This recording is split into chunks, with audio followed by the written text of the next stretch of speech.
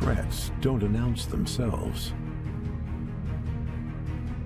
Neither do we. From signal to action. When it matters most. Vigilus Group. When every moment counts.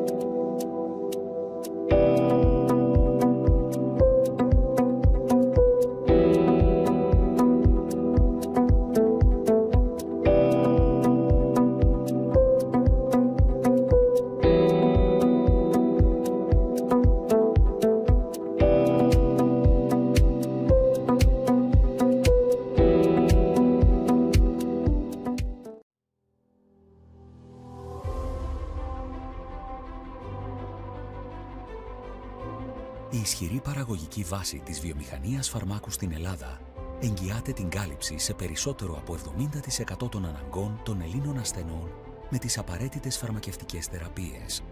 Οι ελληνικές φαρμακοβιομηχανίες προσφέρουν το 65% της συνολικής απασχόλησης του κλάδου, το 90% των επενδύσεων και αναδεικνύουν το φάρμακο ως το δεύτερο εξαγώγημο προϊόν της ελληνικής οικονομίας.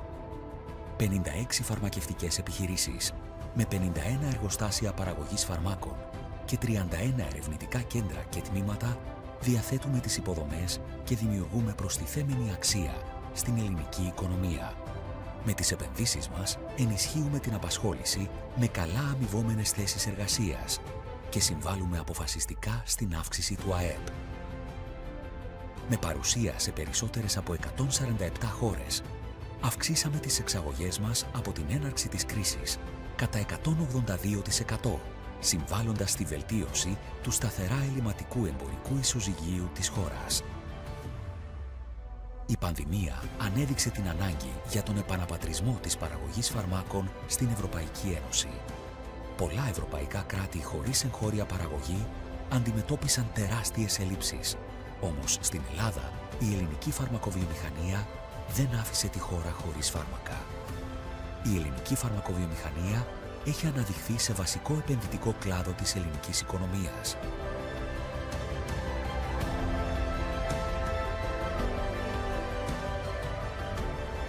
Υλοποιώντας ένα σημαντικό πρόγραμμα επενδύσεων συνολικού ύψους άνω του 1,8 δισεκατομμυρίων ευρώ. Οι επενδύσεις των ελληνικών φαρμακευτικών επιχειρήσεων αφορούν σε ένα ευρύ φάσμα δράσεων. Από την αναβάθμιση των υφιστάμενων παραγωγικών και ερευνητικών υποδομών έως και τη δημιουργία νέων εργοστασίων με υπερσύγχρονο εξοπλισμό και χρήση υψηλής τεχνολογίας.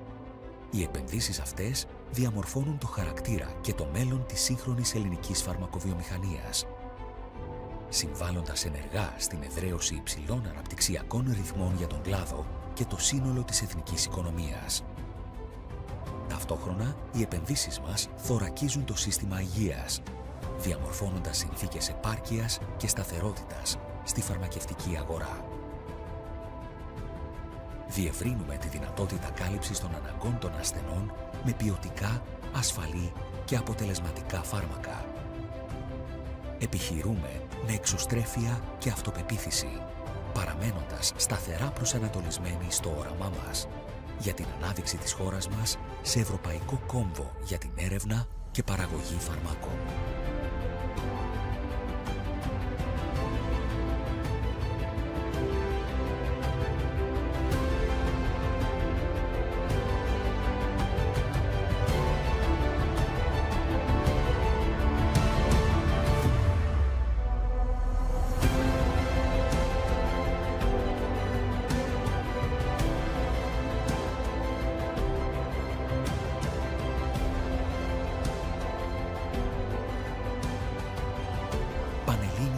Φαρμακοβιομηχανίας. Παράγουμε Ελλάδα, στηρίζουμε Ελλάδα, εξάγουμε Ελλάδα, μένουμε Ελλάδα.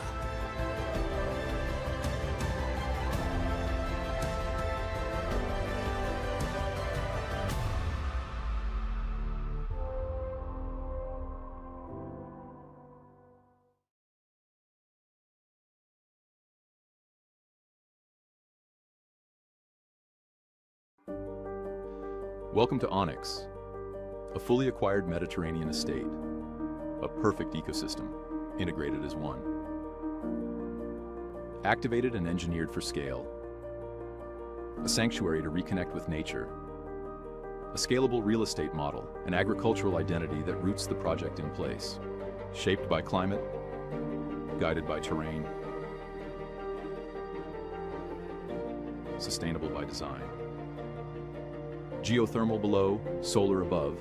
Two clean systems delivering zero emissions, long-term savings, and off-grid autonomy. Modular form, durable structure. Onyx delivers measurable yield and trusted hard assets. Join the pilot, shape the prototype, invest where the Mediterranean evolves. Energy is life, and DEPA is at the heart of it. from major infrastructure to homes and businesses. DEPA energizes every moment of modern living. Driven by innovation and strengthened by international partnerships, DEPA is securing the energy future of Greece and its wider region. DEPA is investing in new, state-of-the-art power generation units, ensuring system stability and boosting competition. Through investments in alternative fuels, clean technologies and bold new ideas, DEPA is shaping a sustainable future tomorrow, today.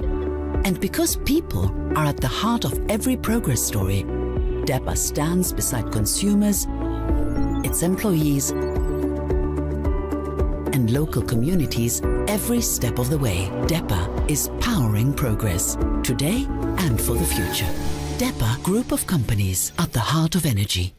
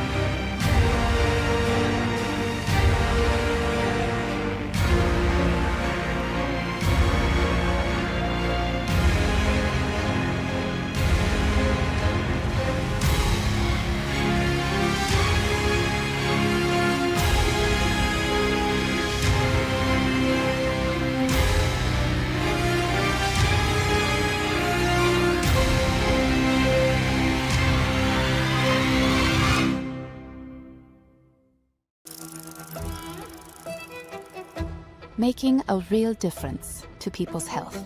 That's what drives us. We're not here to do what's easy. We work to provide real and positive change for patients, the people they love, and the professionals who care for them. For generations, we have dedicated ourselves to tackling healthcare challenges where our impact matters most. Our focus is on areas like oncology, neurology, and cardiovascular and metabolic diseases. Conditions like these place the greatest strain on patients, families, communities, and healthcare systems around the world. Detecting diseases earlier and understanding them better means we can provide patients with the right treatments quicker. This is how our life-changing diagnostics and medicines help people live healthier, longer lives. And we are persistent. We keep going even in the toughest areas of research, and we learn from the experiences of those living with disease every day. Because of all this, we are finding new ways to make a difference. From developing tests to diagnose conditions like neurological disorders and cancers before symptoms occur, to delivering first-of-their-kind medicines that halt and even reverse diseases in areas from autoimmunity to metabolic health. We are also making treatments more accessible and available closer to patients' homes. We are determined to prevent, stop, and cure diseases. Not someday, but now. Because every medical breakthrough means more birthdays, more experiences, more moments with those who matter most. We are doing now what patients need next. Freedom begins with a choice. In 2008, we made ours. Freedom knows no borders. Today, freedom is a system that shapes markets. $2 billion in annual revenue, $9.3 billion market capitalization, 11 million customers, 11,300 plus employees, 230 offices worldwide. Freedom Holding Corp. One ecosystem, many possibilities.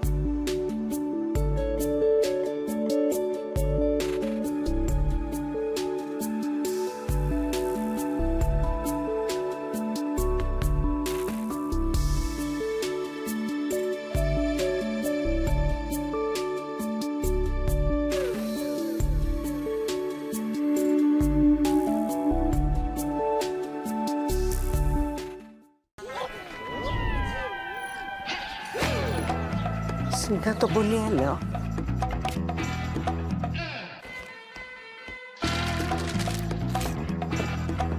Καλώς την detective Σούλα. Πού πας ρε μάνα? Σιγά να σου πω. Άρα. Ω, γεια σας κυρία Σούλα, περάστε. Γεια σας. Γεια σας. Αυτό γιατί πάει έτσι γρήγορα? Άμα έχεις γρήγορο ίντερνετ. Σιγά το τζετ. Κατά τα άλλα πώς είστε? Σήμερα είμαι όλη μέρα στο κινητό. Σιγά την βλαχοδήμορφο. Είπατε κάτι? Όχι, τίποτα. Μπράβο σας πάντως. Και γρήγορο ίντερνετ και ατελείωτο χρόνο να μιλάτε όλη μέρα στο κινητό. Γιατί δεν έχετε πια. Αφού έχουμε Nova More. Σιγά το μυστικό του κράτους. Και εμείς. Θα το βάλουμε. Nova More. Μια νέα πρόταση από την Nova που τα συνδυάζει όλα. Ίντερνετ σταθερή και κινητή από 36 ευρώ το μήνα και προσφέρει υπηρεσίες που κάνουν τη ζωή σου καλύτερη ακόμη πιο οικονομικά. Nova More. Τώρα είναι η ώρα για Nova. Φυσικά, Τζέσι μου, και έβαλα Nova More. Σιγά μη τα άφηνα. Check this out. It hasn't been such a long time since people first started shopping online, and it was easy to keep up with the clicks. Little by little by little by more, the clicks added up to be more than the stores, and e-tailers worked harder than ever before, because they had to keep up with the clicks. The clicks came from laptops, then tablets and phones, Monday through Sunday, office and home, 24 hours in every zone, and still they kept up with the clicks. Now shoppers ask more from the websites they're on, their language, their currency, their way, or they're gone, so you better keep up with the clicks. All of a sudden, there are so many must-dos if you want to keep selling, like delivery there, no there, or there. And make it tomorrow, first thing. No time for borders. Gotta stay in control to stay in the flow and continue to grow, but we'll help you. Keep up with the clicks.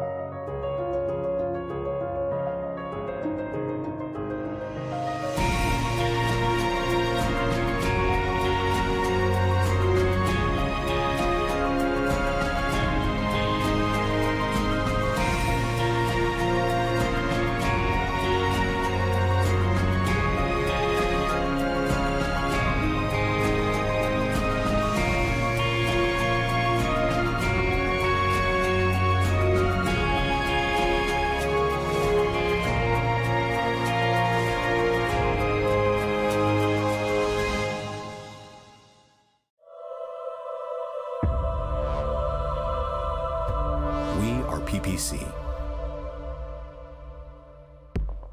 At the crossroads of energy and technology, we lead the new energy era with purpose, innovation, and a clear plan. By merging energy with intelligence, investing in critical energy and digital infrastructure, well prepared to face market volatility and seize opportunities. Clean energy is our drive, a sustainable future for all is our destination.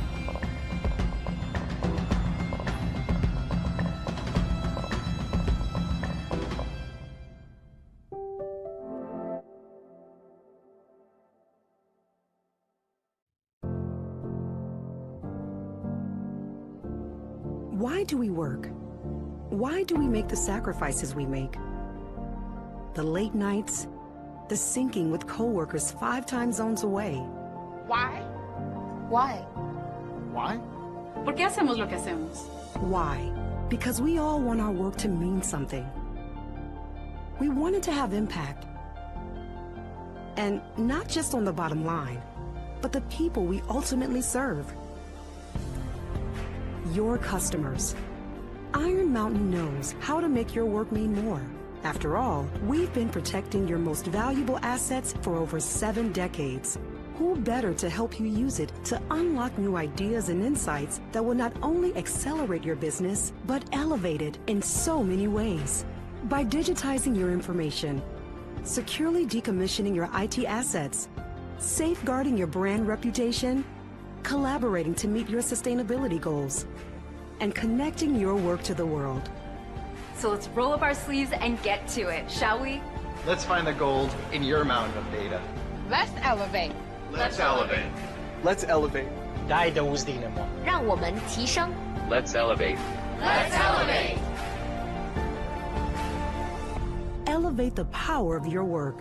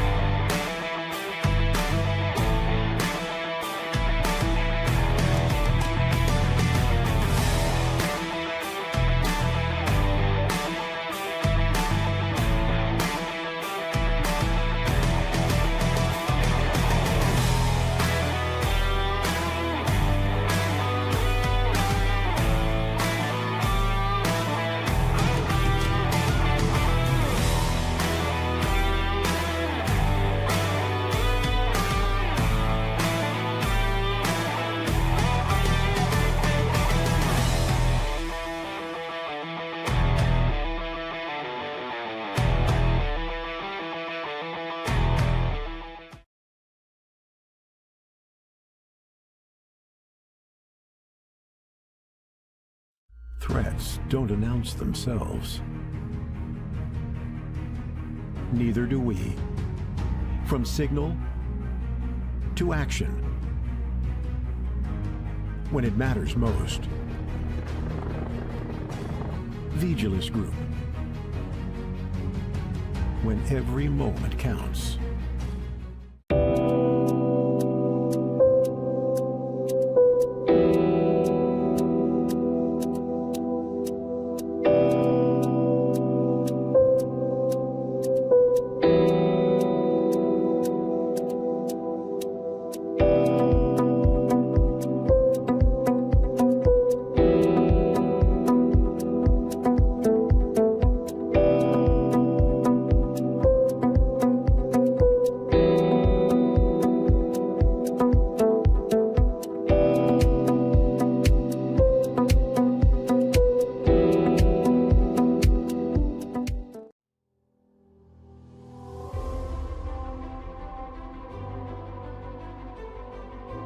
Η ισχυρή παραγωγική βάση της βιομηχανίας φαρμάκου στην Ελλάδα εγγυάται την κάλυψη σε περισσότερο από 70% των αναγκών των Ελλήνων ασθενών με τις απαραίτητες φαρμακευτικές θεραπείες.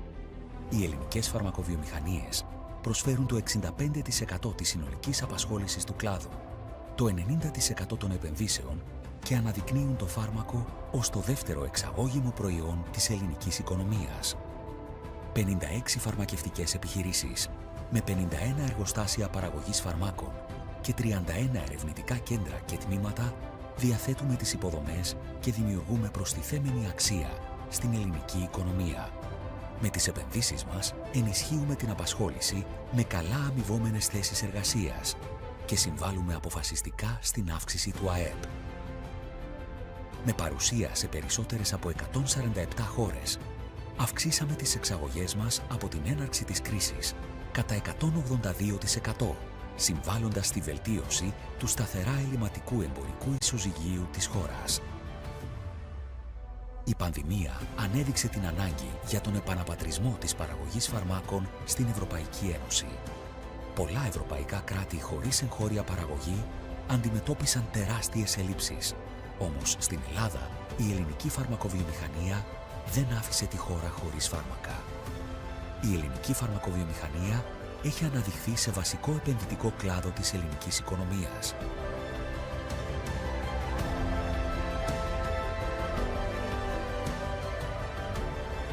Υλοποιώντας ένα σημαντικό πρόγραμμα επενδύσεων συνολικού ύψους άνω του 1,8 δισεκατομμυρίων ευρώ. Οι επενδύσεις των ελληνικών φαρμακευτικών επιχειρήσεων αφορούν σε ένα ευρύ φάσμα δράσεων. Από την αναβάθμιση των υφιστάμενων παραγωγικών και ερευνητικών υποδομών έως και τη δημιουργία νέων εργοστασίων με υπερσύγχρονο εξοπλισμό και χρήση υψηλής τεχνολογίας. Οι επενδύσεις αυτές διαμορφώνουν το χαρακτήρα και το μέλλον της σύγχρονης ελληνικής φαρμακοβιομηχανίας, συμβάλλοντας ενεργά στην εδραίωση υψηλών αναπτυξιακών ρυθμών για τον κλάδο και το σύνολο της εθνικής οικονομίας. Ταυτόχρονα, οι επενδύσεις μας θωρακίζουν το σύστημα υγείας, διαμορφώνοντας συνθήκες επάρκειας και σταθερότητας στη φαρμακευτική αγορά. Διευρύνουμε τη δυνατότητα κάλυψης των αναγκών των ασθενών με ποιοτικά, ασφαλή και αποτελεσματικά φάρμακα. Επιχειρούμε με εξωστρέφεια και αυτοπεποίθηση, παραμένοντας σταθερά προσανατολισμένοι. Good morning, ladies and gentlemen.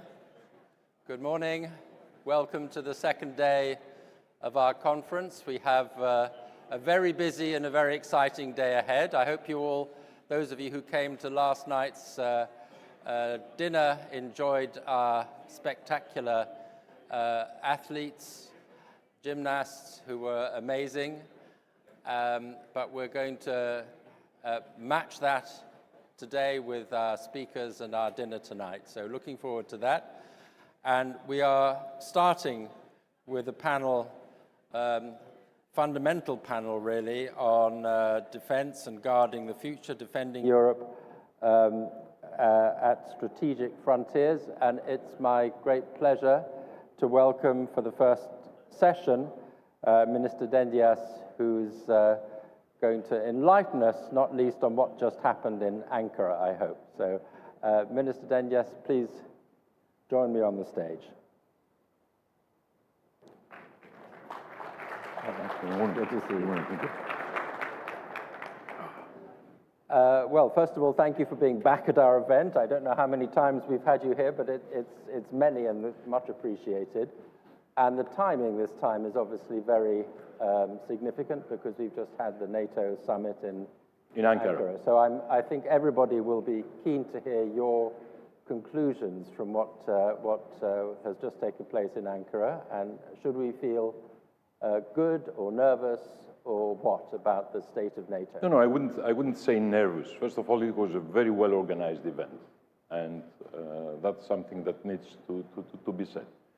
And also, there were many predictions that President Trump and the European allies, there would be huge disagreements, many problems, etc., etc. That did not materialize at all. I would say it was a smooth event. Of course, President Trump repeated his usual positions about the need of the Europeans to spend more, to participate more, to have a more equal burden sharing. But apart from that, I would say it was quite a successful event on the NATO level. There were one or two, and I have to ask you about these, just one or two sensitive moments. There was the issue of Greenland came up again, perhaps not quite as intensely as before. And not within the summit. So how to interpret that specifically, first of all? Well, that's a question that needs to be answered by the government of the United States of America, not me. What I have to say is in the formal meeting, in the formal discussions in which I was present, that was not put on the table as an issue. Okay. So what President Trump said outside the meeting, that's a totally different issue. It concerns the United States government and possibly Germany. And if I was speaking to the Spanish defense minister this morning and not the Greek defense minister, then maybe the tone might be slightly different because there was a distinct attack, if you like, on Spain for being a terrible member of NATO and trade. I don't know what the status of these trade sanctions are on Spain, but how do you interpret that? First of all, I would not say attack. You know that President Trump has, and let's say, a rather unusual way of expressing himself. But having said that, we and Spain are in different areas of Europe, and the main issue that was discussed during the NATO summit was spending more than 3.5% on core defense and another 1.5% on additional expenditure that will be added to the 3.5. And that was a decision taken unanimously by NATO allies in the Hague summit 1 year ago. Greece constantly, all the last year, spends above the NATO threshold.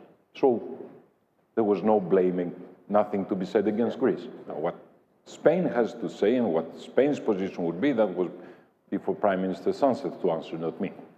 So, and we heard yesterday, by the way, from the ambassador, the US ambassador to Greece, that Greece is in very good standing on that front. The defense relationship is very good. I'm sure you will. Yes. But more broadly, on the NATO level, you are in an alliance. There has been progress on spending, but in many countries, including my own Britain, it's tough to get to that level of spending. And well, I heard Prime Minister Starmer, the answer would be on his way out, of course, to say that Britain the United Kingdom will keep the commitment and will spend more.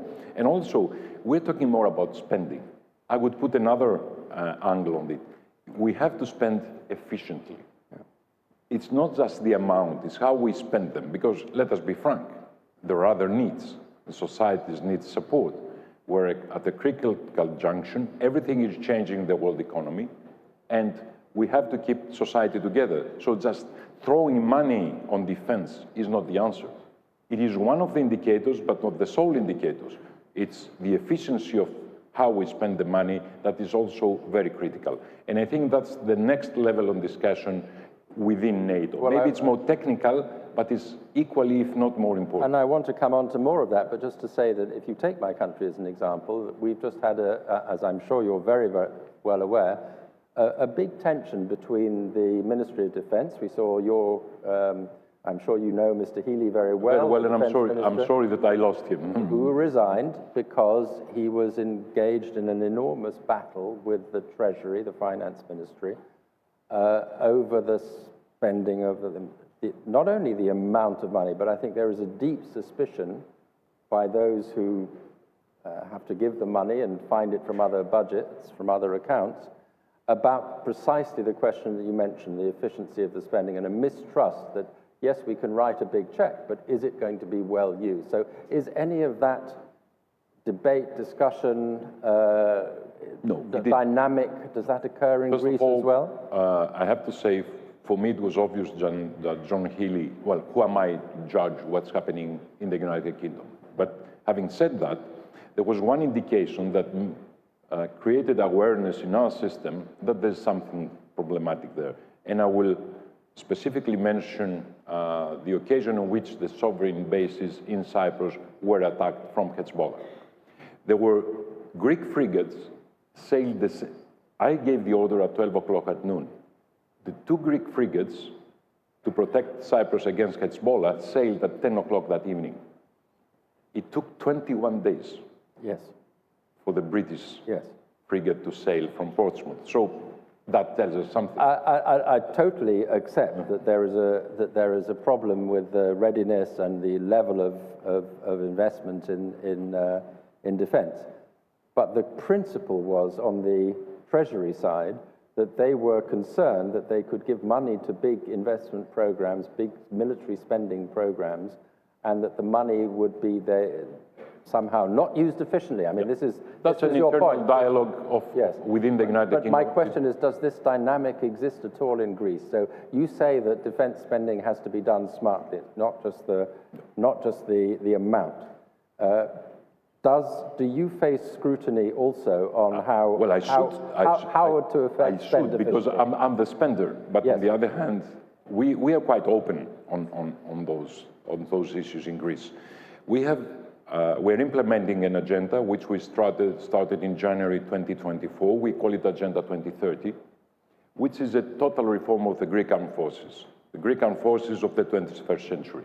And the basic idea behind it is the modernization. Not just spending money on big fancy platforms. For example, we don't aspire to have a helicopter carrier. We don't aspire to have an aircraft carrier in Greece. Well, we are small, we don't punch above our weight. We're trying to produce innovative solutions that will serve two purposes. The first one, which is our constitutional duty, is defend the country against any threat. Okay? But the second is also to create growth in the economy, which is also an element that we have to take into account. If we spend 5% of our GDP, we have to give to society something back. So for us, the idea is to spend cleverly, efficiently, and use this expenditure to create a Greek ecosystem on defense that will be able to produce dual-use solutions that would serve the rest of the economy as well. By the way, I'm always saying that Greece went to the 2010 crisis for two reasons: the public debt and the fact that we're exporting much less from what we were importing.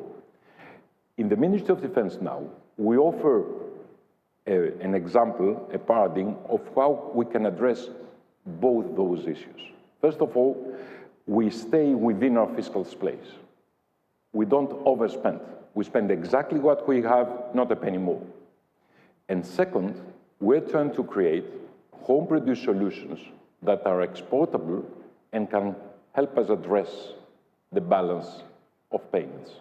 So we believe that apart from doing our constitutional duty, it is defending the country against threats, we are also serving our economy and we are serving the Greek people. Well, let's dig into that a little bit, because I know you've been, and in fact, you know, most defense ministers or defense departments are doing this now. You're very interested in drones. We've seen from Ukraine the revolution that drone war or autonomous systems. We have seen it before that. We haven't noticed. We saw it in Nagorno-Karabakh in 2020. Yes. So can you tell us a little bit about the state of play with drone development, manufacture? What is Greece's niche in this area? Well, let me be again honest. Yeah. We entered this rather late. But having said that, we have one huge advantage. We can do a jump start. So we can learn from mistakes of others, and we can go very, very quickly in even more innovative solutions. For example, right now, artificial intelligence is everything. It's not just the drone, it's the swarm of drones, either on the air, on the sea, under the sea, on the ground. So that's exactly where we're going. And also, in a very limited time, we have created lines of production, because I'm opening a parenthesis here. Drones are not like other things. You don't have to have a huge stockpile. That would be stupid, because they're developing so fast. They're developing so fast. By the time you need to use them, they're outdated, so you have to throw them away. So what we're doing is creating lines of production that can be used efficiently if and when the needs arise.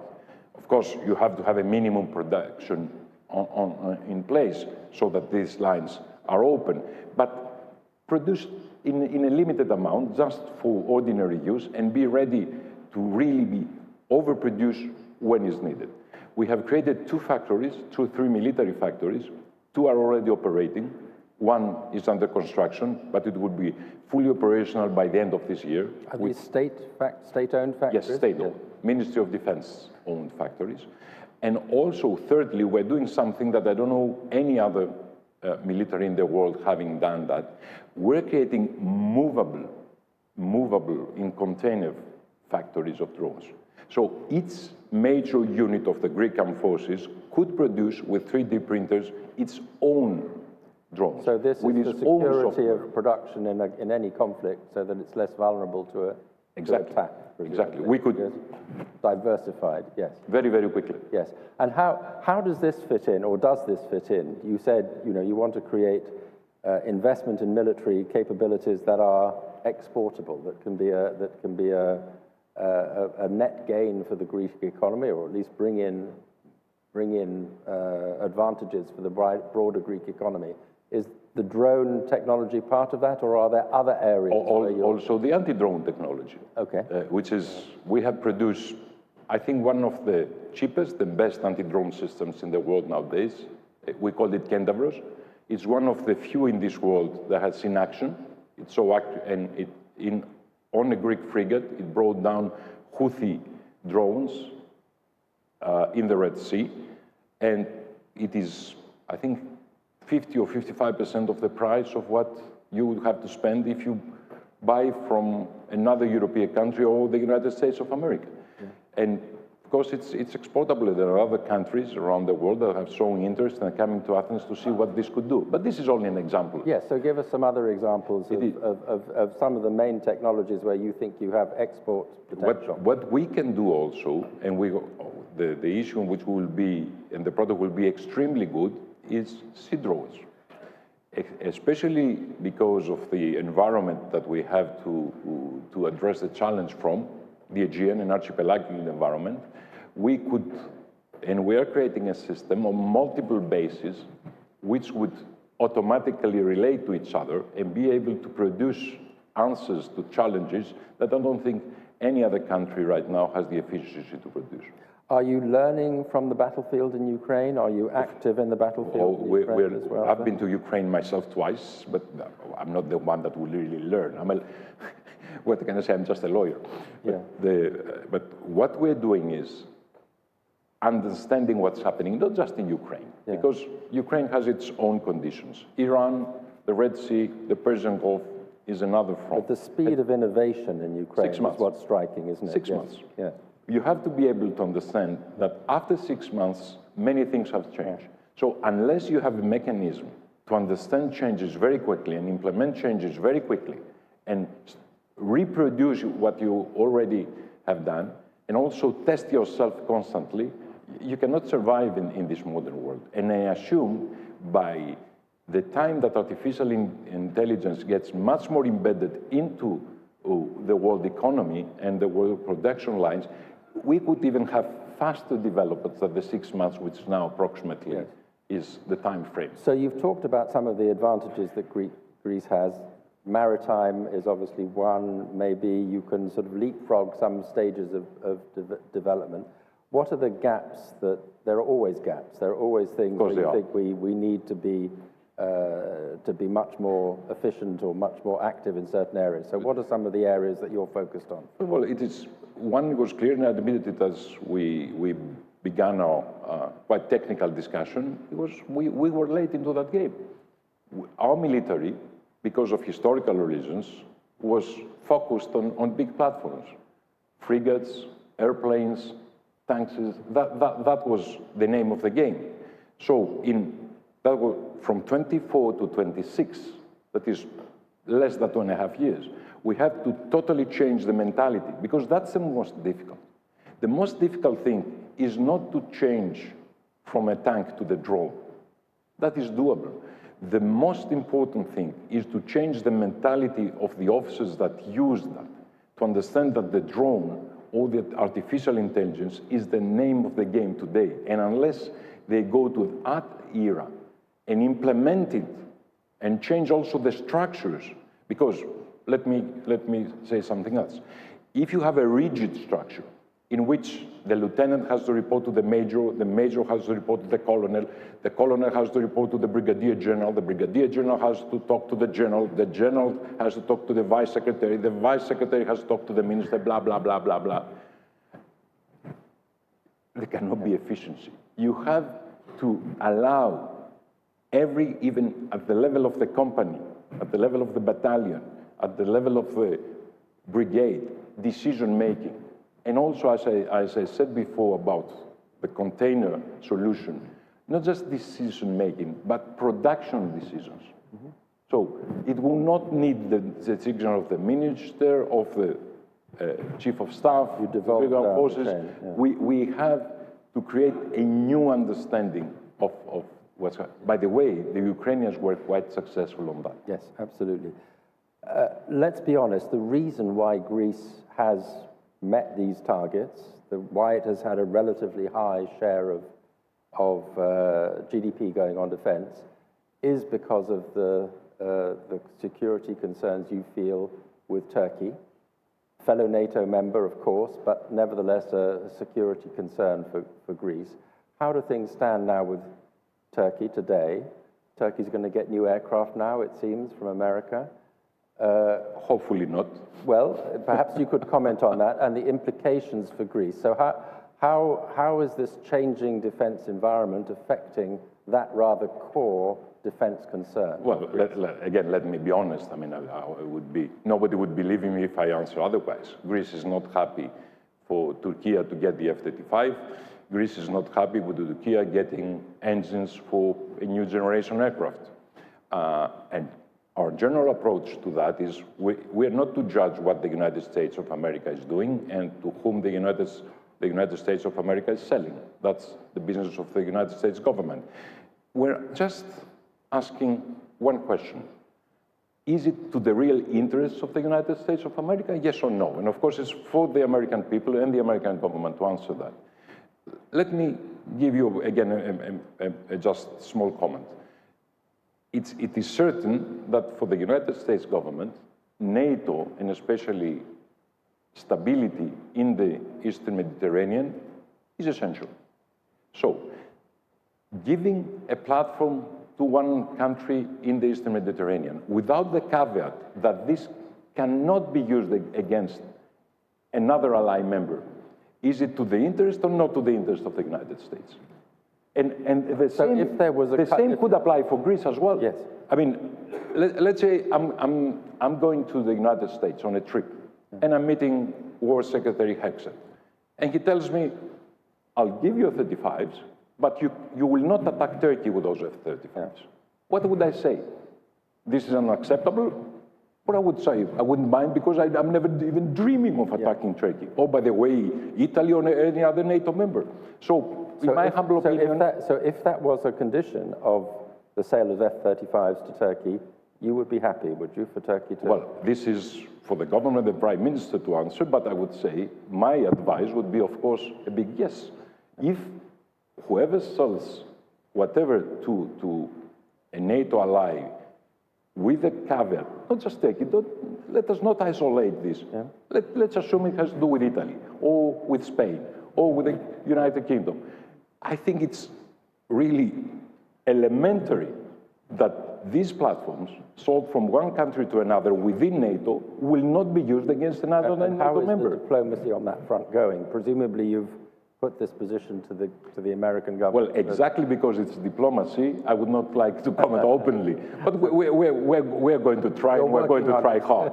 Okay, let's, because we have very little time, let's step back a little bit to the situation right now in the war with Iran. It seems to be flaring up again. What do you think will happen, and what do you fear might happen, and how should we interpret what is going on right now? Well, first of all, I was not happy this morning, let me be honest. Yeah. Okay, when I read the report, that I don't know what will happen. I'm not good in predicting things. I'm not even good in necessarily in analyzing.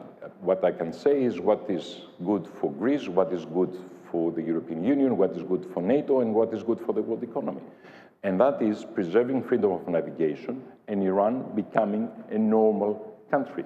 Not exporting terrorism, not exporting instability, not threatening, not sending ballistic missiles all around the region. I mean, why did they attack in the past Saudi Arabia? Why do they attack Bahrain? Why do they attack UAE? I mean, why they even, through Hezbollah, attacked the British sovereign bases on Cyprus? It was clear that those bases were not used against Iran in any way. So what I expect from Iran is to act in a responsible way. And of course, the Strait of Hormuz is not owned by Iran. It's international waters. Imagine what will happen if every country in the world thinks that they could block a sea lane and impose fees. We close the Aegean, we impose fees. Spain and Morocco close Gibraltar, impose fees. No. Argentina and Chile closed the Strait of modular imposed fees. Singapore and Indonesia closed the Strait of Malacca, the imposed fees. Maybe this is happening. You're outlining a scenario that is not impossible. But this is a nightmare for the world economy. Then we will have zero growth in the world economy. We'll go back to negative numbers. It will be a world recession. It will be a total catastrophe. Our social model will collapse. That cannot be allowed. It has to be made clear to Iran, very, very clear, that that is not acceptable. Because if we allow that to happen, that will create an example which others will follow. So, obviously, that's clear that you don't want it to happen, but how do you prevent it? Well, first of all, let me not punch above our weight. We are Greece. We have a big merchant maritime fleet, the biggest in the world, but we're not the ones. I mean, we have done it in the past. Alexander the Great did it, but we're not at that point. So we're not going to plan to campaign against Iran or such, but we're a member of NATO, we're a member of the European Union, and we're allies of the United States of America. Yeah. And we're clearly saying this cannot be allowed to happen. Yeah. And you can address it. There are many ways to address it. Hard power is one. The Americans are using that. But there's other solutions. There are economic sanctions, and there are things that the world economy can do to protect itself.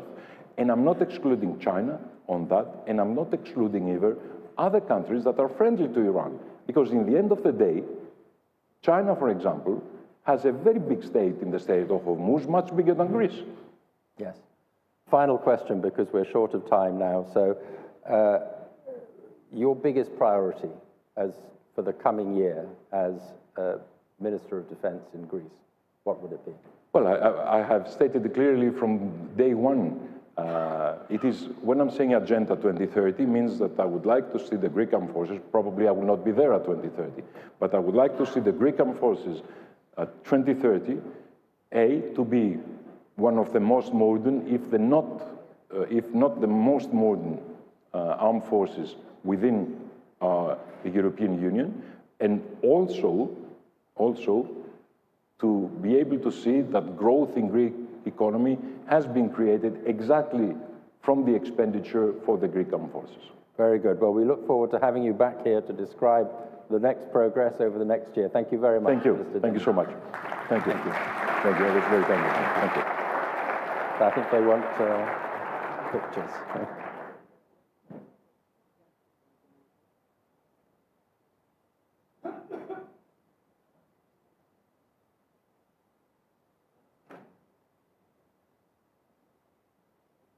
Thank you very much. Thank you.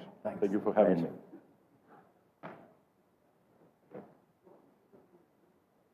Thank you very much, Nikos Dendias. And we proceed with the next guest on this same theme of guarding the future, Feridun Siniroglu, Secretary General of the OSCE. So, Mr. Siniroglu, very welcome. Please join me.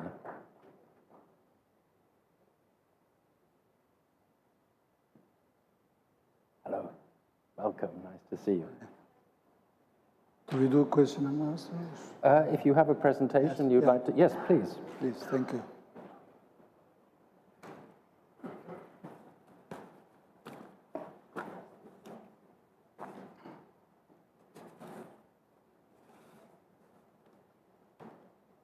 Ladies and gentlemen, it's a real pleasure to be in Athens.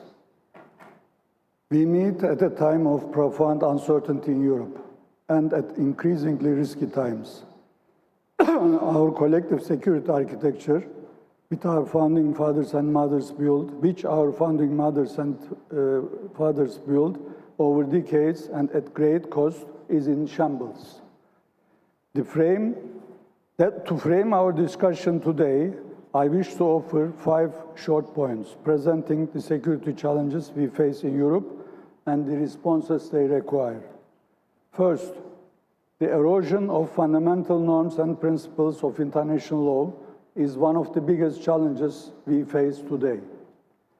Once rules do not matter to some, they will not matter for anyone, and that becomes a problem for everyone. That is why principles must be applied to all, without exception and double standards, to safeguard our common security. My second point relates to how states are reacting to today's growing instability. Across our region, security postures are hardening, and states are investing more and more in arms. Global military expenditure reached almost $3 trillion in 2025, a 30% increase since 2021, and almost twice the level of military spending at the end of the Cold War. Based on this trend, the UN estimates that global defense spending will double again by 2035 to $6 trillion. Meanwhile, investment in multilateralism, diplomacy, confidence building, and risk reduction continues to fall. I understand the need in insecure times to invest in deterrence, in military deterrence. Hard capabilities can send a signal of resolve, but they also shape threat perceptions and can increase uncertainty. History has taught us that such imbalances do not produce sustainable security. Rather, they can increase mistrust and raise the risk of miscalculation. Security cannot and will never be guaranteed by military deterrence alone. During the Cold War, we managed mistrust through dialogue too, and this ultimately yielded historic breakthroughs. We will need to recover that same spirit. Third, the difficult situation is compounded by the pace of technology. Artificial intelligence is advancing more rapidly than the rules governing it. Cyber capabilities and autonomous systems, including drones, have radically changed the speed and character of war. The idea of a fixed front line is increasingly outdated. The theater of operations has expanded across both the physical and cyber domains. We see this every day in Ukraine, and we see it more and more around Ukraine too, including not far away from these shores in recent months. Taken together, these developments are making the security environment more unstable and more unpredictable. Against this backdrop, and here I get to my fourth point, the network of arms control agreements and norms that we had developed over decades has been abandoned or fallen into misuse. The expiration of New START earlier this year means that, for the first time in more than half a century, we are operating in a world without a functioning US-Russia nuclear arms control agreement. Key conventional arms control pillars, such as the Treaty on Conventional Armed Forces in Europe and the Treaty on Open Skies, have effectively ceased to function. Their absence means that today, even small incidents can carry serious consequences. At the same time, we must be honest, these instruments were designed for a different era. Since then, military doctrines and capabilities have evolved significantly. Forces are more mobile, more precise, and more integrated across domains, rendering traditional arms control approaches based on static numerical ceilings increasingly obsolete. This is why adaptation of our tools is necessary. My fifth and last point relates to the future. Where does all this take us? What we need, now more than ever, is to step back before we reach the edge of the cliff. Stop now and begin rebuilding a security dialogue that can gradually lay the foundation of a more stable European security architecture. This will not happen overnight. First and foremost, we need to create the conditions for serious diplomatic engagement on ending the war in Ukraine through a negotiated settlement. It is everyone's duty to support efforts to end the war and support the sides to resume negotiations to that end. And once the war ends, we need an honest discussion on how we got here, what went wrong, and how to rebuild a functioning security architecture in Europe. We are at a critical juncture. The risks of escalation are serious, and they are only growing. We need to manage these risks that would otherwise continue to threaten our common European security. We cannot change geography, but we can choose how to manage it. I believe this requires dialogue it requires transparency, it requires mechanisms that reduce risks and prevent escalation. Above all, it remains in the interest of each and every one of us to build a more stable and predictable security environment in our geography. Ladies and gentlemen, this organization, the organization I represent, the OSCE, remains uniquely placed to host and facilitate that discussion. It is the only regional security organization where all key actors, including those on opposite sides, sit around the same table. Even and especially in times of profound disagreement, diplomacy remains our most powerful tool to reduce tensions, to manage risks in the context of mistrust. The OSCE was founded on a simple but enduring recognition: security cannot be built against one another. As hard as it may be, it must be built with one another. That principle has not changed, and our responsibility to uphold it has never been greater. I look forward to your questions. Thank you.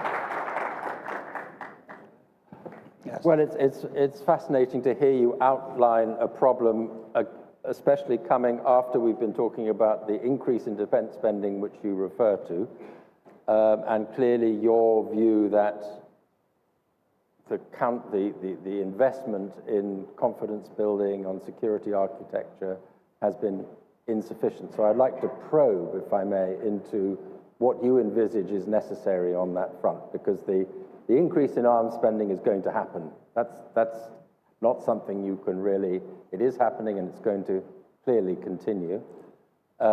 So how proactive can the OSCE be in this process, as opposed to being just, as you put it, the available forum for when the willingness to create such an architecture exists? Thank you for this question. Actually, this is the only pan-European security organization which still includes Russia. Russia consists 42% geographically of the European continent. And the whole Russia is 6.5 million square kilometers bigger than the European continent. So this is a geographical fact. Despite all our disagreements, we cannot stop our engagement with Russia. We cannot stop diplomacy with Russia.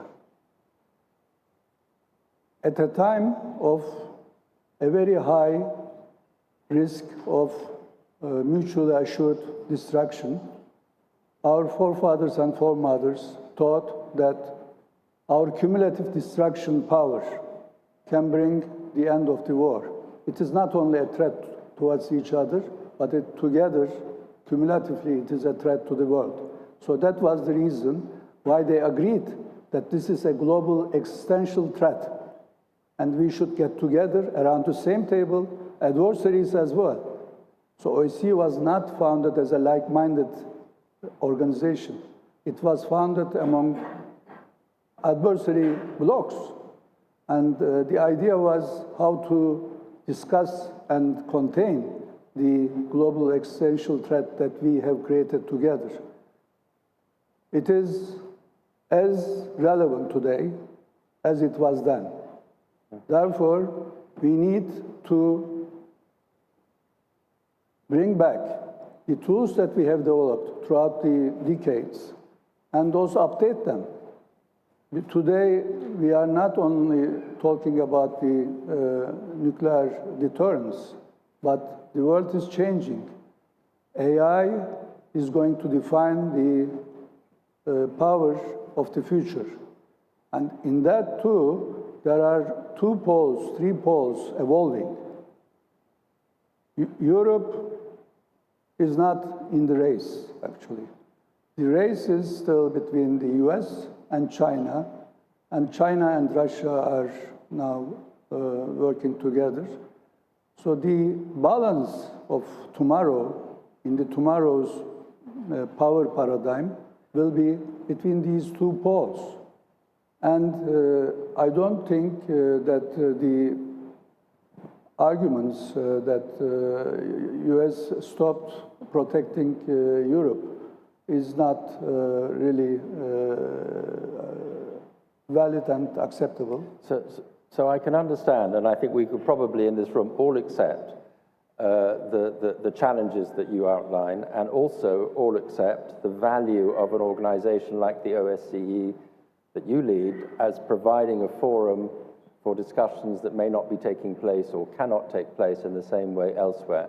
I suppose my question or challenge to you is how proactive the OSCE can be in this process. So do you just sit back and say, well, we provide a table that everybody can sit around when they're ready? Or do you actually come up with suggestions for architecture or of the sort that will be updated for the new realities that you can propose and convene discussions around? Or is that beyond your remit? No, actually, we need to navigate the discussion and determine the course of the conversation. For that, you need to come up with some ideas and put it on the table and ask the participating states, the 57 of them, to start negotiating the real issues that is a threat to us together. I mean, yes, there are threat perceptions among the participating states from each other, but there is also a threat to all of us because of the growing military spending and new rearmament wave. So are you doing that? Are there OSCE initiatives in this direction? I mean, we have, as you know, I mean, the OSCE is based on the concept of comprehensive security. By that we mean there are three baskets, all the components of a larger security concept, the military security, the environment and development, economic basket, and the third one is the rule of law, democracy, and human rights. All these are, of course, discussed in the context of broader security concept. And we have now an ongoing security dialogue, an informal security dialogue among the participating states, including the diverse voices in the room. And we have to make this work. There is no other way. Well, you have to I mean, crucial to your mission, presumably, is to maintain trust of all sides. You have to be the trusted venue for everyone. How do you establish that trust or maintain that trust? Absolutely. First, the rules are there. The rules that brought us together, the principles that brought us together are there. So my job is to defend them and ask each and every participating state to fulfill their obligations, their commitments to these rules and principles. This is, of course, something that goes without saying. I mean, it is a duty of each and every participating state to stay committed to the goals and objectives of the organization. But these rules and principles are, at the same time, the rules and principles of international law. These are universal, and we need to not limit them to our geography, but we together should work together for the continuation of the universal acceptance of these rules and principles. So in the interest of time, this probably has to be the last question, but I want to, I mean, I get the sense that when Europe in particular was doing agreements in the era where there was an interest and a willingness to make more agreements, the OSCE had a very active role to play. You were monitoring agreements. I mean, still to some extent there are missions, but they're kind of legacy missions. And you provided a very active forum for this sort of activity. In recent times, it's kind of retreated into as far as the general public is concerned, I think, retreated into the background. What you seem to be saying is it needs to come into the foreground again. Is that a fair assessment? And if so, how do you manage to do it, apart from speaking at forums like this and making a plea for it to happen? Yes, this is a fair assessment. Actually, we have to bring the discussion, the conversation back. For that, we have now, for instance, just a week ago, circulated a non-paper on how we can update the tools that we have developed together on early warning, on arms control. So a non-paper, just to translate into ordinary speak, is a discussion document that isn't an official document. Yes, this is a food for thought document. It is a document that will just kick off the conversation. This is what we have done. And there are also, in parallel, an informal discussion already going on about strategic dialogue within the organization among the 57. But the challenge here is, we cannot give up on diplomacy. Not talking to each other is not diplomacy. Lack of communication is not diplomacy. Even at times of war, you need diplomacy, and you should continue to use diplomacy. That is the main message. And I would also bring to the attention of the audience that, for instance, during my election to this job, we, together with Greece, Turkey, together with Greece, we joined our forces and nominated two names, me and the director of ODIHR together. That is also, a message to the 57. Two countries, allies, but at the same time considered as we heard before, as rivals in quotation, came together and made a successful diplomatic démarche. When Greek and Turkish ambassadors were démarching for the election of us two, people were shocked. But they shouldn't be, This should be the way for diplomacy. Well, thank you very much. I must say, we're very glad that you're here with us at this event, but I think we're also very glad that the OSCE is here in general. We may forget about it too often, but it's very good that it exists. Thank you very much. Thank you. Thank you. I think they will they want some photographs? Excuse me? I think they want some photographs. We have to record for posterity.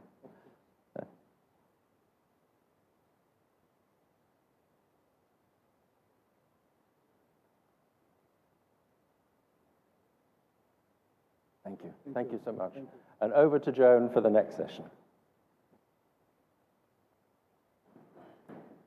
Thank you very much, Daniel. So we're going to continue our foreign policy geopolitical focus now, with a particular focus on the foreign policy agenda of Greece.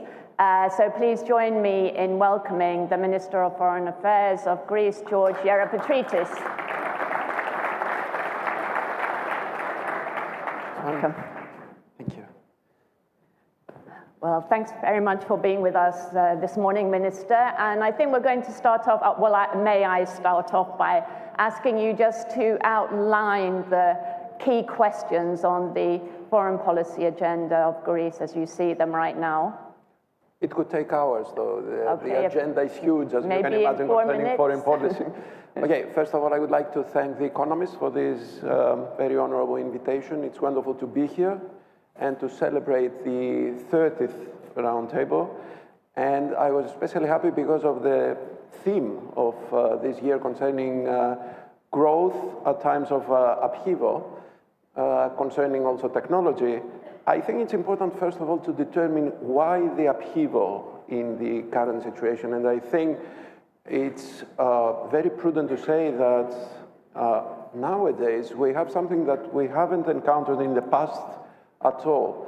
We have, at the same time, I think, three phenomena which are unique simultaneously. And that is, we have a geopolitical realignment we have a new industrial revolution, and we have a complete change in the way people communicate with each other.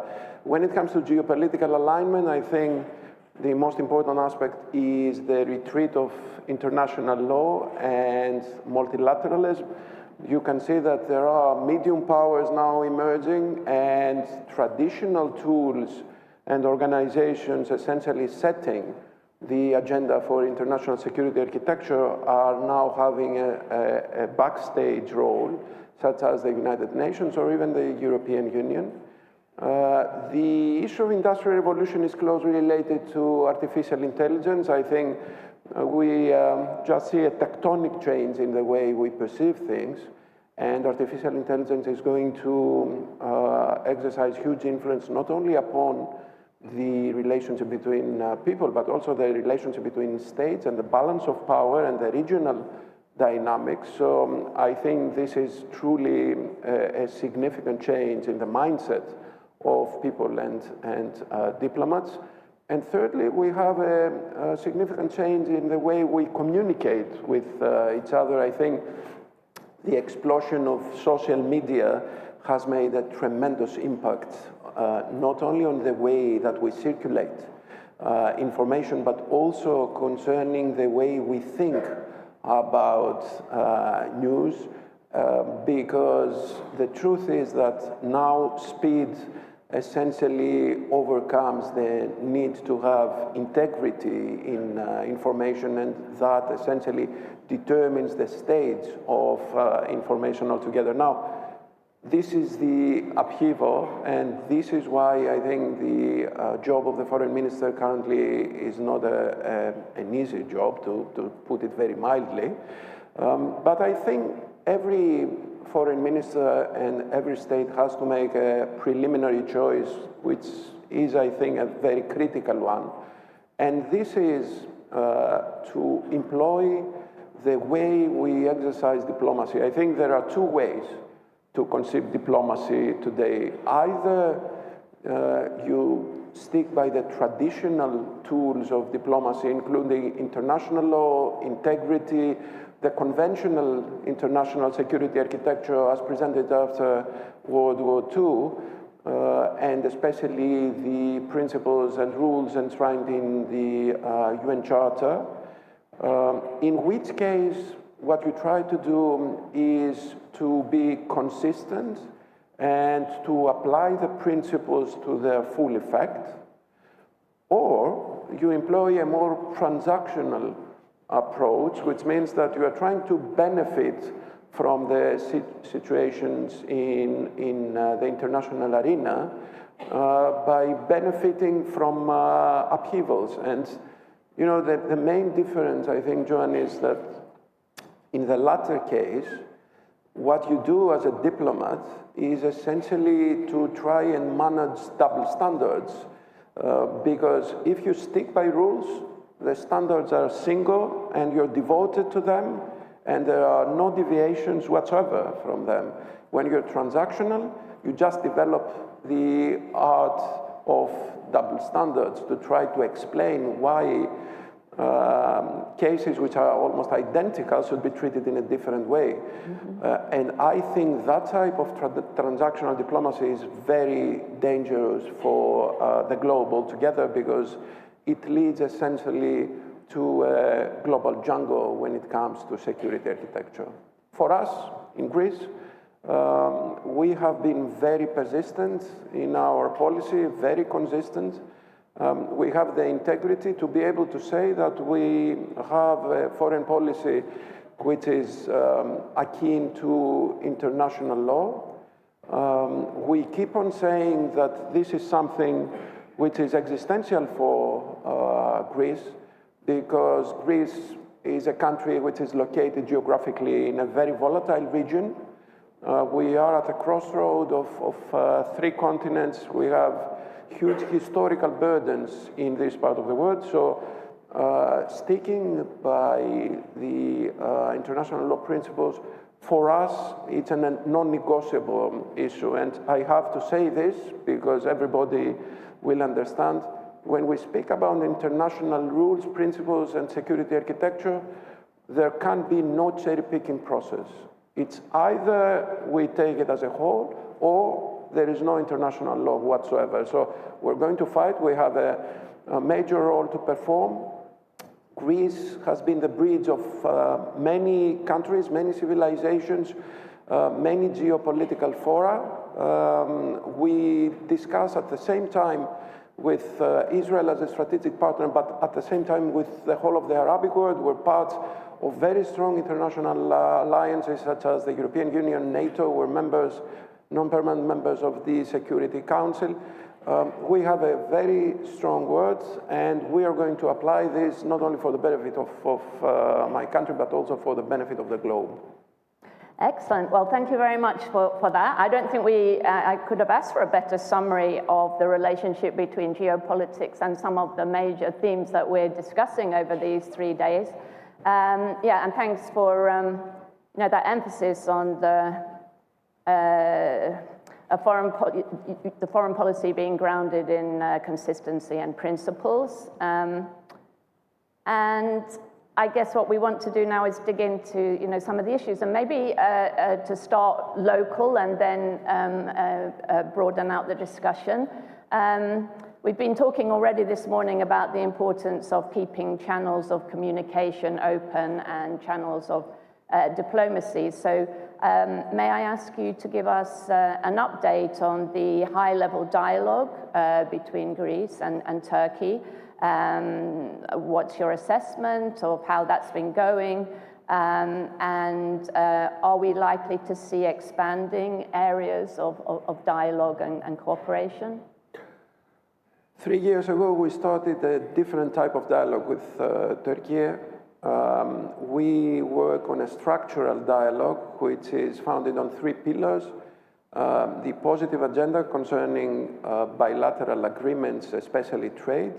The political dialogue, which employs issues of political significance, such as migration or civil protection. And confidence measures building, essentially concerning the military exercise and military cooperation in order to ease any potential crisis. If I have to make an assessment, I would say that the results are positive. And they're positive not only because we have some very tangible results to present, such as the significant decrease in migration flows or the significant decrease in violations of Greek airspace, or the increase in bilateral trade, but mostly because there is a different mindset in approaching this rapprochement. And we do believe firmly that open channels may be very critical in order to prevent potential tensions. We have seen in the past that small incidents may easily result in huge crises. And as I mentioned, the fact that this geographical region is very volatile, I think essentially entails us to be more deliberative on things and to try to keep open channels of communication on many layers. Now, on the other hand, the truth is that there is an outstanding issue of huge importance for us, and this is the delimitation of maritime zones, and in particular of continental shelf and exclusive economic zone. This is particularly important in the sense that this is the only difference that can be essentially go to international adjudication, but also because the lack of delimitation essentially reproduces tensions in the Aegean Sea and in the Eastern Mediterranean. So to be totally frank and honest to you, I think that in order to have long-term peace and tranquility in our region, it is absolutely essential to enter into a discussion about those issues. Up until now, we haven't made it. We haven't agreed on the scope of this discussion. We are hoping that at some point in the near future, we will be able to open this chapter. We do realize that there are divergent opinions about this and there are opposing views, but we still believe that through full implementation of international law, we can find a sustainable solution. I think it's important to actually discuss difficult themes. Obviously, the understanding is that we do remain in our fundamental positions. We wouldn't expect Joanne, from one day to another to actually withdraw legal positions which go back decades. The truth is nevertheless that in spite of all those differences, we have made to have a constructive dialogue and to be able to develop our relationship. Now, if you ask me whether I'm optimistic that we can take another step and discuss about the delimitation of maritime zones, I think that we're not there yet, but I am very hopeful that at some point we would be able to actually enter into this discussion. I think this is going to be a tremendous legacy for the future generations to leave a region of peace and prosperity. Okay, thank you. Well, that's encouraging. I mean, I was going to ask you whether you think there is a realistic pathway towards, I wouldn't want to say resolution. I kind of don't like to use that word resolving when we're talking about very difficult and long-standing disputes, but a realistic pathway, as you say, to pursuing the dialogue beyond the very important, topics that have already been discussed. Realism is a very dynamic notion, as you know, and to be honest, I think on some occasion we need to address realism on a principled manner. I understand that now there is a huge discussion whether we should rely mostly on power, which is totally inconsistent with a rule-based order.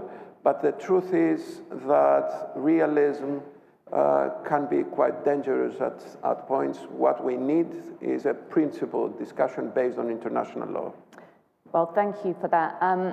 So Greece has the presidency of the Council of the EU in the second half of 2027.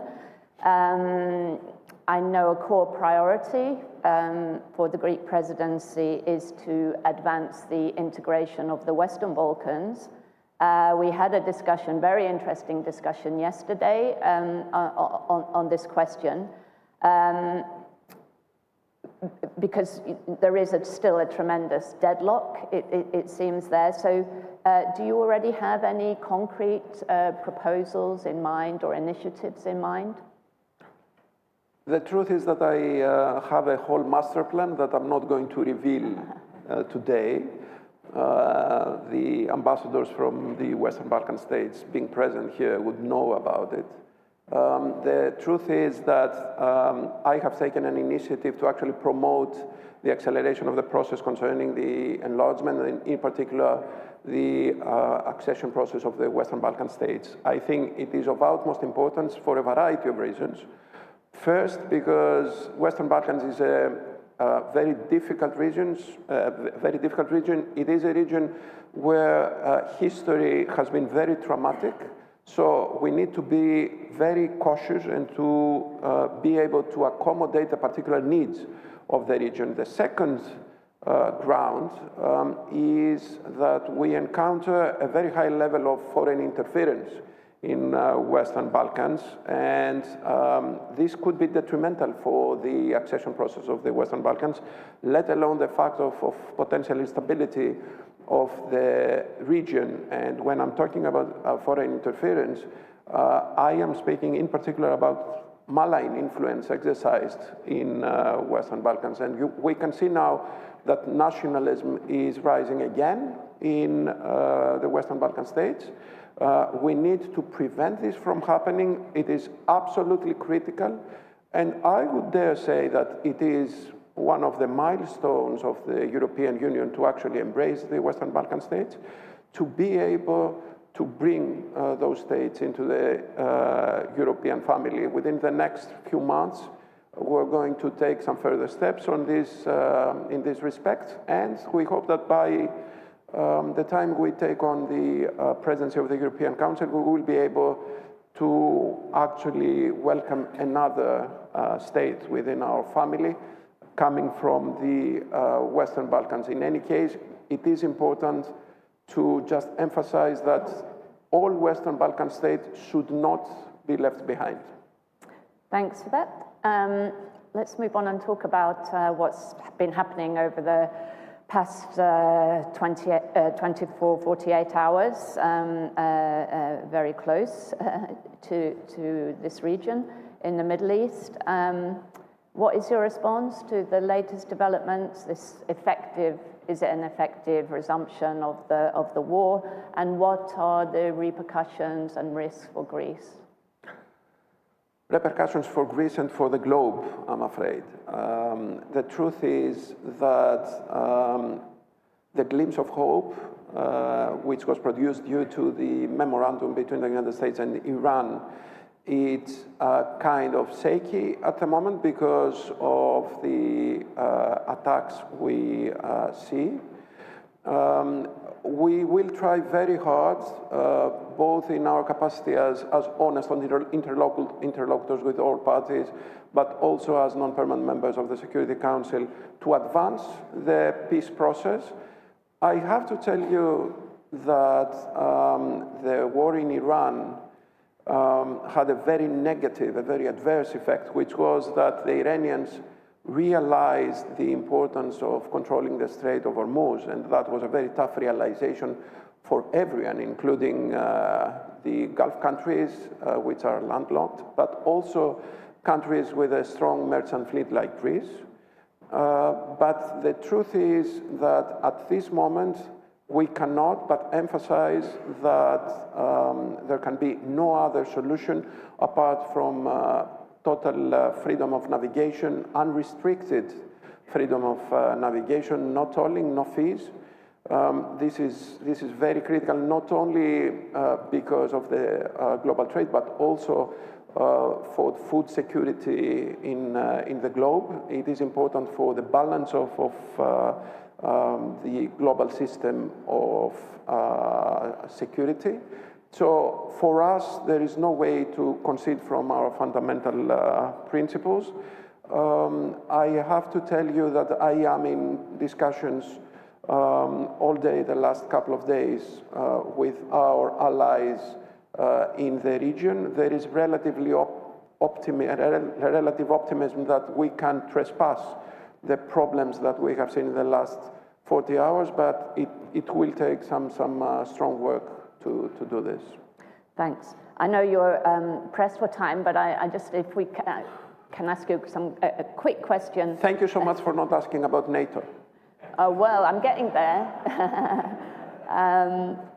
Well, I mean, just to say that Greece-US relations are better than ever. Transatlantic relations, there's more frictions there. President Trump, I saw in his press conference, said he was feeling the love in the room. But there obviously are still frictions, maybe less so on defense now, but on trade, on digital, and so on. So how do you see things? Are things looking up, do you think, after Ankara? And to be honest, I think love is slightly overstatement. But I think that there was a very collegiate spirit, and there was a very frank and open discussion among the leaders. And this is very important, to address our issues and not try to hide them. The truth is that at the moment we see a very painful realignment, reshuffling when it comes to burden sharing within the alliance. I think with the new American administration, we Europeans realized the importance of being more autonomous when it comes to defending our territory. The truth is that for many decades, we had an over-reliance on the United States security provision. So I think it is important to try and increase our defense capabilities. I think that the transatlantic relationship is very critical for the balance of powers in the globe. I think that we need to insist. There is obviously some turmoil when it comes to this relationship, but I am very confident that this relationship will go further. NATO has been undoubtedly the most successful defense alliance in the world. I think still it has a role to perform. And Greece will be there to be constructive and productive. Greek-American relationship is now at its peak. We have an excellent understanding. We have very strong channels of communication. We have Greek diaspora, which is increasing its dynamic presence in the States. So I think that in spite of some problems concerning the basic understanding of international landscape, I think that transatlantic relationship, again, will be the basis for the international security architecture in the future. Thank you. And just to widen the lens with the last question, I wanted to ask you about IMEC, the India, Middle East, Europe Economic Corridor, which was announced by world leaders at the G20 summit in New Delhi in 2023. And I ask about this because it is an initiative of quite significant geoeconomic and geopolitical importance. It brings together a very unusual group of actors from India to Saudi Arabia to UAE to Israel and of course the EU, and Greece is at the heart of this as well. So I just want to ask you how much of a priority is IMEC for Greece, and what are the obstacles to implementation? This is a super top priority for us for many reasons. The first is that we realize the need to actually develop differentiated routes of trade. The war in Iran demonstrated that over-reliance on specific waterways could be detrimental for global trade. So definitely we need to develop alternative trade routes, but we need to emphasize that the IMEC project is not only about trade, but it's also about communication, and it's about bringing peoples together. I think that it's much more than a trade project, it's a peace project. So for us, it's very, very critical. Secondly, I think Greece is probably the only country which talked to all actors involved in the project. We have a strategic alliance with India. We have also strategic relationships with all the Gulf countries. We do have the relationship that you know with Israel, plus we have the excellent relationship with the United States.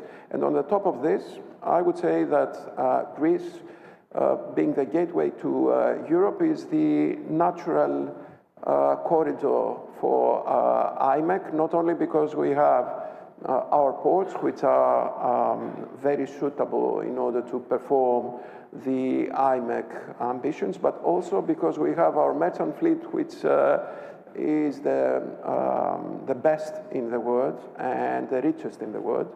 So I think for Greece, it is a very critical project, but I think Greece is also very important for this project. We are having a series of conferences about this. We're working hard with our colleagues in order to develop the project. Obviously, there are problems. At the moment, there is a lack of confidence among some of the actors. We do realize that the regional tensions are not contributing positively. But I think that at the end of the day, this is clearly a win-win project, and I think this will change the way we perceive connectivity, because connectivity is going to be the major issue for the decades to come, and we need to work well in advance in order to have a whole scheme in place. Well, Minister, thank you very much. I'm afraid that's all we've got time for. Please join me in thanking the Minister. Thank you. Let's have a photo. Thank you so much. It was wonderful. Thank you. A photo.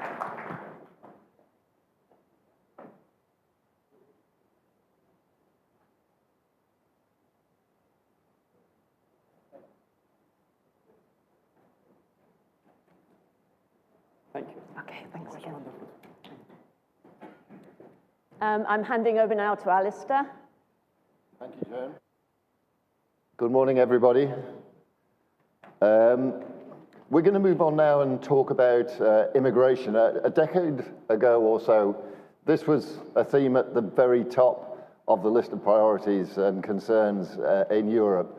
The fact that it is lower down the list today may be because Europe has been so successful in addressing it, or it may be because other concerns have risen in importance in that period. I guess we're going to find that out now with our panel. So let me invite them up onto the stage to join us. We have Thanos Plevris, who is the Minister of Migration and Asylum here in Greece. Please come and join me. It's good to see you again. We have Dmytro Lubinets, who's the Ukrainian Parliament Commissioner for Human Rights. We have John Doutsenberg, former White House official, founder of the JPD Global Advisors. Hi. And we have Stefan Kraus, Chief Operating Officer at Henley and Partners. Hi. Hi. Good morning. Good morning. Please, if you sit in the order in which I announced you, then that will make everything simpler. Okay, gentlemen, we have half an hour. There are 4 of you. I've got lots of questions, so I'm going to have to squeeze you so that you give me some time. If there is time, I'd like to offer an opportunity to the audience to put a question or two, so if the sound guys can have a roving mic ready, that would be helpful. This is a huge topic, so I think a good way in is, you know, I framed it, this was a big priority for Europe 10 years ago or so. It appears to be lower down the list now.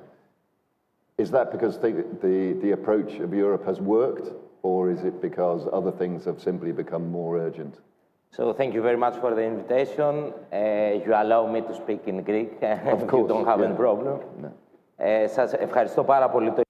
I would like to thank the economists for the invitation to this conference and the interesting panel that we are having today. It is true that migration is a central topic in the EU. I was reading the Frontex data published earlier, and in the first 6 months, Europe has 50,000 illegal arrivals against 85,000 of the previous 6-month period. That means that migration policy has become effective. The cooperation we have with Turkey has decreased the flows from the Aegean, and we have the decrease by 30% in sea flows. That is seen all over Europe because Europe has changed the policy vis-à-vis migration. We want legal routes of migration. We need personnel. We need personnel for various sectors, but we don't want these circuits and traffickers to lead the flows of migrants in Europe. With this pact of asylum and migration, we have a policy that targets illegal flows, the increase of returns. It's not illegal to talk about returns because someone who is considered illegal should be returned back to his home country. When we implement this regulation and provides for the creation of return hubs outside Europe, returns will increase. In Greece, in the first months of 2026, we have a 45% increase of forced returns and an equal number in voluntary returns. And since the Economist Conference talks about the perspectives, we need to be sincere talking in Europe on whether Europe has the ability to absorb other populations. In the last decades, there was this doctrine saying that the decrease of population in Europe will be covered by migration flows. in big European countries, it was proven that there was no possibility to absorb this kind of flows, especially for countries that don't share the same values and principles with Europe. So we saw European citizens react.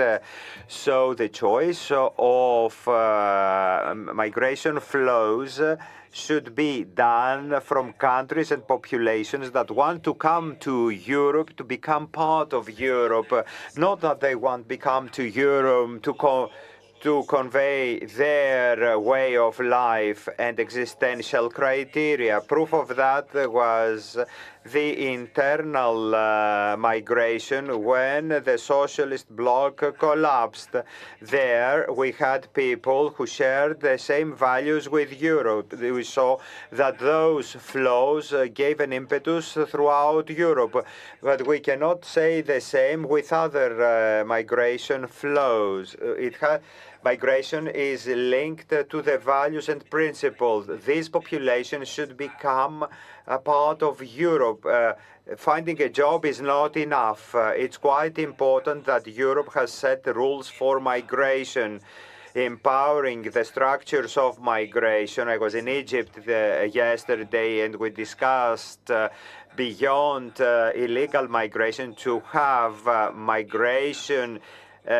migrants that are needed by our country. So we need to empower that in specialized sectors. But on the other hand, we need to have strict rules so as Europe stop being a magnet for illegal migrants. And all those who arrive here should know that they should be part of the European lifestyle. So we'll come back to that later on. But in the meantime, let's move on to Dmitry Lubinets, Ukrainian Parliament Commissioner for Human Rights. It was striking here in Europe the way in which, at the moment of the invasion of your country by Russia, the borders of Europe were opened up, and millions of Ukrainian migrants came into Europe and were welcomed with open arms, which sort of gives the lie a little bit to the idea that the capacity of Europe to absorb migrants is limited, because that was a huge inflow of people and was coped with very well, I thought. How has that evolved now? So are you getting the support that you need? Are those Ukrainians still getting the support they need in Europe outside of the country? How are flows working at the moment? And what lessons do you think the Ukrainian experience with European migration has for Europe as a whole? Thank you very much. First of all, thank you for organizing this event and inviting me. I will start. I have a small presentation so you can see the number. I will start from the statistic. Next slide, please. You can see that from the beginning of Russian invasion to Ukraine, from 2014, as of today, we have 8.6 million Ukrainians left our territory. 6.2 million of them are in European Union member states. Around them, 5.9 million completely stay in European Union. 4.6 million in Ukraine with the official status of IDPs. 4.6, almost 4 million Ukrainian citizens are under temporary protection across the Europe. The next one. Another topic. From 3.5 till 5 million Ukrainians live on temporarily occupied territories of Ukraine. So can you imagine, before 2014, Ukraine had 45 million people. Now we have around 25. So from the end of Second World War, this is the biggest transferring population, civil population of the Europe. And we have a lot of problems. With all our appreciation, now the next slide, please. Now we see that European Union countries and others help Ukrainian people. But, dear colleagues, helping Ukraine today is not charity. Is one of the largest economic resources currently available to Europe. For example, the next slide. I will give you example of Poland. You know, now we have difficult relations between Ukraine and Poland, but anyway, you can see that only by economic activities of Ukrainian people, Ukraine developed Poland for the 2.6% GDP in 2024 alone. And when you compare the finance assistance from Poland to Ukrainian people and to Ukraine, you will see that this is only around 7% of economic development that received Poland from Ukrainian people. The next one, categories. When we are talking about continuation of temporary protection for the Ukrainian people, please, dear colleagues, not forget that war doesn't end. And we should to realize that we should to continue this program at least for the more vulnerable groups of Ukrainian people, women, children, elderly people, people with disabilities, etc. The next one, war. Yesterday and today I heard a lot of speeches with all my appreciation, but please realize our situation. Daily, our country under attack by Russian Federation. Only for the last month, every day Russians killed 170 civilian people, even in Kiev. Can you imagine how it is live on the constant war from the Russia? And when I heard that we should to continue to discuss, to have this dialogue with Russian Federation according to international humanitarian law, yes, we are ready. But if Russians don't want to do it, what we can do? I think that we should to realize that now international humanitarian law works only to the countries who respect IHL. And we should to additionally create special mechanism for reaction for the countries who violated IHL daily. Russia violated all conventions, resolutions, Charter of UN, resolutions of peace, etc., etc. So this is our reality. And my advice to our international partners, we need to do everything to push to Russia, and only after this, by military way, Russia will start peace negotiations, not before. Thank you. Thank you very much indeed.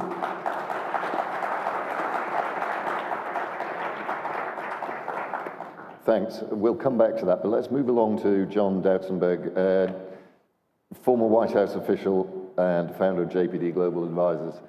The current administration has a very different approach to immigration to Europe's approach, and indeed there's been some very pointed remarks made by members of the administration about what Europe should be doing and the cost to Europe if it doesn't do that. What's your view? I think, speaking more broadly, it's about how things are framed. And so much of the conversation in the US now, in Europe now for years, has been more of the fortress Europe, fortress US. We look about figures of keeping people out, talking about the other, stoking fear, stoking hatred, uncertainty about people, but we haven't dedicated that same amount of political will to addressing the root causes. This is what US is doing now too. We say, well, too many people coming from South America, we need to find ways to stop them, so we'll cut some deal with the very governments who are the people driving them out. Europe has made the same mistake. You want to cut a deal with Tunisia to stop people from getting onto boats from North Africa, but it's the Tunisian government, which in so many ways, due to their corruptions and human rights abuses and torture, is what's driving people out. So what I think about is how can we focus more, the US, Europe, on really putting political will behind root causes, so that instead of managing flows of people, we're making real efforts to avoid having them move in the first place. You think about education. Education is the key to mobility. Education is the key to counter extremism, radicalization. Education is the key to building capacities of each of these countries. Really invest in partnerships on education. What can we do around truly adhering to human rights from the European Union, from the US, who talks about human rights a little less now than they have in the past, is instead of offering deals to say keep people out, come from a position of strength, of the European Union saying we're willing to cooperate with the X government, but we need you to adhere to practices based on human rights, on anti-corruption, and use a carrot and stick approach with a lot of countries. And then finally, you talk about foreign assistance. The US has really pulled back on this, unfortunately, and Europe is the global leader on foreign assistance. But is there a different way to approach it? A way that focuses more on localization, local organizations, local individuals to better deliver that assistance than going through large multilateral organizations, large NGOs, which are billion-dollar corporations at this point, because we don't do enough of listening. We're not listening to the people that we're trying to help.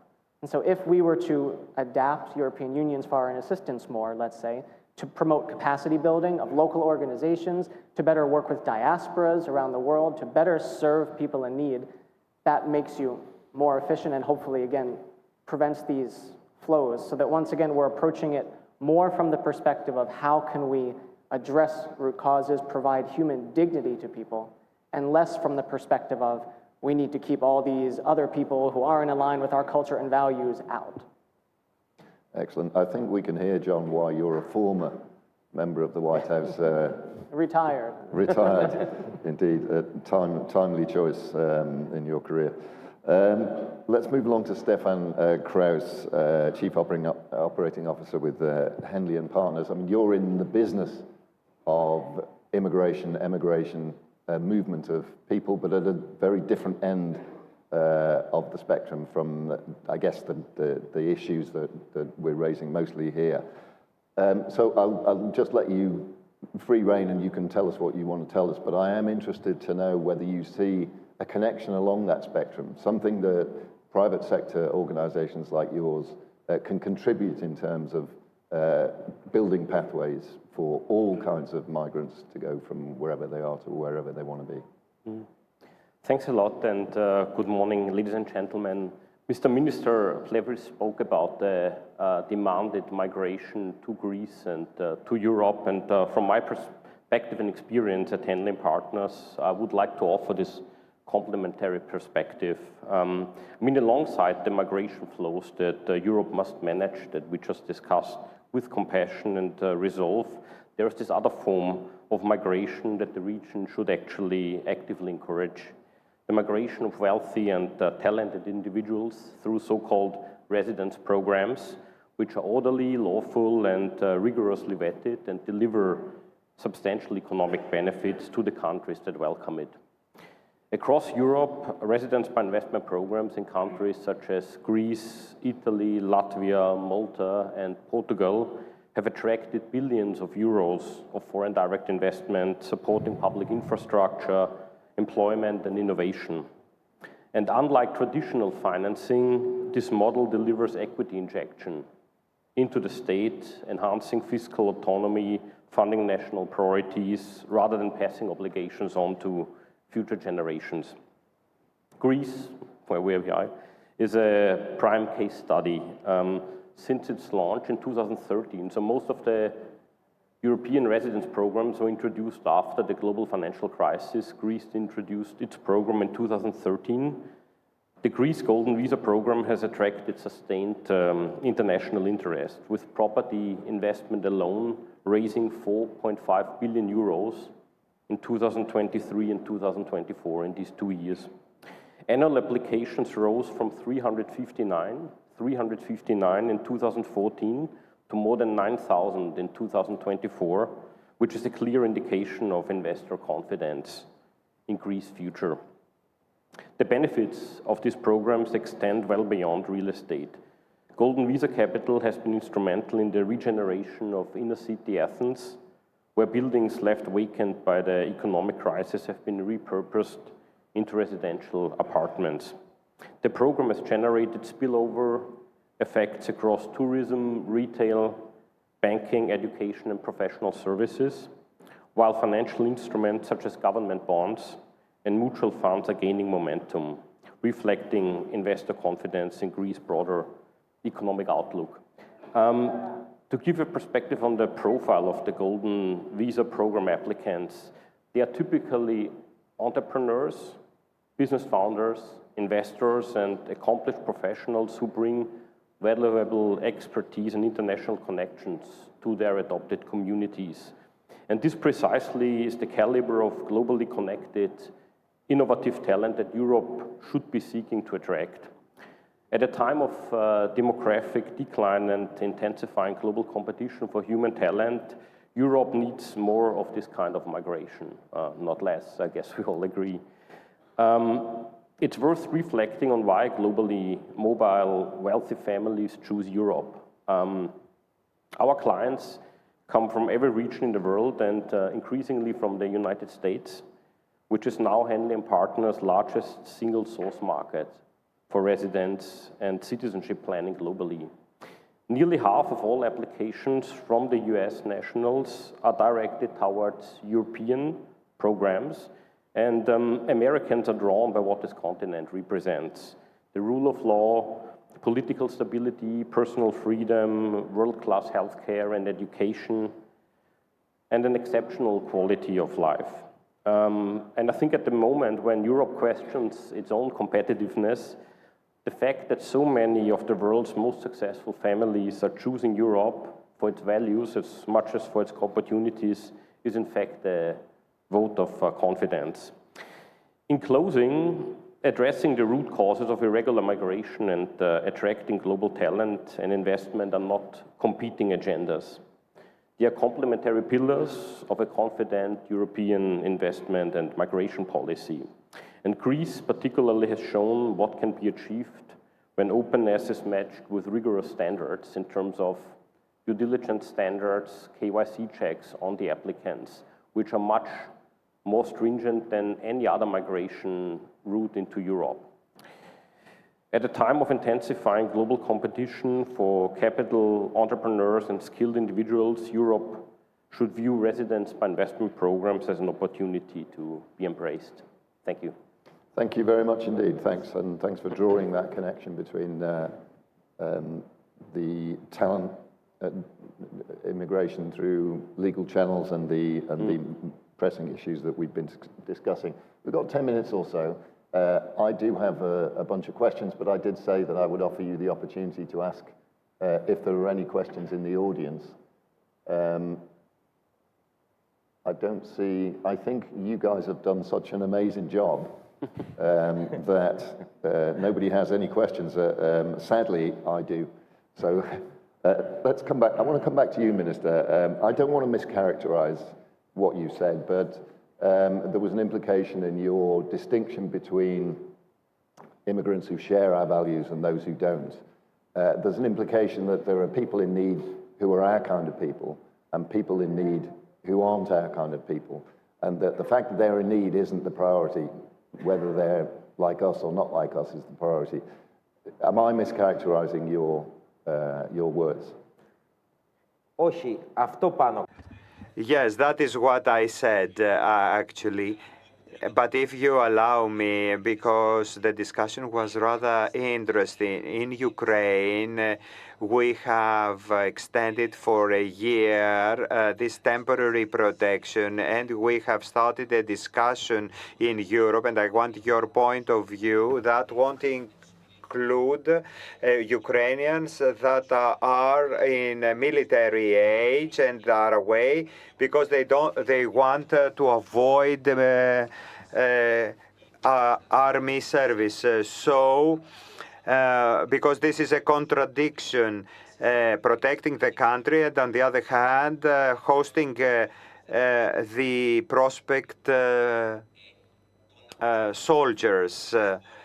Trying to protect countries and find the route of migration is not contrary to have a strict migration policy. 2015 to 2019, Greece recorded more than 1 million arrivals. When Kyriakos Mitsotakis came to office, who against Europe talked about a fair migration policy, the flows went down to 183,000 with the same wars, same conditions.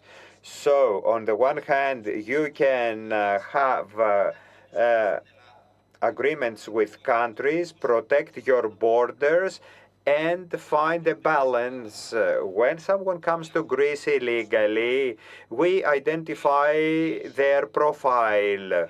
If they have a refugee profile, instead of placing them in an apartment and giving them some benefits, we record their skills and transfer them where we have job needs. We give them the opportunity to learn Greek and find a job, telling them that we give you this opportunity. We do that in Larissa. Larissa has a lot of farm jobs. Those who say that they are farmers, they get asylum. So instead of placing them in an apartment in Athens, we transfer them there. We have transferred 4,000 migrants from Sudan. After 8 months of pilot program, 2,500 of them do work in farms. This is a real procedure. We cover our job needs and inclusion. On the other hand, we have those who don't get an asylum. We inform them from the first moment that they will be in closed structures. And the only possibility we give them is to go back. And this is rational, because the practice of asylum is to protect those who are in danger and give them the opportunity to be integrated. And according to the new pact and national policy, we try to find this balance. Today, we have 3,500 people incarcerated, and we have 10,000 people in our host facilities. They can get asylum, and they probably, if they want, they will stay here. It's not a taboo to discuss that in Europe, that in this very moment we have populations arriving, and the reality is that they come from countries with extreme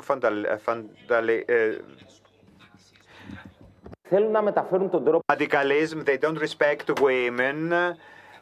They don't respect human rights. They want to have better living conditions, but they convey the mentality of Afghanistan to Europe.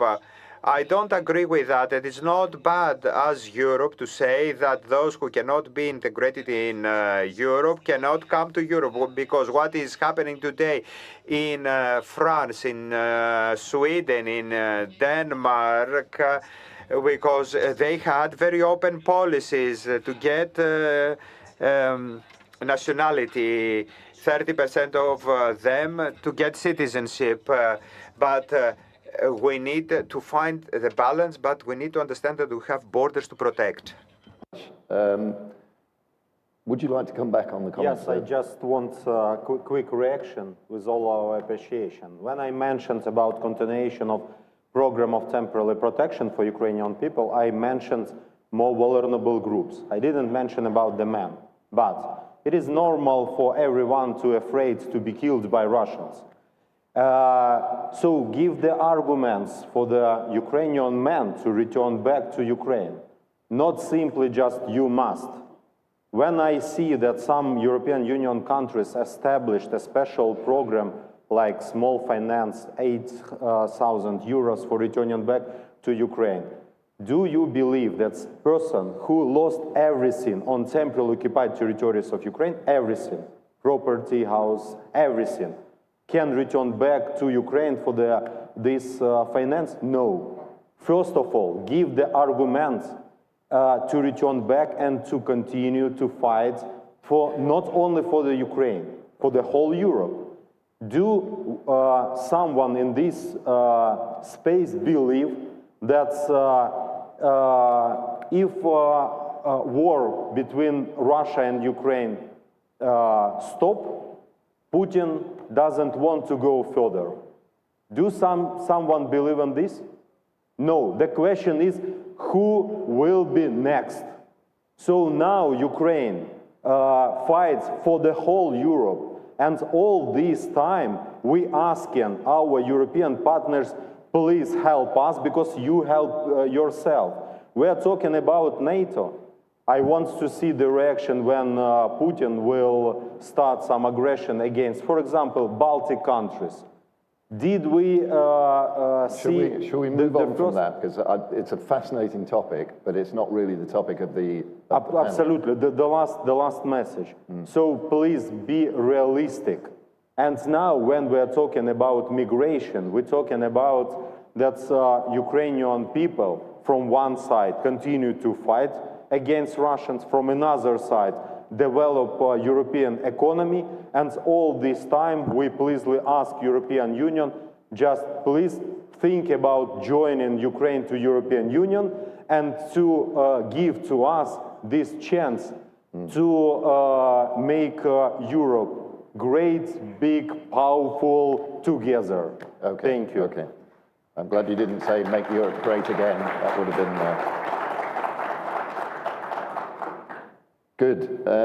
John, I wanted to come back to you very briefly if you would, because as you can see, we're nearly out of time. There is a balance between, as there is in all policy questions, there's a balance between defending the borders of Europe and addressing the root causes of why those borders are being assailed by waves of migration. Presumably, you've emphasized the responsibility and the role that we can play in addressing some of those root causes, but presumably you also acknowledge that Europe, America have the right to choose who comes across those borders and how those borders are policed. Would you like to comment very briefly on that? Absolutely. There needs to be clear legal processes. There needs to be real vetting. There needs to be real pathways for integration and assimilation too, because otherwise it's unfair to expect for me to come to Greece. If no one helped me understanding language, understanding processes, the law, my chance of success would be much lower. So we need to have real pathways. But what I'm arguing too is that we're in a bit of an imbalance. Think of how much time and energy has been expended in the EU and in the US towards prevention, towards deals on migration. Think of how much time, think of how much money, but has there been a similar amount of effort put into addressing the root causes? Okay. That's part of the point I make. Yeah. And is in which direction is that going in effort moving? Okay. Yes. Let's finish off then with Stefan. Stefan, comments on what you've heard, just very, very briefly, a minute or so. I mean, generally what we see is that wealth individuals, ultra-high net worth individuals, talent, they are more and more mobile. So this is a time where I think Europe has the prerequisites to welcome this talent, these investors and businessmen to the continent. They are looking for a plan B, that's what we see.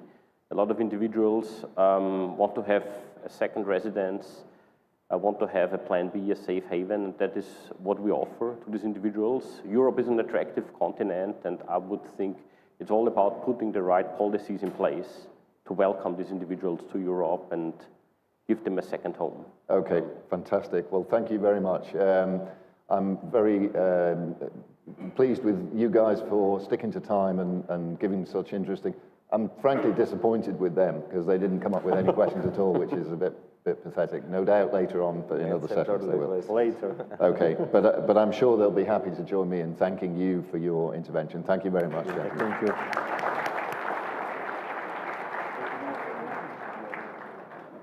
Thank you very much. Thanks very much. We need to have a picture, I'm afraid.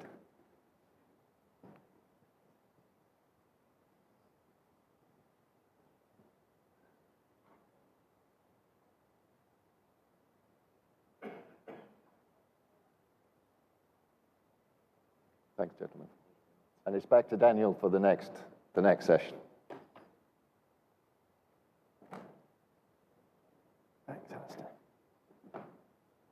Thanks, Alistair. So our next session is on global conflicts and energy security. Is a multipolar world order viable? Big question. And for that, I'd like to invite our panelists, please, to join me on the stage. Jeffrey Pyatt, Senior Manager and Managing Director at McClarty Associates, and very familiar to you all, of course, as former ambassador, US ambassador here to Greece, and great to have you back at our conference here. Sameh Shoukry, former Minister of Foreign Affairs for Egypt. Very welcome, sir. Welcome. Grigory Nemiria, First Deputy Chairman, Foreign Affairs Committee in the Parliament of Ukraine and former Deputy Prime Minister of Ukraine. Grigory, great to see you. See you. And Domagoj Đurišić, former Chief of Staff of the President of Croatia. Thanks. Very good to see you. So we've already heard a little bit about the importance of, or the nexus of energy and security. We're going to dive into that more now. And I'd like to ask you, Jeffrey, this is an area, you know Greece so well, having been ambassador here. You focus a lot on energy these days. How important is this to, not only in itself, for the economics of it, but also on the security front? Great. Thanks, Daniel. And of course, thank you to The Economist for having me back. Really delighted to be here, and it's been wonderful to see so many friends and spend some time together. I think it's useful, first of all, to put in context where we are right now. Reminder, the world is now navigating the largest disruption of global energy supplies of the modern era. More than 1 billion barrels of oil taken off the market. The good news is that markets have demonstrated flexibility. Many countries have stepped forward. The shock, I think, has been less severe than many would have predicted if we had drawn this scenario on February 26th, before this all began. The bad news is that I think the degree of uncertainty that we're living with now is the new normal. And events over the last 24 hours are a vivid reminder of that. And I was really struck by Foreign Minister Gerapetridis' comment this morning, which I think is exactly right, that the war in the Gulf has given Iran a power that it didn't know it had. So the US military campaign massively degraded Iranian capabilities from a military standpoint, but it also unleashed this new power, which is the power to control the Gulf. I was very glad to hear Minister Dendias speaking so clearly this morning on the risks of accepting any kind of a tolling arrangement controlled by Iran across the Strait of Hormuz. As the minister said, this would set a terrible, terrible precedent for global commerce, and I think in particular for Greece and Greek shipping. I regret that the Trump administration has not been as clear on that principle as the Greek Minister of Defense was. It's a particular honor to be sitting next to the two ministers, but especially Minister Shoukry, because I think, Daniel, on your question, one of the important stories for the day after this new era of uncertainty is the huge opportunities for the East Med region. And I congratulate Prime Minister Mitsotakis and the entire Greek government for the progress that you're seeing with ExxonMobil, with Chevron. Chevron in particular, a company I'm working closely with now, which is deeply involved in Cyprus, in Egypt, moving ahead with Greece. looking at Libya, looking at Syria. You can say much the same regarding ExxonMobil.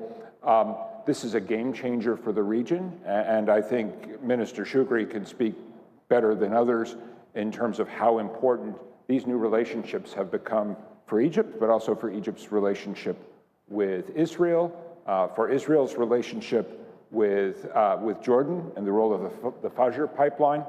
So I think it's a very dynamic period on these issues, and then especially because Deputy Prime Minister Nimiria is here with me also, I would emphasize that Greece has been playing a catalytic role, not only vis-a-vis these East Med relationships, but also across the vertical corridor, a project that I've been involved with since the beginning. I was very glad to hear multiple ministers yesterday talking about the vertical corridor as a Greek government priority, but I know it's also a high priority for Ukraine and for the Ukrainian government, and will be even more important as we look to 2027 and a really historic decision by the EU member states to phase out all Russian energy. So very quick follow-up, because we want to be as concise as possible, but there's all this talk of corridors, and Greece is well placed for corridors. The trouble with the corridors is that there are neighbors and obstructions in the corridors of a political nature, as you well know.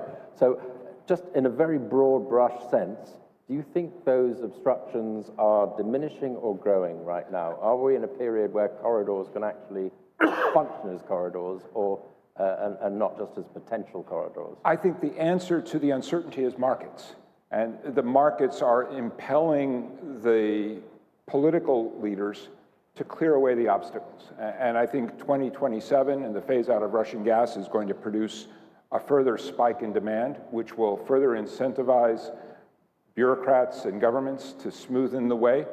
And then you also have looking to the future, and I know Minister Nimiria will speak about this, when the war comes to an end and Ukraine turns to the task of reconstruction, you're going to see a huge spike in demand from that country as well. And I'm excited about the fact that some of the Greek companies that I know well are now looking at commercial opportunities to be part of that reconstruction story in Ukraine in the sectors of energy, infrastructure, Miltech, as we heard from Minister Dendias this morning.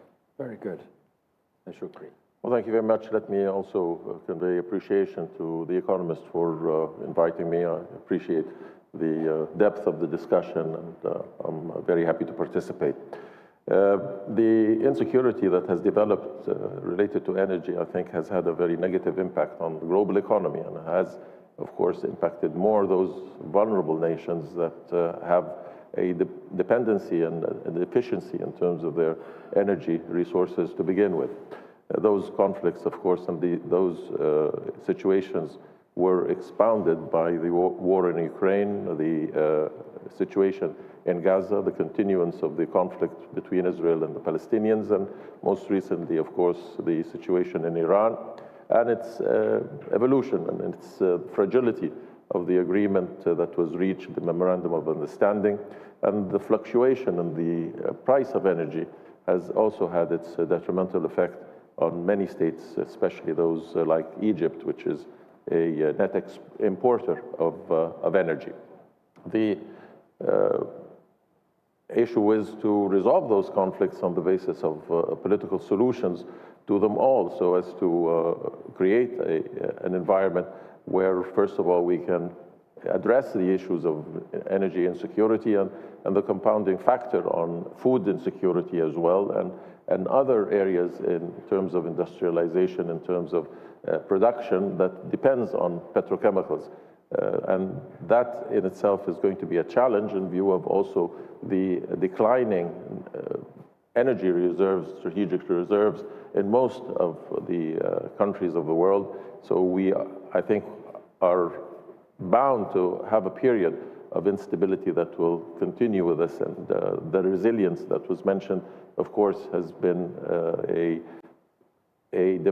positive development, but I think also that the consequences have not been fully grasped or evaluated as such, and we're going to have to deal with those as they evolve. The areas, again, of cooperation that are a potential for dealing with energy insecurity are potentially related to the resolution of conflicts, whether it's Gaza, whether it's the situation in Iran, the consequences of Iran and how it has been emboldened by this condition, and the vulnerabilities that have been exposed in the Middle Eastern domain and beyond are all issues that I think we're going to have to contend with.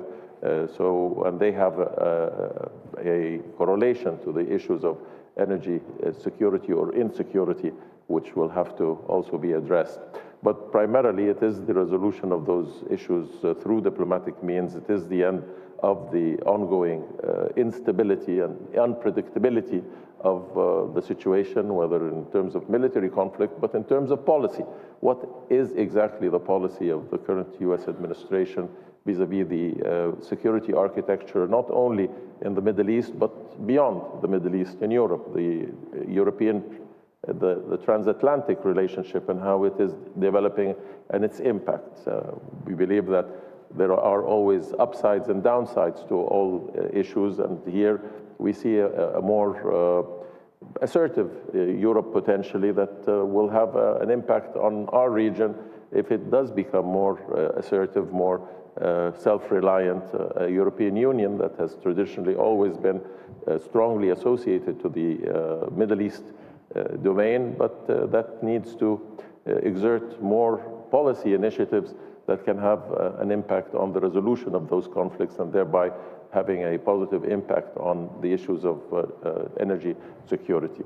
But the cooperation and the integration in the region that opens the doors of cooperation, whether between states of the region or with the private sector, as was mentioned, with companies like Exxon and like Chevron, is going to still depend on the matter of the stability of the region and the resolution of primarily the Middle East, the Israeli-Palestinian conflict.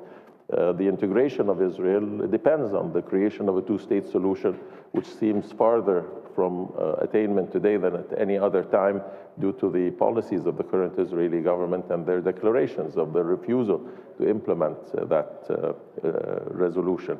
So we have to still contend with the geopolitical issues that remain challenging and see how we can manage them. But certainly there is a huge potential for cooperation, whether it's Egypt, Cyprus, Greece, whether it's the interconnectivity, whether it's the Eastern Mediterranean Gas Forum. All of these are areas which have potential of being impactful in not only providing energy security, but also in providing resolution to many of the issues that have plagued the Eastern Mediterranean and the Middle East at large. Thank you. Well, you talk about a more assertive Europe. What about a more assertive Egypt? Is that something that we can expect to see on the diplomatic front? I would think that Egypt has been as assertive as it can be without resorting to assertion that would not be helpful. But it's such a big country in the region, and yet sometimes it seems to be not at the heart of the diplomatic. Well, Egypt was part of the quartet that was able to reach the Memorandum of Understanding. Egypt has very strong ties to the United States, to our allies in Europe, has a very deep relationship with its Middle Eastern partners in the Gulf, and has utilized all of its channels of communications with Iran, with Turkey, with the Pakistanis to try to resolve the issue on the basis of finding a point of convergence that deals with the interests of all those concerned. I don't want to evaluate to what extent the conflict or the initiation of that conflict was to the detriment of US policy. It was certainly brought about by very clear interests on the part of the Israeli government, but it was, I think, in the final analysis, very negative in the emboldening of Iran, its utilization of the closure of the Strait of Hormuz to extract further benefit, but also its ability to wage an asymmetric war that seems to have had quite a severe impact on the stability and security of the Gulf states. Good. Mr. Nemiria. Yeah, thank you, Daniel, very much. And I would like to start with appreciation for Nectaria and her Economist team for having this roundtable for 30 years. And for me, as a Ukrainian politician with Greek roots, it's always good, great, exciting to be here in Athens in this excellent location in Lagonisi. 30 years is a good age. So it gives you a perspective, but still you already have some experience. You're not just someone who could be led by advice, either external or internal. So this is a good departure point for at least next 30 years. Topic which is extremely important. I noticed that yesterday several colleagues already mentioned that energy equals security. So it's true. And Ukraine learned this during the war, paying very high price for this lesson on their own experience. Because it is not anymore separate policy areas. So it's overlapping, increasingly overlapping. And sometimes, especially in winter time, it's the same. Energy equals security and security equals energy. So, but precisely because we have Ukraine obtained this wartime experience in the area we are currently discussing, we feel responsibility now to share our experience, which goes beyond, far beyond Ukrainian borders. Not just for Europe, because Ukraine is Europe, but as the Iran war showed, the part of our experience appreciated and in demand in the countries beyond European geographical borders. Very frequently, question is put how Europe can help Ukraine. It's still a very important question, not just to ask, but even more important to answer. But I would like to put question, the opposite question now, based on what I just said. How Ukraine can help Europe.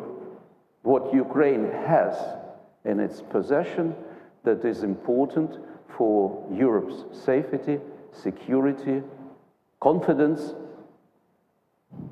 So this is the question I would like to answer. And start with the area which is not very comfortable for a politician to discuss. What our mistakes we made, what the lessons we learned that could be of help to others, not to repeat the mistakes and to utilize in a constructive way this experience. The first is probably banal and naive, and it's, I believe, I hope, already been learned. The first lesson is that over-dependence creates vulnerability. Because over-dependence, especially in energy supply, gives your would-be enemy a political leverage. The first time I personally experienced this was on the 31st of December of 2008. I was already with my family, so it was 10 p.m., 31st of December 2008, when I got a phone call from Prime Minister Tymoshenko, Yulia Tymoshenko. Said, Grigory, come back to the office, to the Cabinet of Ministers. President of the European Commission, Barroso, is going to call in 10 minutes. So I came just on time of the phone call, and President Barroso just informed Prime Minister of Ukraine that he just has had a phone conversation with Putin, Prime Minister of Russia at that time, who informed him that at midnight, Russia will stop Gazprom, will stop supplying gas to Ukraine. And then on the Orthodox Christmas, on the 7th of January, Russia stopped supplying transiting gas to Europe. And many countries, many colleagues from countries, especially Balkan countries, Bulgaria, Bosnia, Serbia, Moldova also country, they experienced this very painful experience in the -20 temperatures. So that was the first lessons we learned, But you know, at that time, the line of the European Commission was, this is commercial dispute. This is Naftogaz, Gazprom.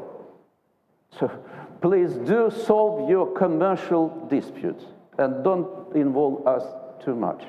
I believe we're over this very, very superficial, irresponsible, basically, approach. So the second lesson is even more important, that critical infrastructure cannot be protected by efficiency. So in the peaceful time, the efficiency is criteria number one. So you tend to build huge power plants, thermal, others, and then you save money, you make the process more efficient to benefit your customers. But Ukraine discovered that the system optimized for efficiency may lack resilience under attack. When Russians in April 2024 destroyed with one strike, with several missiles, the largest thermal power plant in Tripoli near Kiev, so momentarily, several regions in Ukraine were cut off from electricity. So, and they consciously, they continued to do it in Burштyn, in Western Ukraine, then in Kurahovo in Eastern Ukraine. So that was a strategy to do it. And we learned that it doesn't mean that resilience contradicts efficiency. I think we have to strive for both. But that means that it should be complementary and sought to how to compensate this already in the peaceful times. The third lesson, repair capability is as important as the generation capacity. Because especially in the extreme weather conditions, especially for big megapolises, for large cities like Kiev or Dnipro or Kharkiv or Odessa, when this was overnight, there is no heating, there is no electricity, there is not enough generators that people put in next to their apartments or their houses, they should be repaired quickly. That means that they should be prepared, the repair team, that should be prepared maintenance equipment, there should be prepared the storages where you could quickly deliver it, and you should be aware of the tactics, that they should not be too quick to come to the place where the strike happened, because in 5–10 minutes, Russians are doing the second or repetitive strikes to kill already those who came to repair. All these elements of the experience, very important to share and to understand. Lesson number 4, and Jeff probably would understand it, it would reconfirm it with me, that private business is a security partner. You could not rely at such extreme situation only on government in terms of all the things that I already mentioned. Private companies, municipalities, logistic providers are part of this. So DTAC, the company that's very important for Ukraine energy security, proved to be a very reliable partner for the government, for the municipalities, because it's them, because of their capacities, their network, we survived these harsh winters. And I'm confident that if the next harsh winter is ahead of us, we will survive it too. The lesson number 5 is regional solidarity cannot begin after crisis. So the regional trust cannot be built overnight. It's very important, especially with the neighbors. Ukraine has 4 EU member states that are our neighbors: Poland, Hungary, Slovakia, and Romania. So, and proximity matters in this way. And where we are speaking about the shared storages, storage equipment, the interconnectors, all these elements, they need to be prepared, including the crisis planning and crisis management in advance, not after the catastrophe happened. Grigori, could you wrap up? And 2 last questions. Speed saves lives. How to restore electricity for millions within days, if not hours. That means that traditional procurement procedures at the time of the war, at the time of the crisis, do not work. So you have to be prepared for the emergency procurements, and other elements of this. And last but not least, probably the most important for Ukraine in terms of overall understanding of its growing confidence, that domestic resilience, energy resilience, requires domestic capability. So it requires a manufacturing capability, it requires the domestic engineer, it requires skilled members. Without that, you cannot import just technology, you cannot just import the parts and to survive. And the final talk about the nuclear energy. I understand that that's a controversial to some countries present here issue, but for Ukraine, the nuclear energy proved to be a backbone of our resistance, while the flexibility came from other sources. Without the nuclear energy, Ukraine probably would facing the energy collapse. But that requires also the understanding that the International Atomic Agency now only fit for the accidents, to dealing with the nuclear safety standards. It doesn't have prepared to be efficient while still playing the role at the nuclear power plants like Zaporizhzhia, the largest nuclear plant in Europe, became a battlefield. So, and in terms of the multilateral, my final world institutions, they proved to be basically useless, most of them. And there are two organizations in the world that has an access now, both to Ukraine and to Russia. The one is purely humanitarian body, ICRC, International Committee of Red Cross, and the other body, intergovernmental body, is International Atomic Agency. That's it. Not any others, not OSCE anymore, not Council of Europe, so just two of these. That requires also thinking what the institutional lessons should be learned to ensure when the conflict happens, armed conflict of such intensity like the Russia's war in Ukraine, what institutional reassurances involvement should come in addition to those just two bodies that I mentioned. Very quick follow-up because I've indulged you. Σας επέτρεψα περισσότερο χρόνο, ήταν πολύ ενδιαφέροντα αυτά που είπατε. Precisely on energy, you're going after Russian energy supply with quite good effect. Don't you think Russia will also very quickly learn the same lessons that you've learned about resilience, so these attacks will be increasingly ineffective, even though they are impressively effective in the short term? That's true. That's a very correct question to ask, and therefore what Ambassador Pyatt mentioned, the things like the vertical corridor are important, but it shouldn't be stop here, because Ukrainian competitive advantage to be a storage hub and to be a balancing actor. And in addition to this southern corridor, that Greece is a pivotal country to ensure its efficiency through Bulgaria and Romania, further to Moldova, we also think more about how to utilize underutilized potential of what I call the northern corridor, with the Norwegian, the US LNG coming via Baltic interconnectors and Poland to Ukraine and further to Central or Southeastern Europe as well. So those are multiplied, with Russia lacking.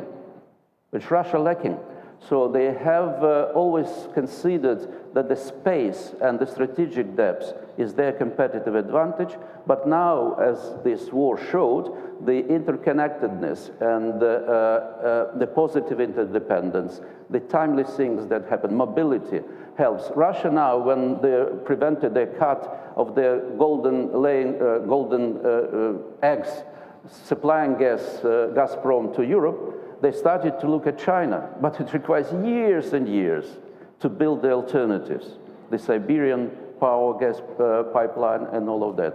So I think Ukraine is much more prepared for that, but to achieve these tangible results, we need not to wait until Russia will learn and try to cut all these elements. I think we need to be two steps forward in advance, to be always ahead of this learning curve of the Russian. Thank you. Domagoj. Well, thank you, Daniel. Good day, everyone. I'm really honored to be here. Thank you for the invitation. And I would like to join in congratulating both Nectaria and her team and Economist for 30 years of continuous success. Well, I will be a bit of a devil's advocate, and unlike gentlemen here, I will deal with the context a bit more. So I would go back to the question you imposed on this panel: is a multipolar world order viable? And I think that question already assumes that we understand the nature of the world we are entering. And I'm not convinced that we really do.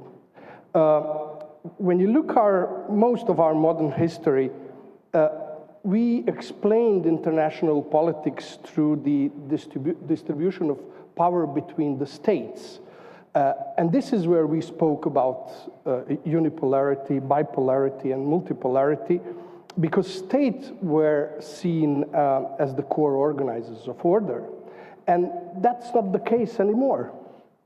They are still there, but we have power that is more distributed and even more fragmented.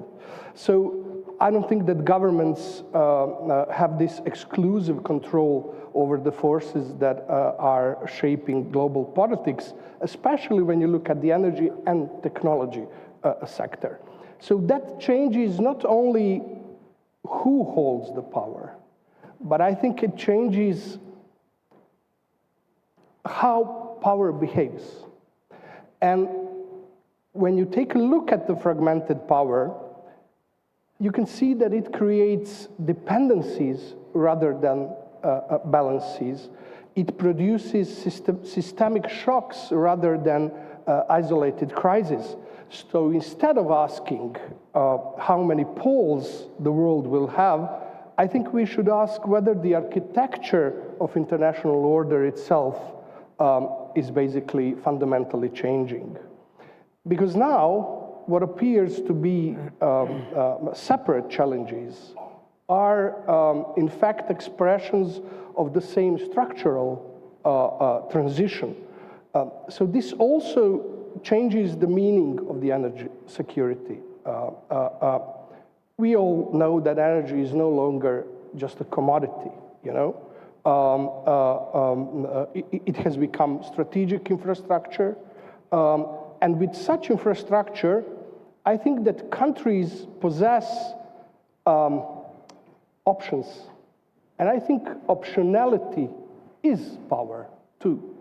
And this is particularly relevant for Southeast Europe and the Eastern Mediterranean, because these regions, I would say, are becoming parts of Europe's strategic center because they connect energy, trade, security, infrastructure. And I'm not convinced that EU really understands still that fact. When we are talking about the EU yesterday, we all had the pleasure of listening to Enrico Letta. I admire him, really, you know, and his report is excellent. But I think he was overly optimistic when he spoke about a growing sense of European unity. And I would respectfully challenge that. I think we often in Europe confuse unity of reaction with unity of purpose. Yes, Europe has been remarkably good, it shows, in responding collectively to crisis. But what Europe still lacks, and it's connected to the energy security as well, is the agreement on the strategic destination beyond those crises. We have strong institutions, but we don't have European demos. And one cannot build political communities just with treaties, you know. So we can probably agree that the social Darwinism of Trump's America and the authoritarian nature of China's system are not the models that Europe should aspire to in any respect. The question is then, what should Europe aspire to instead?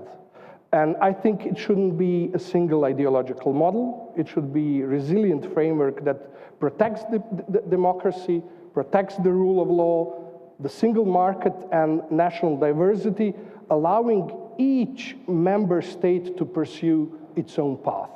And suddenly, when you think about it, the attitude towards enlargement and everything else should be changed. I think that Europe's strength has always been its ability to unite different nations around common rules rather than common identities. And to wrap up, my argument is very simple. We are no longer living through a temporary crisis within otherwise stable system.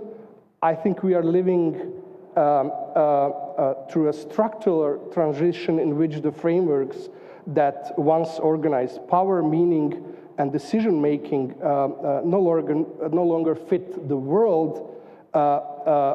we are meant to govern. And that disorder that we are experiencing is not an interruption. And I think this is very important to understand. I think it is a new condition, you know? And it is something I deeply explore in my upcoming book called The New Disorder. And let me just conclude. I think that our greatest mistake is believing that increasingly complex problems can be solved with increasingly simple political narrative. And they cannot. The defining challenge of our time, for me, is not a prediction. Even my clients are coming to me for that. I think it is the intellectual adaptation. Okay. Thank you. So a new way of thinking, also a subtle plug for your book, which I'm impressed by. Thank you. Listen, we're running well behind schedule for the event. This is not your fault. This is our fault as moderators for failing to discipline you enough. But I'm going to do a brave attempt now and say you each have 1 minute to either respond to something that somebody else has said or to say what you think would be the most important thing to happen over the coming year to improve the resilience and change the outlook in the energy and security sphere. So let's go in reverse order. Domagoj, why didn't you go first? 1 minute, please. Well, very shortly, and to repeat myself, Europe should spend less time reacting to crisis and more time defining its long-term strategic objectives. That means investing in innovation, strengthening strategic infrastructure, reducing critical dependencies, and acting before external shocks force collective action. Somebody, I read it yesterday, said that Europe is basically giving a free internship to Silicon Valley because most of our smart people and human capital leaves somewhere else. And that's not the case just when it comes to technology. It's a wider problem. Thank you. Thank you. Yeah, for a long time I've been an opinion and continue to stake with it that this war is not about the territory. Russia does not need the territory, the largest country in the world in terms of the territory. This war about who will write rules of the new security order, including the energy part of it. So in this sense, I would see that the growing value of what people call sovereignty here, or strategic sovereignty, or domestic reliance on your resources that you have and utilize them. But what I'm speaking about, it should be sophisticated, confident, mature sovereignty, not a simplistic sovereignty that contradicts with the need to cooperate, to value interdependence, and to invest in this interdependence, including the energy area.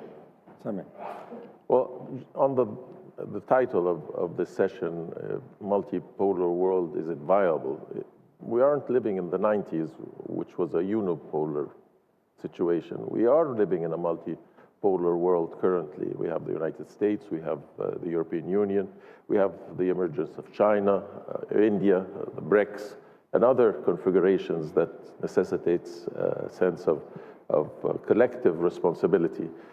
What is ludicrous is that in the 21st century and with the vast technological developments, the geopolitical architecture is still based on pre-World War I logic, which is the predominance, the competition that is a zero-sum game of total predominance and homogeny over others to extract interests. Rather, it was always the aspiration that it would be a world of cooperation on a rule-based order that provides the sense of justice and principles and moves humanity forward rather than setting it backwards.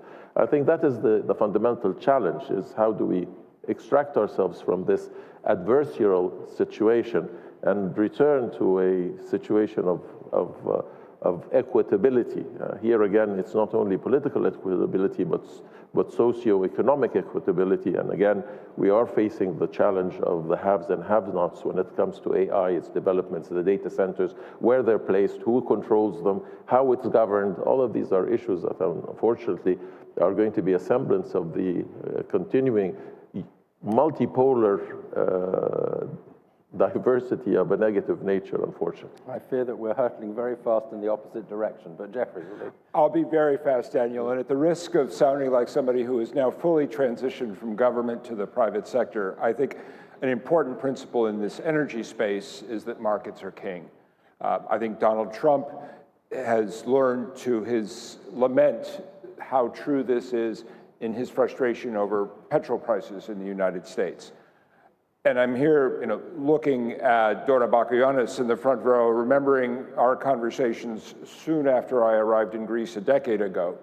I think a Greece today, which is confident, increasingly extroverted, and whose companies are increasingly deployed across this whole crescent of crisis that stretches from the Strait of Hormuz to the Baltic Sea and Ukraine, is very well positioned to succeed in that environment. And I would argue for the United States, we actually have a very strong interest in anchoring a lot of our approach to this region in a strong alliance and a strong partnership with the Hellenic Republic. I'm sorry, we can't take the diplomat out of you. You managed to extract a positive point at the end of all this. So thank you very much to all of you. A very enlightening conversation. Thank you. Thank you very much. Thank you so much. Thank you. Thanks. I think they want a picture.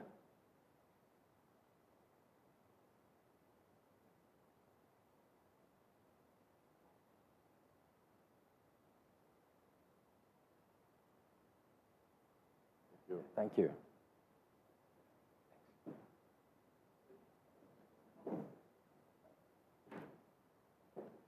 So we're going to move on to a session that I'm very excited about. First of all, I'd like to invite my economist colleague, Fanny Papageorgiou, to come up and join me. Our only Greek member of editorial staff at The Economist, so I'm sure you'll be delighted to know that we have a Greek member of staff at The Economist in London. And even more important, our speaker, or our guest, Viktoras Giannikopoulos. Viktoras. Welcome. So, why don't you sit in the middle? So, just by way of background, this conference, as you know, is 30 years old. That is double the age of Viktoras here, who was born 15 years ago and is, as you may have read in your paper, a superstar of his generation.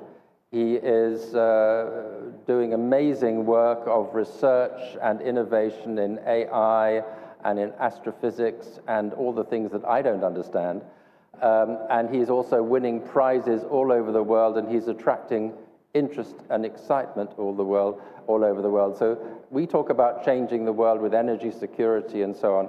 This is the generation, and this is the brain of the sort that is really going to change the world. So, Victor, you're very welcome. You're going to speak in Greece, and Fanny can speak to you in Greece, which is very fortunate. But why don't you give us some opening explanation to everybody about the work in Greek, of course, in the work that you do and the areas that most excite you. Good afternoon. I am Viktoras Giannikopoulos.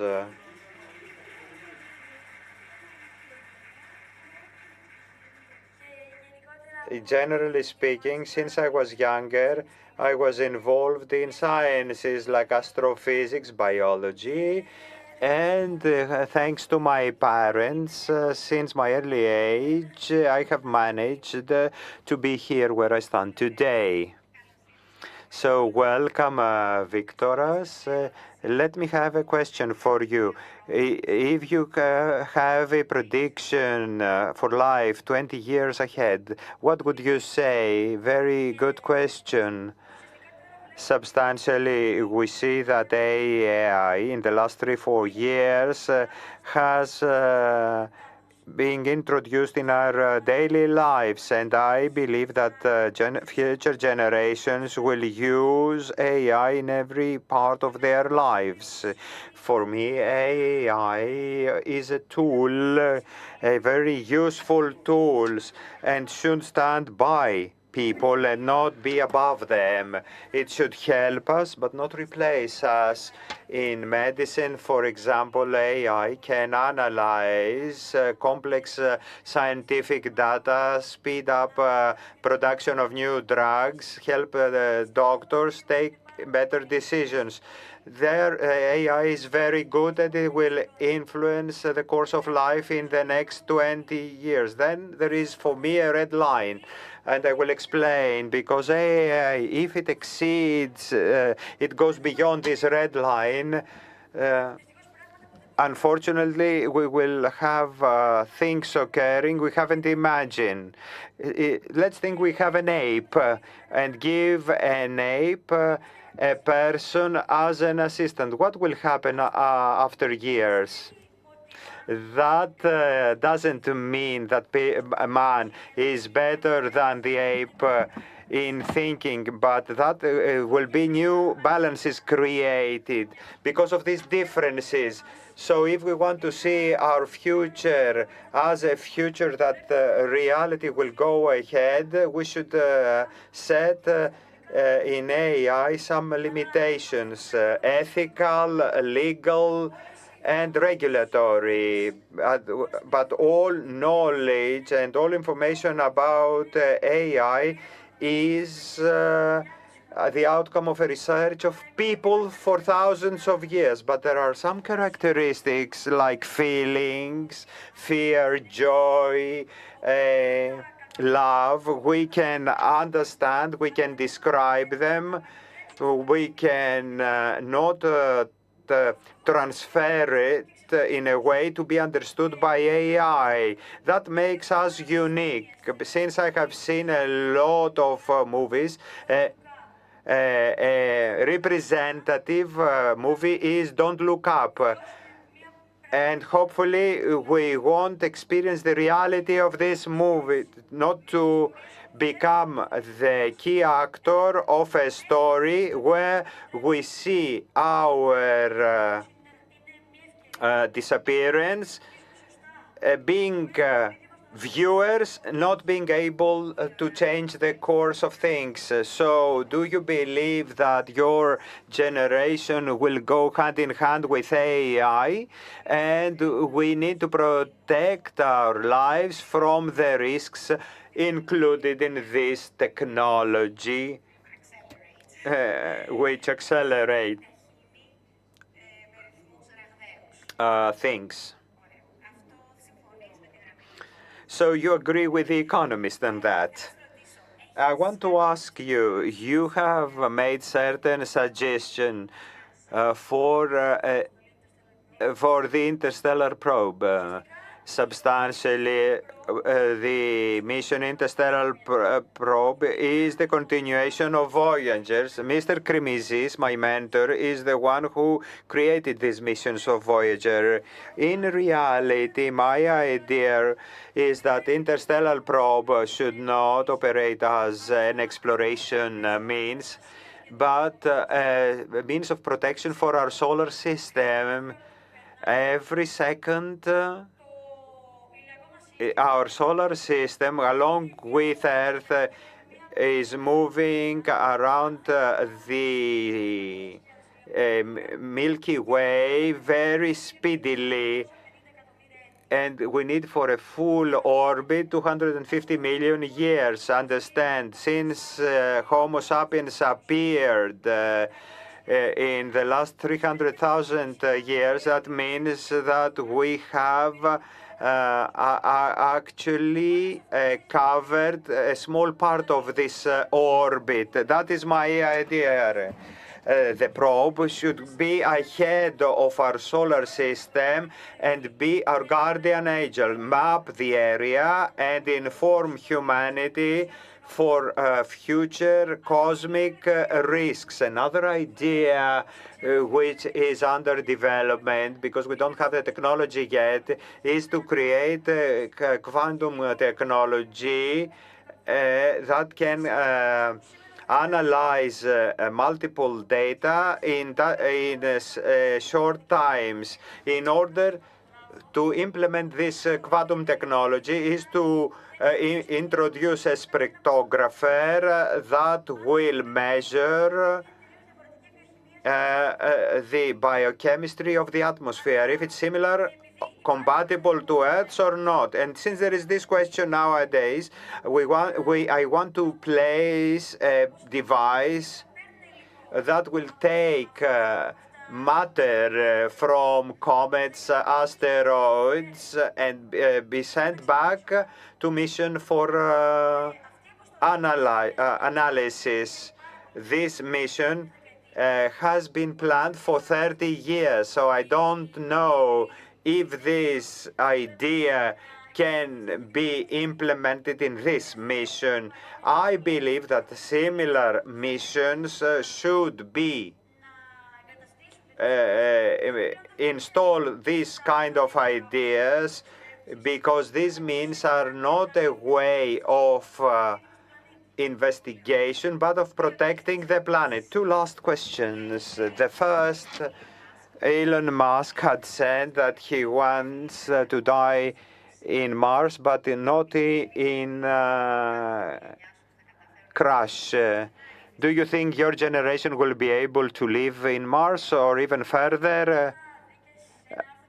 I saw that in an article, but before I answer this question, I want to say something. I believe Elon Musk, a very witty man, and no one questions that. He is a man who has contributed for humanity to look towards space and has combined the various sectors to influence millions of people. When we hear these words, not only from Mr. Musk but from others as well, we need to understand the substance of these words. Yes, Mr. Musk has said so. But to be sincere, I don't explain it as his love for Mars, but his fears about the future of Earth. He wanted to see humanity, in other words, to create a new home beyond Earth. And we can organize an economist event in Mars at some point. If I believe that humanity can eventually live in Mars, I will answer the following. Mars is not a hospitable planet, but the presence of people could be there with technical support under the surface of the planet. It shows us how unique Earth is. The distance from sun, it has a magnetic field, water, etc. That is what the case will be for Mars in the future. I am optimistic, and I believe that technology is quite early to help us move to Mars. My other question has to do, how do you manage with school as a student and your interest and the study you need to do in order to discuss with all these issues that are rather complex for you and for us?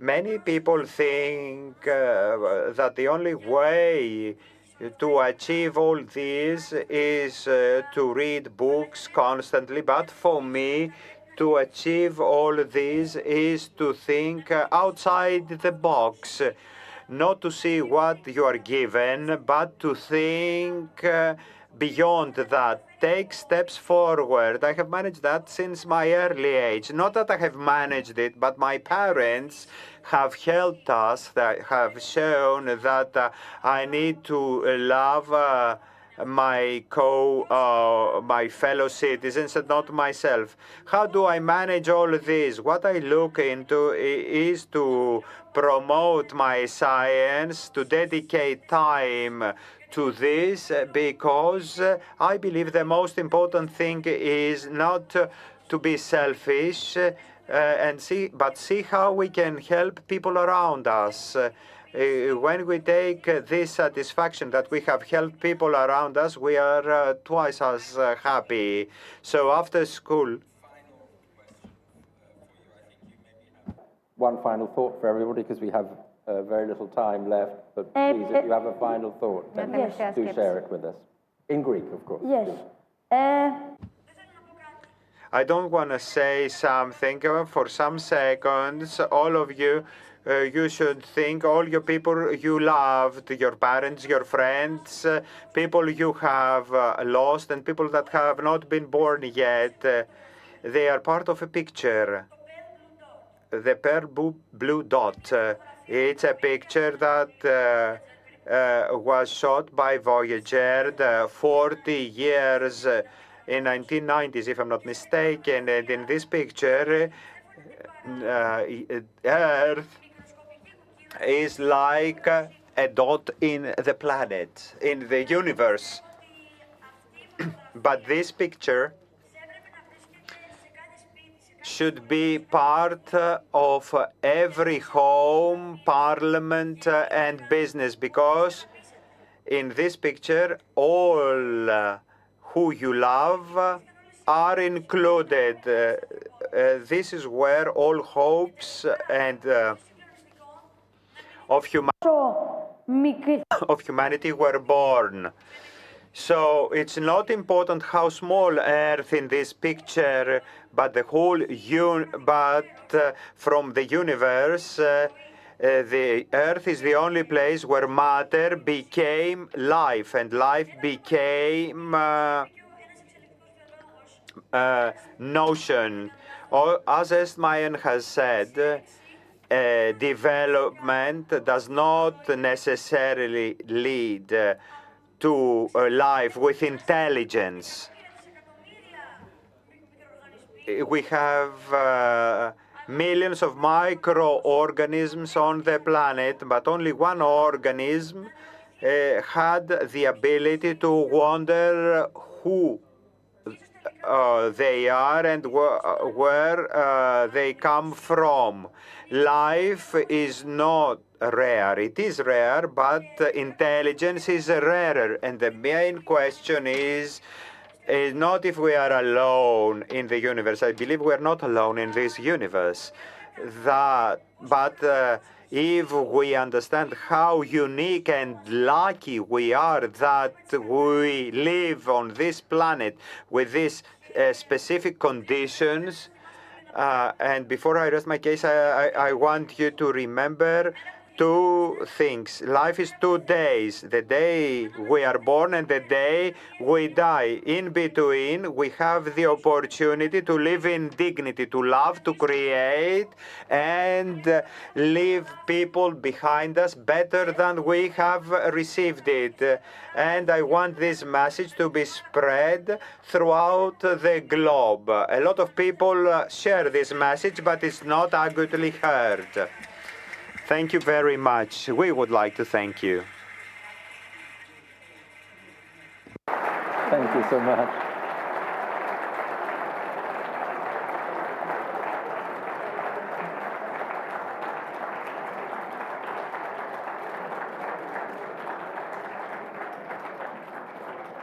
Victoria, I think you can tell by the reaction in the room, you're an inspiration to us today. We will be following your career with huge interest. And we wish you thank you very much. Thank you very much indeed. Thank you.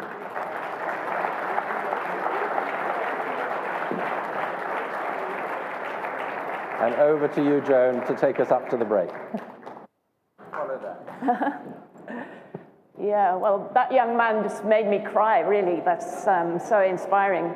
And now we turn to talk about Turkey's relations with the EU and Greece. Very important topic. Let me welcome our three speakers. Abdullah Gül, former President of Turkey. Welcome, sir. Charles Michel, former President of the European Council, former Prime Minister of Belgium. Welcome. And Dora Bakiani, MP, Chair, Parliamentary Standing Committee on National Defence and Foreign Affairs, and former Minister of Foreign Affairs of Greece.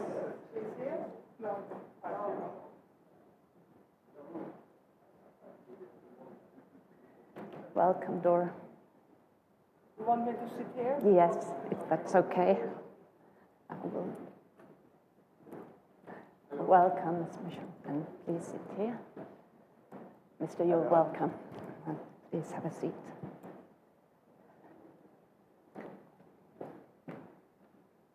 Okay, before we start our discussion, I just wanted to say a few things.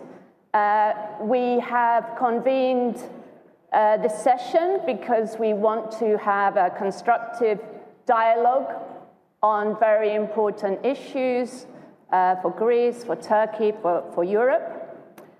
We don't shy away from discussing difficult questions, but we do understand the sensitivities.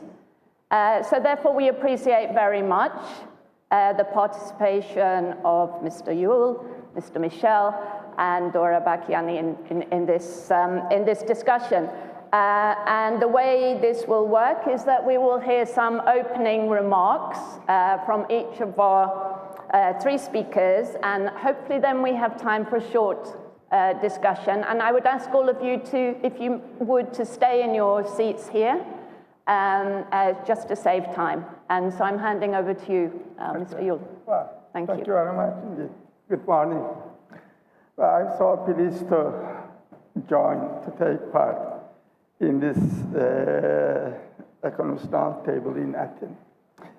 I want to thank you for the invitation and for the hospitality, and I am so pleased to share my views together with my friends, Mr. Bakiani and President Michel. I'm sure many of you know we work together, both of us prime ministers, and we had our relation very much that time. And Prime Minister Michel, when he was Prime Minister also, he was very much helpful. The past 2 days have seen heavy diplomatic traffic in Ankara. You follow this decision of consequences have been taken at the NATO summit. The future of the alliance is being reshaped. There is now much talk about NATO version 3.0. The participation of President Trump to the Ankara summit was meaningful in bridging the gap between Europe and America. I hope that face-to-face meeting, being togetherness, melted the ice. Alongside NATO, the future of Europe is at a crossroads. It's time to take bold steps. In this spirit, the relations between Turkey and the EU need to be re-examined and revived. First of all,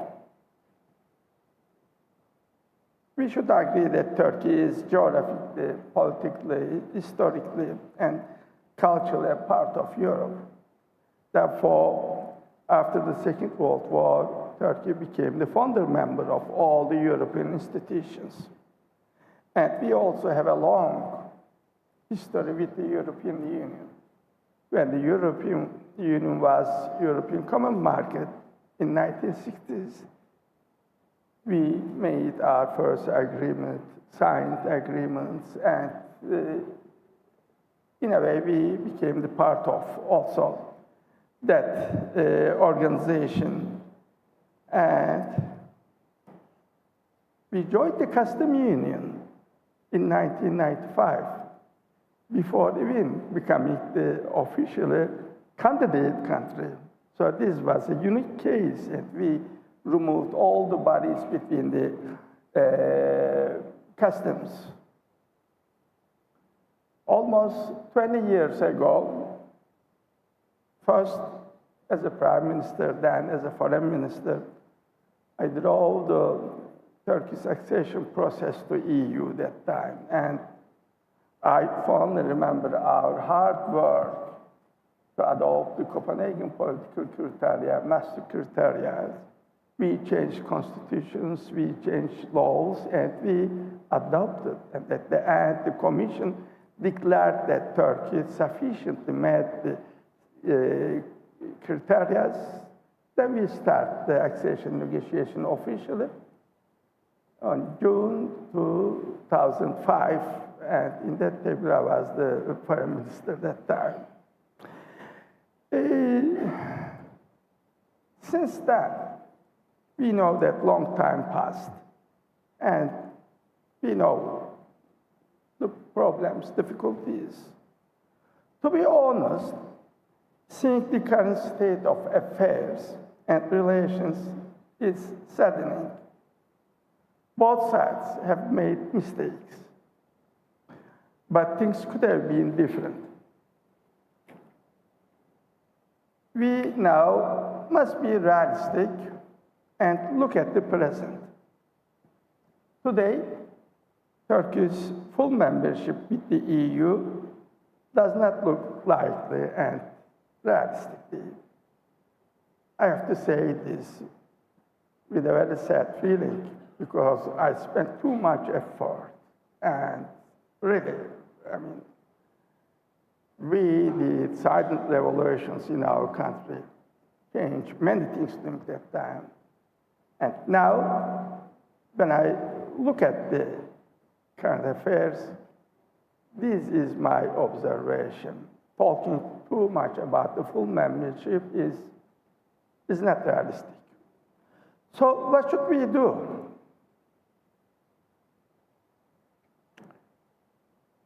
But we have to think it again. First of all, Brexit made it even difficult. Without the United Kingdom, EU cannot integrate Turkey also.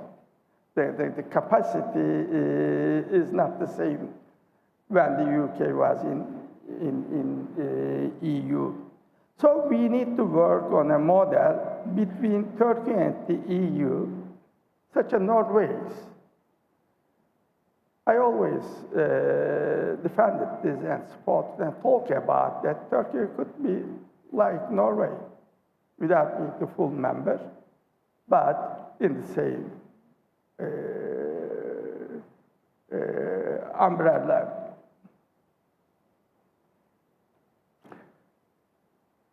Integration of Turkey with the EU on some fundamental topics is necessary. These are the economy and trade, security and defense, and people-to-people relations, especially in culture and education. Now, if I want to say a few words on economy. Very briefly, just because okay, we're in minus territory. Okay. Turkey should become a full member of common market. The relations needs to be honest. Custom union agreement needs to be updated. For instance, when the EU signs free trade deals with third countries, Turkey faces disadvantages. The third country benefits from Turkey's custom union to the EU, but Turkey does not have that advantage. You know, the President knows these things very well. We, at the time where economic protections are rising, the full integration of Ankara in the EU economy is to the advantage of the both sides. Now, our foreign trade with EU is almost $250 billion. It's almost 50%. And most of the foreign investments in Turkey comes from the EU. This means that EU's companies are functioning in Turkey. So you own the companies in Turkey and you benefit from them. So it is good for both of us. Therefore, strengthening the economic relations, it's not only the trade, also the other areas, is I think good for both of us. Defense and security. Can we come back to defense and security maybe in the discussion? Yeah, I came to that. When it comes to security and defense, the importance of Turkey for the EU is obvious.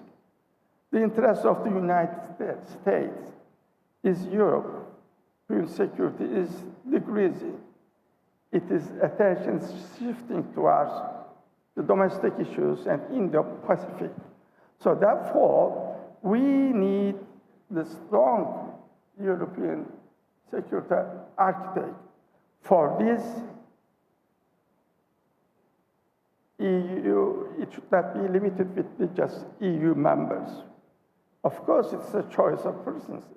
If you decide that, no, as an EU, we are enough ourselves, then you have to think to challenge the problems. But what is good is this: United Kingdom, Turkey, Norway. We are at the three corners of the Europe. And all of us together, EU, then we will have a very strong security architect in Europe. So therefore, this is essential, and being togetherness is indispensable for me. Shall we hand over to Mr. Michel? We will come back. There'll be an opportunity to come back. But thank you so much for that. And I'm sure Mr. Michel wants to respond. And I think Mr. Yul focused very much on the present and the future and where the relationship might go from here and what are the key areas of cooperation. So I just want to hear your response to that and how you see things. Oh, thank you. It's a great pleasure to be today with all of us. But first, let me start by telling you that we face a paradox. On the one hand, the world is more multipolar than ever, and on the other hand, multilateralism is weaker than ever. And because before I come to the question related to Turkey and the EU, I would like to share briefly some comments about this global picture. In fact, I see four dynamics, four criteria, four factors which are shaping the current international state of play, the current international situation. Point one, the fierce race between China and the United States, and it affects all of us, between the Middle Empire and the American first ambition, this race to be or to stay number one, it has an impact on all of us, point one. Point two, we can see that there are more and more military conflicts as we speak. Half of the world is involved in a military conflict directly or indirectly beyond their borders. That's a unique situation since World War II. And it means that the rule of law is once again replaced by the rule of force. We see unilateral action, coercion, intimidation. Point three, we see new battlefields. Of course, it's not new. We can see that territories, natural resources, we fight. We struggle to have some access to more resources.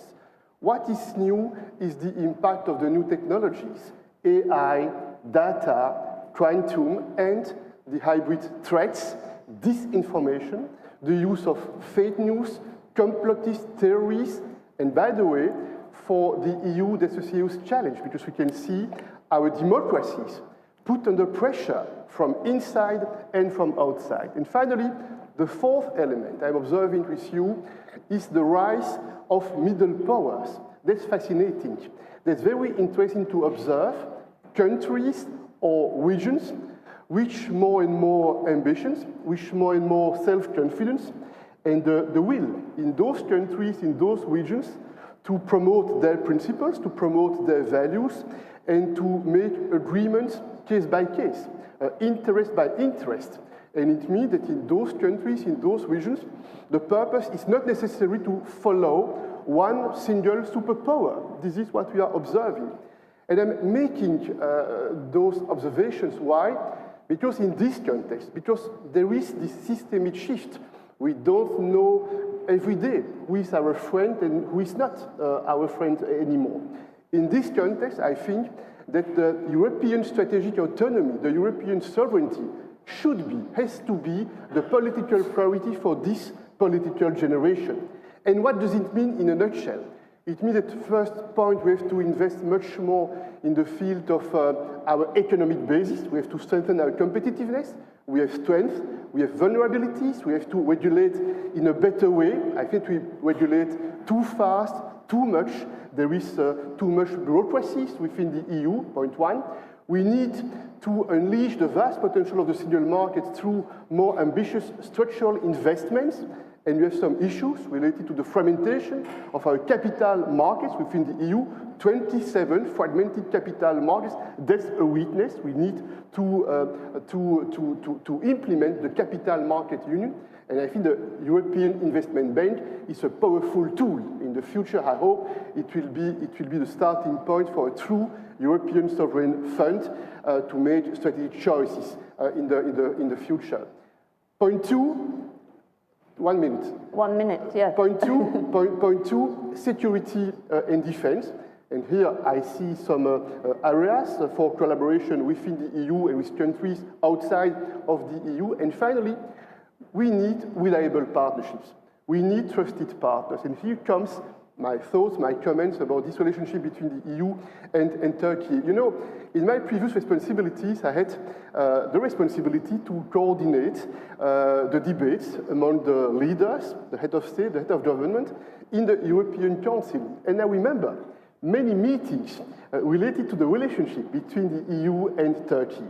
And I see the difficulties, I see the challenges, I see the differences, because we have some differences with Turkey, but I also see some opportunities, especially in the current context, because of the criteria I was mentioning before. One or two comments, and then I end my comment at this stage. First, I agree that probably there is a misunderstanding, deliberately or not, I don't know, because if the framework for our collaboration is the EU accession process, it makes our debates a bit more difficult. Why? Because it supposes this framework that on the EU side we have the hope, we have that idea that Turkey should be very close to our principles, our values, our fundamental ideas about how our institutions should work and should be. And I'm not certain that's the case. I don't blame anyone, but there are differences in that field. If the framework is a very ambitious strategic partnership, then it could be a different approach, because then it means that we have to manage in a responsible way our differences, sometimes our disputes, and to identify positive areas where we can cooperate. And I would like to end by saying that I think that the path followed by Prime Minister Mitsotakis is the right one. On the one hand, he is firm on the principles, on some fundamental values and interests. On the other hand, there is a channel of communication open to identify some areas where it's possible in the field of connectivity, investments, in the field of migration, to cooperate, to coordinate, and to have a more positive agenda between that country and Turkey. Okay, thank you. Before I come to Dora, I suppose what you said does beg the question. You said that you think the approach pursued by the Greek government over the past few years is the right one. And if you are agreeing with Mr. Gül that the existing accession process is not really appropriate for Turkey, then what is a realistic framework for cooperation? What can be achieved today between the EU and Turkey beyond that accession process? Two comments. First one, I'm saying today, that's not the appropriate framework. I don't know what will be the situation in 10 years, in 20 years, I don't know. But today, I am not certain that's the appropriate framework, point one. But point two, I think it's possible to develop a very ambitious framework in terms of collaboration, coordination, in terms of common interest. I have plenty of examples in mind, of course, in the field of connectivity, in the field of resources, in the field of defense. We need an architecture for the European security. And I can see in recent months more and more projects involving private companies within the EU with Turkish companies. And I think if we want to go further in that field, trust will be key, because in the field of defense, you need trust to work together and to develop projects together. It means that there's a lot that can be done in terms of collaboration. But let me be honest and sincere with you. Based on this experience, I also do not underestimate the difficulties because of those tensions, those disputes between Turkey and Cyprus, and because of the diverging views on that situation. And sometimes in my interaction with my colleagues in Turkey, I had the impression that there was a kind of underestimation of what is the impact on the relationship between the EU. And including a certain time ago, a few weeks ago, when the European Union makes a statement saying that the relationship between Cyprus and Turkey is central in the relationship between the EU and Turkey. That's not an anecdote. That's a very powerful message sent by the EU.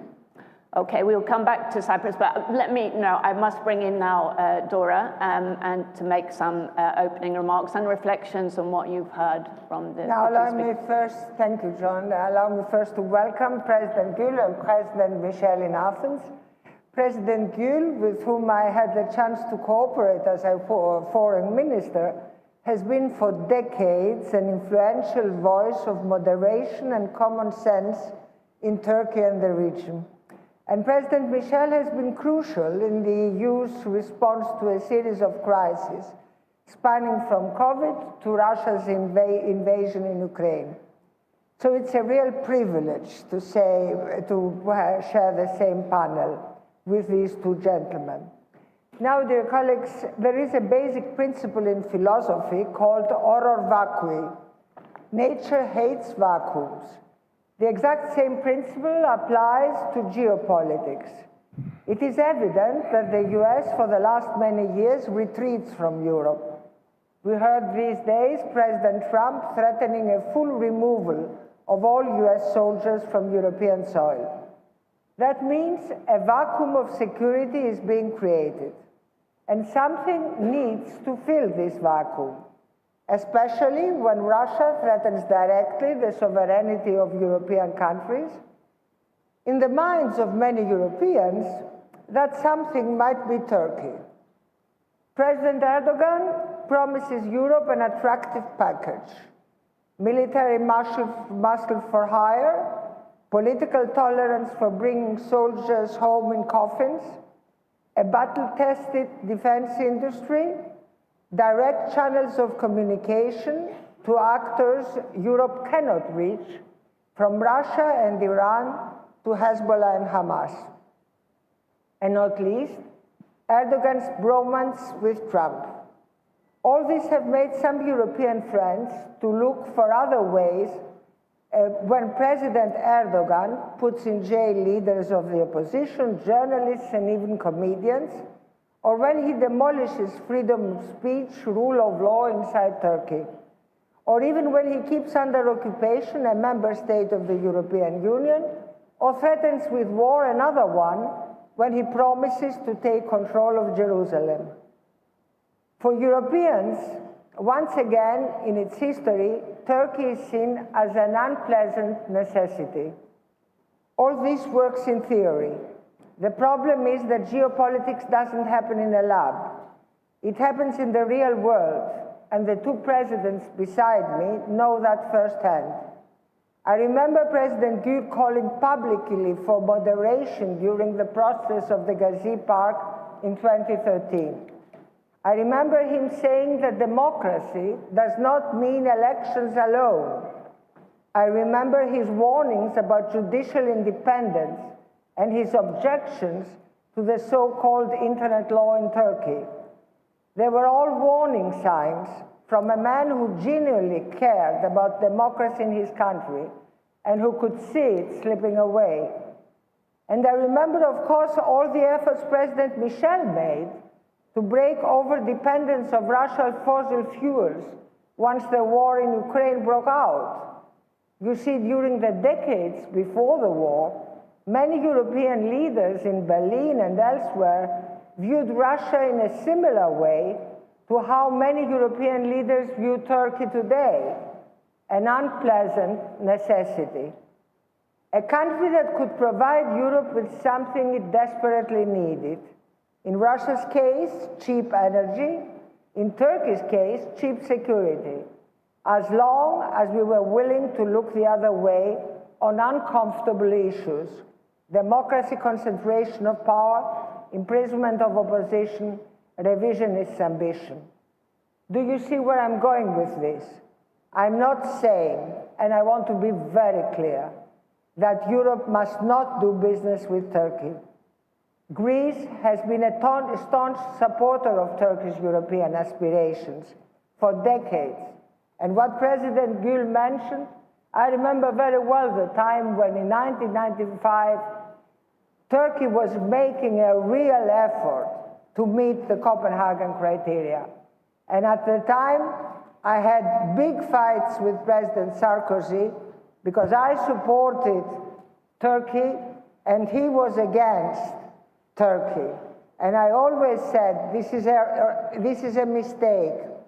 If we want to build trust, Turkey has to trust the European Union, and the European Union has to give a clear path to Turkey. Unfortunately, all this has changed today. So I strongly believe, and I will happily elaborate later, Europe and Turkey can have a mutual beneficial agreement which would require both parties to respect the rules of the game. In fact, I believe that the only way to ensure our relationship with Turkey does not become the same catastrophic fiasco of our relationship with Russia is to be open, clear, stick to our values, make Turkey understand that the rules of the game demand respect of international law, good neighborly relations, and good strategic commitment. And I am profoundly sure that this is the only way to go forward. If Europe makes the same mistake with Turkey as we made with Russia, the price will be too high to pay. So clear messages, clear rules, clear commitments is, in my way, the only way forward. Thank you, John. Thank you very much, Dora. Well, I'm put the same question to you because you've given a very, very clear message there. Stick to principles, values, and so on.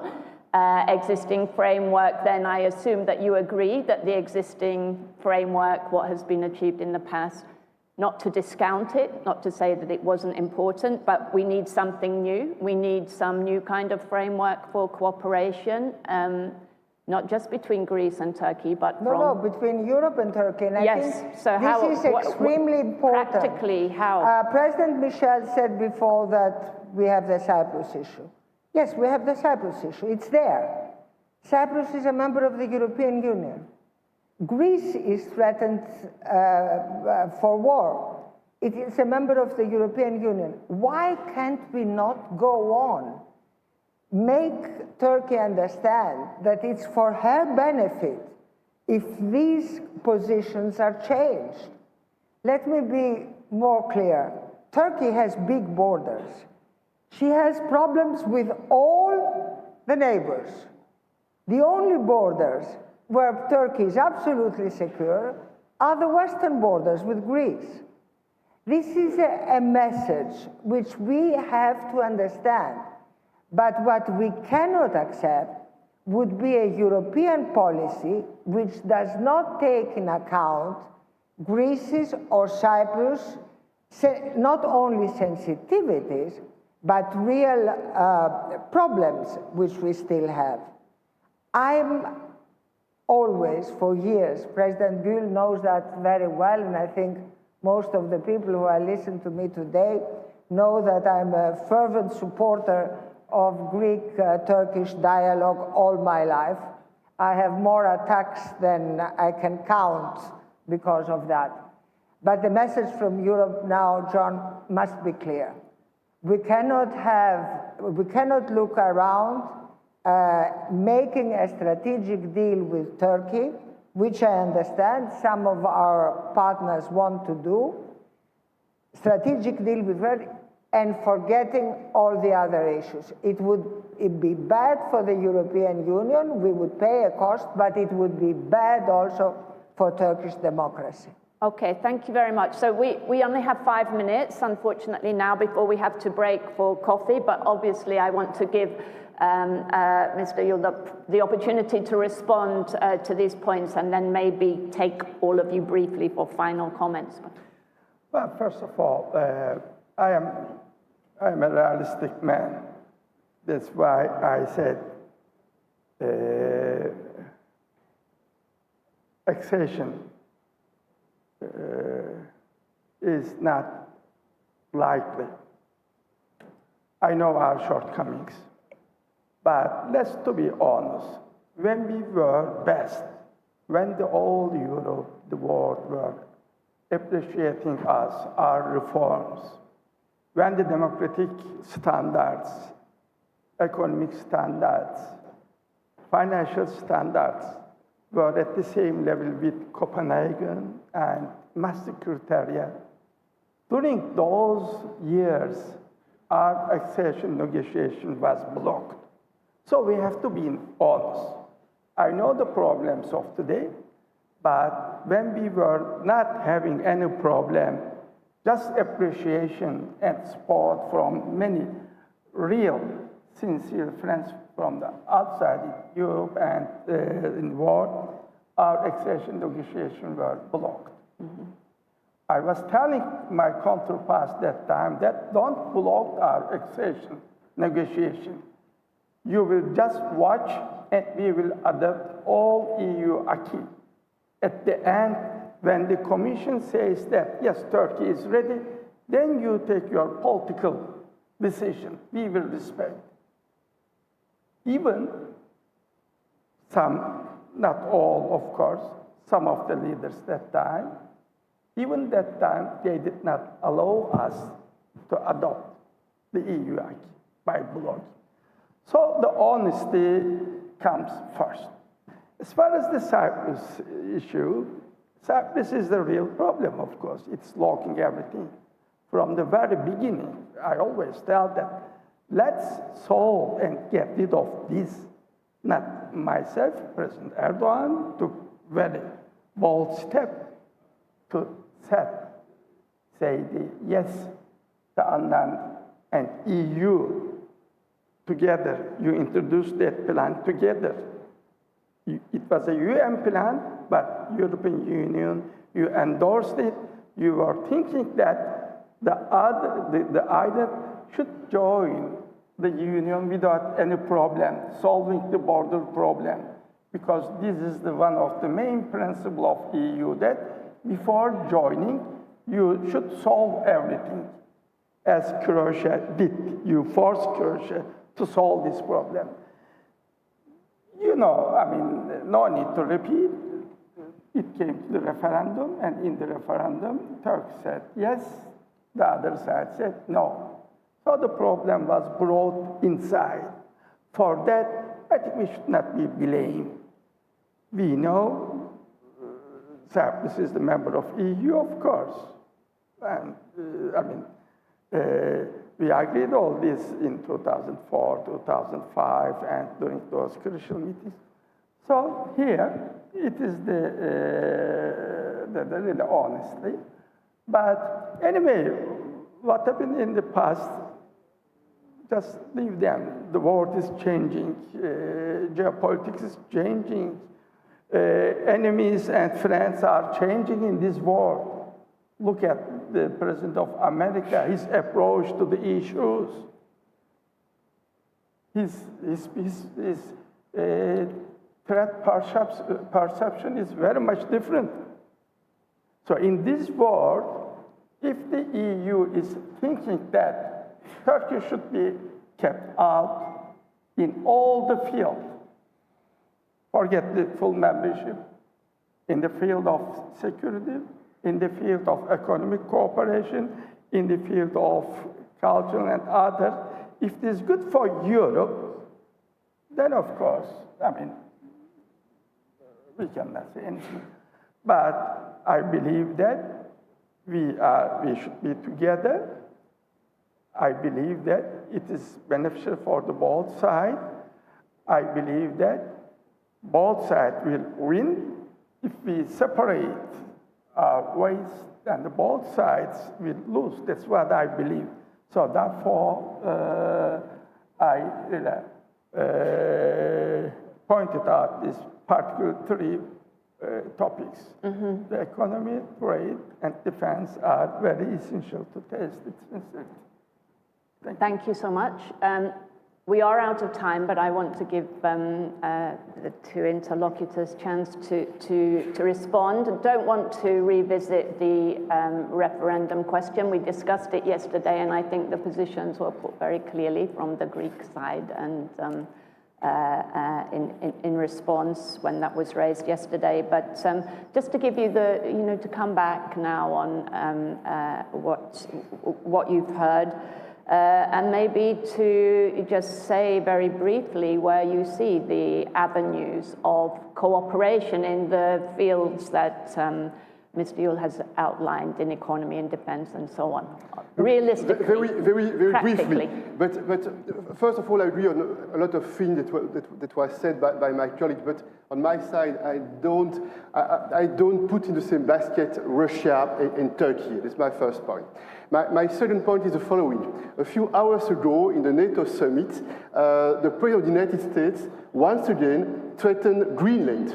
That's the world we live in. And it means threatens to take Greenland. Take Greenland. Okay. And that's the world we live in, a very complicated world. And in this world, indeed, I have the impression that we should ask ourselves what is a good deal at the international level. For me, a good deal is a win-win deal. It doesn't mean that we can solve everything immediately, but it means that we have to manage in a responsible way our differences, point one, and to identify some areas where we can cooperate in a constructive manner. And I think that's the path that we are trying to follow. And a lot will depend, of course, on the decisions that will be made within the EU, but also on the decisions that are made or will be made in Turkey. And the more it will be possible to make progress in managing in a responsible way our differences, and maybe one day in fixing our problems, the more we will develop this strategic collaboration with Turkey. And finally, my hope is that this Mediterranean Sea and the countries in that region will be more and more in the future a bridge between Europe and Africa, between Europe and the Middle East. Thank you. Dora, very briefly, because we have to go to coffee break. No, I just wanted to ask President Gül one question. Do you think... Oh, we can't have more questions. Okay.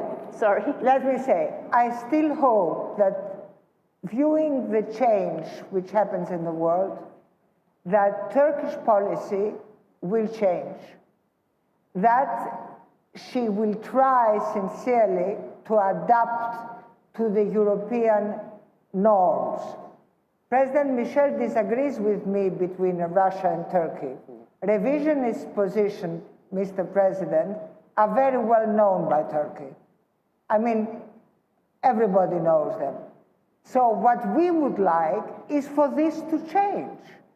so that the casus belli is forgotten, so that the revisionist statements are not existing anymore. And then the whole atmosphere would be completely different. And that's what I mean. Because today, you in Belgium or in Paris do not feel it, but ask the rest of Eastern Europe. So let me just finish by saying we have an example of good cooperation. Good cooperation with the visas in our islands. More than 2 million Turks come to the islands.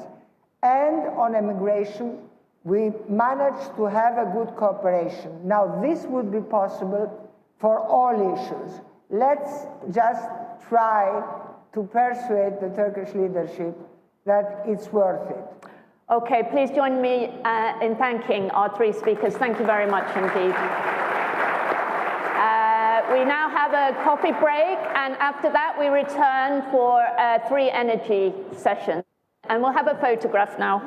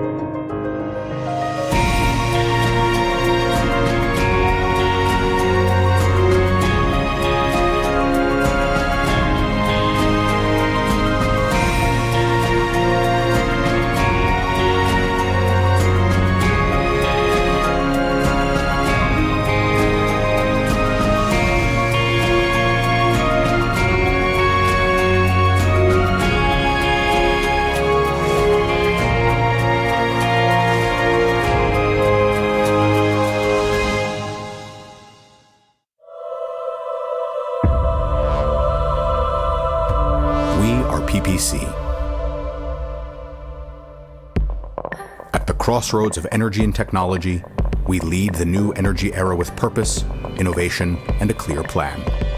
By merging energy with intelligence, investing in critical energy and digital infrastructure, well prepared to face market volatility and seize opportunities. Clean energy is our drive. A sustainable future for all is our destination.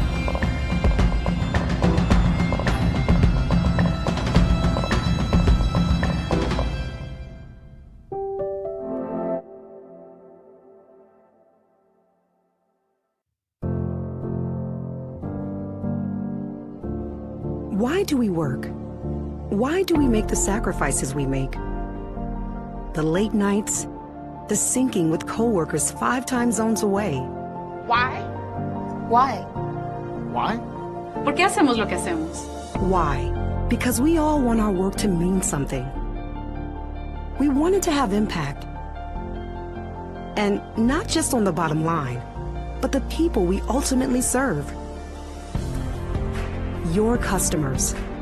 Iron Mountain knows how to make your work mean more. After all, we've been protecting your most valuable assets for over 7 decades. Who better to help you use it to unlock new ideas and insights that will not only accelerate your business, but elevate it in so many ways. By digitizing your information, securely decommissioning your IT assets, safeguarding your brand reputation, collaborating to meet your sustainability goals, and connecting your work to the world. So let's roll up our sleeves and get to it, shall we? Let's find the gold in your mountain of data. Let's elevate. Let's elevate. Let's elevate. 大家都是的嘛。让我们提升。Let's elevate. Let's elevate. Elevate the power of your work.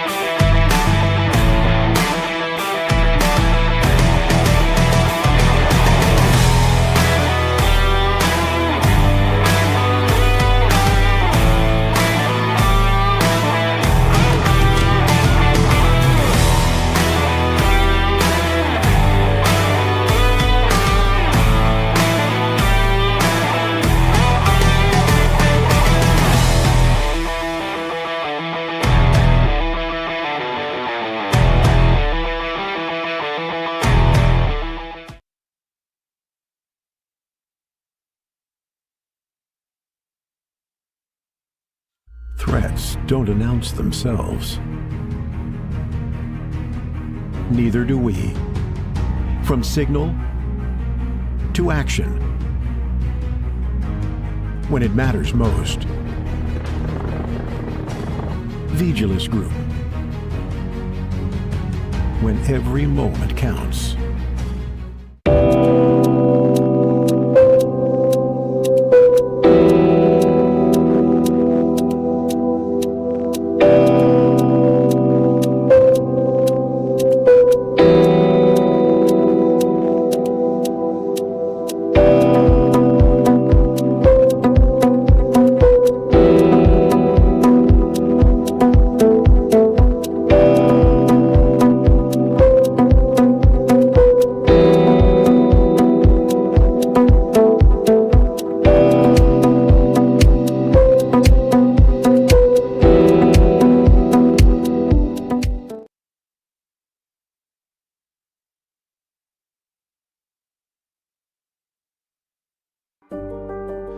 Welcome to Onyx, a fully acquired Mediterranean estate, a perfect ecosystem, integrated as one. Activated and engineered for scale, a sanctuary to reconnect with nature, a scalable real estate model, an agricultural identity that roots the project in place, shaped by climate, guided by terrain, sustainable by design. Geothermal below, solar above, two clean systems delivering zero emissions, long-term savings, and off-grid autonomy. Modular form, durable structure. Onyx delivers measurable yield and trusted hard assets. Join the pilot, shape the prototype, invest where the Mediterranean evolves. Energy is life, and DEPA is at the heart of it. From major infrastructure to homes and businesses. DEPA energizes every moment of modern living. Driven by innovation and strengthened by international partnerships, DEPA is securing the energy future of Greece and its wider region. DEPA is investing in new, state-of-the-art power generation units, ensuring system stability and boosting competition. Through investments in alternative fuels, clean technologies, and bold new ideas, DEPA is shaping a sustainable future tomorrow, today.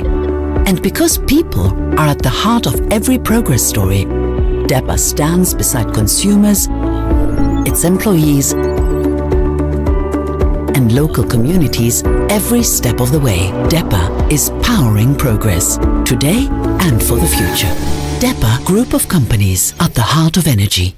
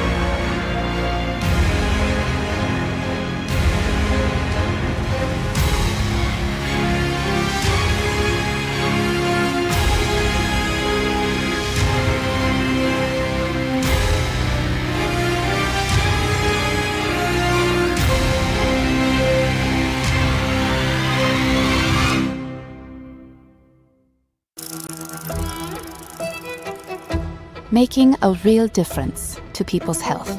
That's what drives us. We're not here to do what's easy.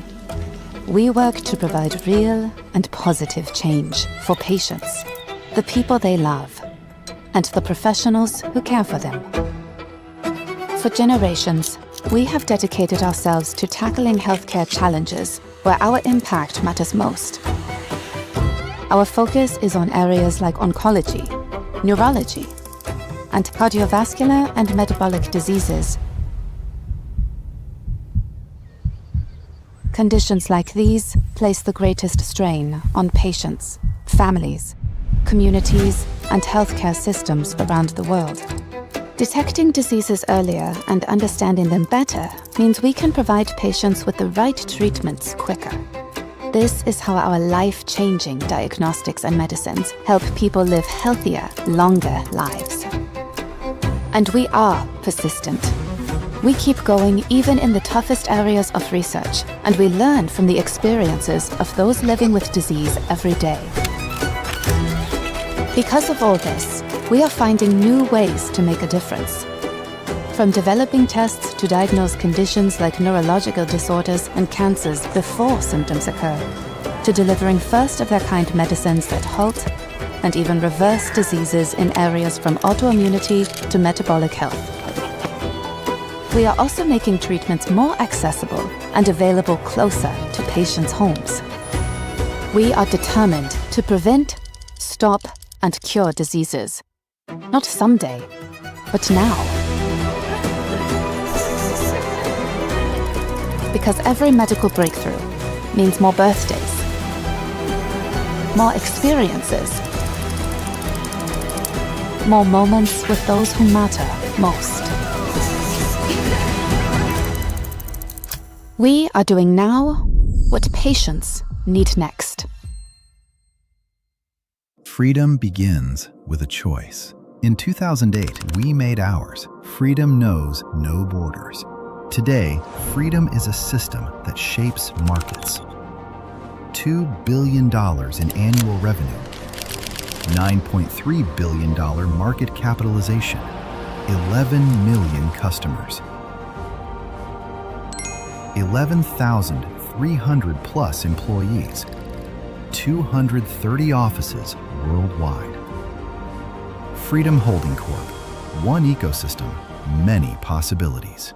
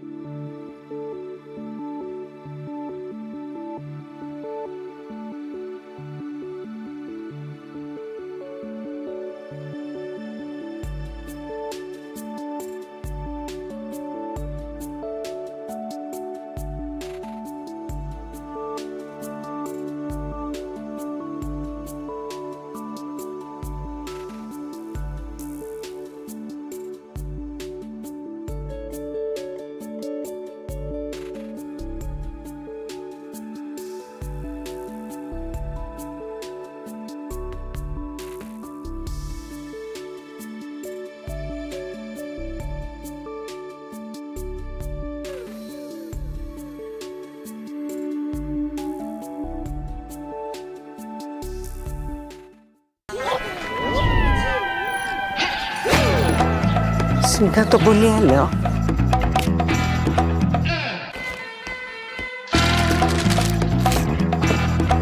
Καλώς την detective Σούλα. Πού πας ρε μάνα? Σιγά να σου πω. Άρα. Ω, γεια σας κυρία Σούλα, περάστε. Γεια σας. Γεια σας. Αυτό γιατί πάει έτσι γρήγορα? Άμα έχεις γρήγορο ίντερνετ. Σιγά το τζετ. Κατά τα άλλα πώς είστε? Σήμερα είμαι όλη μέρα στο κινητό. Σιγά την πλακοδήμορφο. Είπατε κάτι? Όχι, τίποτα. Μπράβο σας πάντως. Και γρήγορο ίντερνετ και ατελείωτο χρόνο να μιλάτε όλη μέρα στο κινητό. Γιατί δεν έχετε πια. Αφού έχουμε Nova More. Σιγά το μυστικό του κράτους. Και εμείς θα το βάλουμε. Nova More. Μια νέα πρόταση από την Nova που τα συνδυάζει όλα. Ίντερνετ σταθερή και κινητή από 36 ευρώ το μήνα και προσφέρει υπηρεσίες που κάνουν τη ζωή σου καλύτερη ακόμη πιο οικονομικά. Nova More. Τώρα είναι η ώρα για Nova. Φυσικά, Τζέσι μου, και έβαλα Nova More. Σιγά μη τα άφηνα. Check this out. It hasn't been such a long time since people first started shopping online, and it was easy to keep up with the clicks. Little by more, the clicks added up to be more than the stores, and e-tailers worked harder than ever before, because they had to keep up with the clicks. The clicks came from laptops, then tablets and phones, Monday through Sunday, office and home, 24 hours in every zone, and still they kept up with the clicks. Now shoppers ask more from the websites they're on, their language, their currency, their way, or they're gone, so you'd better keep up with the clicks. All of a sudden, there are so many must-dos if you want to keep selling, like delivery there, no there, or there. And make it tomorrow, first thing. No time for borders. Gotta stay in control to stay in the flow and continue to grow. But we'll help you. Keep up with the clicks.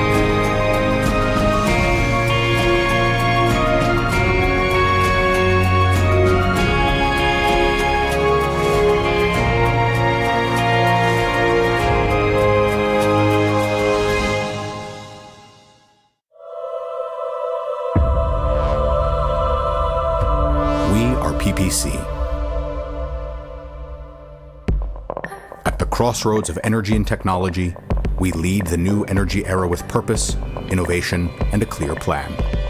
By merging energy with intelligence, investing in critical energy and digital infrastructure, well prepared to face market volatility and seize opportunities. Clean energy is our drive. A sustainable future for all is our destination.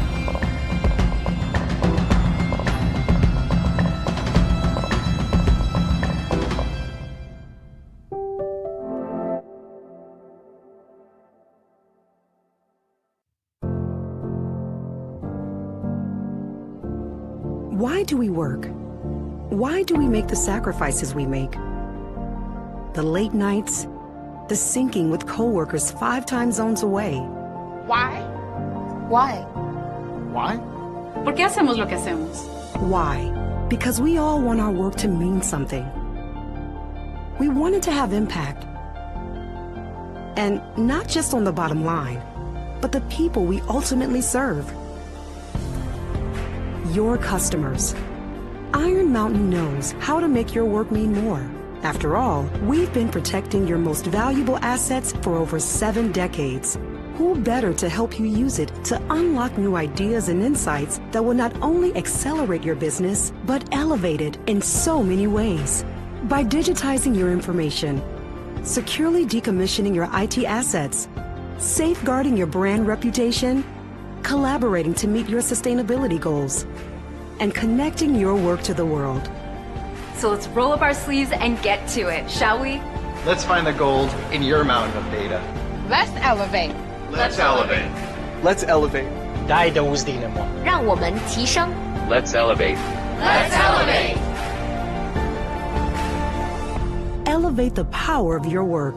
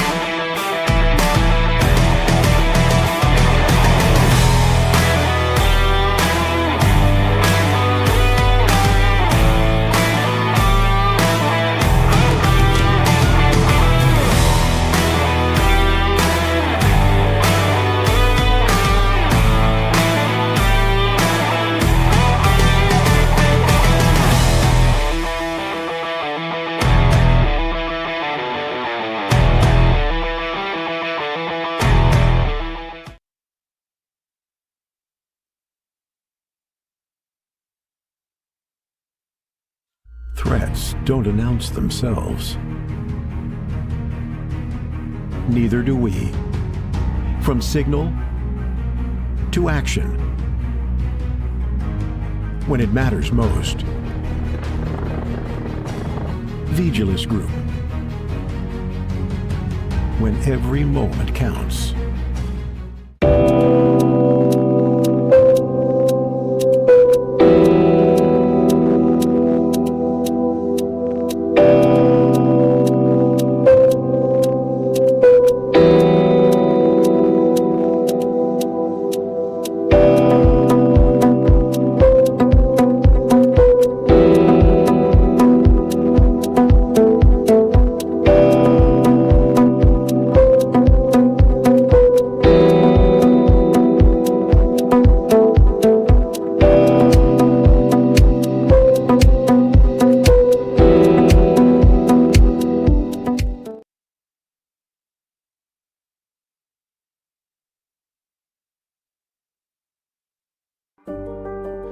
Welcome to Onyx, a fully acquired Mediterranean estate, a perfect ecosystem, integrated as one. Activated and engineered for scale, a sanctuary to reconnect with nature, a scalable real estate model, an agricultural identity that roots the project in place, shaped by climate, guided by terrain. Sustainable by design. Geothermal below, solar above. 2 clean systems delivering zero emissions, long-term savings, and off-grid autonomy. Modular form, durable structure. Onyx delivers measurable yield and trusted hard assets. Join the pilot, shape the prototype, invest where the Mediterranean evolves. Energy is life. And DEPA is at the heart of it, from major infrastructure to homes and businesses. DEPA energizes every moment of modern living. Driven by innovation and strengthened by international partnerships, DEPA is securing the energy future of Greece and its wider region. DEPA is investing in new, state-of-the-art power generation units, ensuring system stability and boosting competition. Through investments in alternative fuels, clean technologies, and bold new ideas, DEPA is shaping a sustainable future tomorrow, today. And because people are at the heart of every progress story, DEPA stands beside consumers, its employees, and local communities every step of the way. DEPA is powering. We're going to kick off the next session as soon as possible so we can stick as close as possible to time. He's here? Okay. All right. Well, we now have an afternoon dedicated largely to energy, either directly or indirectly. The next 2 sessions will both be on the potential of Southeast Europe and the Eastern Mediterranean as a dynamic energy hub. This topic has become extremely important since the interruption of energy supplies from Russia. This part of the world has suddenly become a critical hub for the supply of energy into Europe. And Greece is playing an important role in that, but so are many other countries in the region. So we're going to reflect that with the first of 2 panels that we have on this topic. And the first panel will be made up of policymakers, the second panel made up of business people and producers. So the first panel, we will be having with us, to kick things off, the Minister of Environment and Energy for Greece, Stavros Papastavrou, who is on his way into the room as we speak. But while he makes his way to us, let's bring our other guests onto the stage. They are Eva Petrova, who is the Minister of Energy for Bulgaria. Minister, it's good to see you. Take this seat. I'll have this one. Michael Damianos, who's Minister of Energy and Commerce and Industry for Cyprus. Michael, you're very welcome. Doreen Jungieta, who is Minister of Energy for Moldova. And Osama Mobares, who is Secretary General of the East Mediterranean Gas Forum. Hi. We have ample chairs, so as much seating as we need. We can stretch out. Okay, first things first, speaking of energy, we need to ration hours because we've got very limited time. So I'm going to ask you to keep an eye on the clock. If you run into the red and don't spot it, I will remind you, so please don't be offended if I jump in and interrupt. But we're going to start off with some thoughts from each one of you about this question of the potential of Southeast Europe, this region, as a dynamic energy hub. We'll go to you first, Minister. I'm reminded that you're going to be with us for the second of these 2 sessions as well. You don't have that look of dread on your face. It's going to be fine. Let's hear from you then. Your thoughts, please. Well, first of all, thank you for the invitation. We had this discussion last year when we were discussing how Greece is becoming an energy hub, moving from being one of the consumers in the energy line Back in 2019, we were importing 6 BCM, which we were consuming.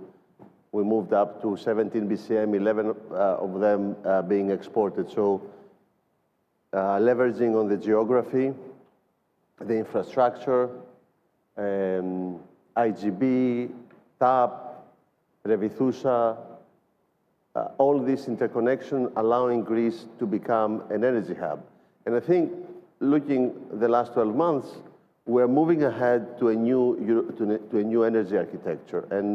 And Greece is a force in this energy new creation. What do I mean when I say a new architecture? I think for a long period of time in the East Med, the prevailing narrative was a zero-sum game. Now, with all these initiatives, the 3+1, we reinitiated the 3+1 with my colleagues from Cyprus, Israel, and the United States back in PTEC in November. And we had the second meeting in Houston 3 weeks ago. The East Med Gas Forum, where I have the honor actually, to be still the president. 8 countries, Israel, Egypt, Jordan, the Palestine government, Greece, France, Italy, the European Commission, and the US, another platform of cooperation. The vertical corridor. All these initiatives transform the narrative for the energy architecture in the East Med. We are creating a region where trade, prosperity, growth prevails, not revisionism, not coercion, not this zero-sum approach. And this, I think, is of pivotal importance, given what's going on in the Strait of Hormuz, I think, which, as Ambassador Payat said in the previous session, should be considered the new reality, the new normality. The East Med is becoming a center for stability and growth and a central role in the new European architecture. And I'm meeting with my colleagues from Cyprus or Bulgaria or Moldova more often than I meet with my Greek colleagues. Mm-hmm. We're working together. We are creating platforms of cooperation, of mutual beneficial cooperation, playing by the rules, the trade rules, the international rules, creating prosperity and growth for the region, which is not excluding any country. Let's make that clear. No one is to be excluded. What is excluded is an extremist behavior. What is excluded is approaching this in a zero-sum thinking. Mm. We want trade to override and to create a region of stability and prosperity. And I think this is something that Greece is playing a key role in this energy architecture shaping mode that we are. And I'm very optimistic about the future. Hopefully, when you have Israel and Palestine at the same table in the U.S. speaking, it shows the potential that energy has. Mm. Energy can be a bridge for the region. And I'm on time. Okay, fantastic. Thank you. I mean, I do find that interesting. I don't want to sort of wander off into abstractions, but energy is often spoken of as energy is security. Energy is also peace. And it's very interesting that you mentioned that energy is life. Energy is everything, isn't it? But while in geopolitical terms, two states can be extremely hostile to each other, energy is a pipeline through which they can find practical cooperation. I think that's a point worth making. Okay, let's move along to you, Eva Petrova, Minister of Energy for Bulgaria. Your thoughts, please. Thank you. Good afternoon, everybody. Distinguished ministers, dear ladies and gentlemen. I will join Minister Papastavro. We met last year here, and we talked about interconnectivity, about trust, about regional cooperation. And it's really nice that today we can report what we deliver on this. because actually our dialogue turned into actions, our ideas turned into particular projects, and our cooperation actually is delivering on energy security. But as you said, when we are talking about energy security, actually we are talking about economic security, resilience, and stability of the wider region. I come from Bulgaria, and what I can share with you is that in the last years, Bulgaria always seen energy security from the regional perspective. And an excellent example of this vision is the vertical gas corridor. That is a project of key importance for Europe's energy security, but also I would like to remind you that it leverages on already existing cutting-edge cooperation that we are having in our region, and that's the Southern Gas Corridor. And it is further evolving to tackle the current geopolitical challenges. In Bulgaria, we have commissioned on the 30th of June the first section. That's the part of infrastructure that connects us with Greece, and we are committed to complete the section to Romania by the end of this year. Similar approach we are applying to the east-west electricity corridors and the green energy corridors that are developing in the wider region. And when we look into Bulgaria itself, I think that what we can add to this regional cooperation is first our best interconnected transmission grids. We are also working on increasing the cross-border capacities with all our neighbors. And another benefit of Bulgaria in this regional context is actually the amazing development that we are having in adding storage capacities to the system that are benefiting the wider region. During the last year, we added to the system more than 4 gigawatt of battery storages. And I will be honest here, we have also a huge and higher ambition when it comes to storage. We are developing a pipeline of long duration storage like pump hydro, and this will potentially add additional more than 70 gigawatt hours of usable storage to the system in the benefit of the regional systems. And I trust with this, Bulgaria has all the chances to move further from its traditional role as a transit country and actually be a virtual power hub for the region, leveraging on geographical location, interconnected grid, and also flexibility and storage capacities that we add in the system in benefit of the wider region. And I really trust that this is the right way forward for all of us. Thank you. Okay, thanks very much. It's interesting that you mention your ambitions for Bulgaria as a producer of its own energy as well as part of a network. And I think sometimes there's a tension between the role that pipelines and corridors can play in transporting energy from one place through your territory to another place. But of course, the focus always has to be on your own citizens and ensuring that they're provided with all the energy that they require. Michael Demianos, Minister of Energy and Commerce in Cyprus. Your thoughts? Thank you very much. It's a pleasure to be here. So, I mean, the Southeastern Europe and the Eastern Mediterranean region are becoming extremely important, both with respect to energy security in the area, but generally on the energy front. Cyprus would like to be a contributor to this as, let's say, a reliable partner in the area. So we're moving on many fronts towards all that. Greece is an important player, an important partner for Cyprus for the obvious reasons, since ever an energy exporter these days.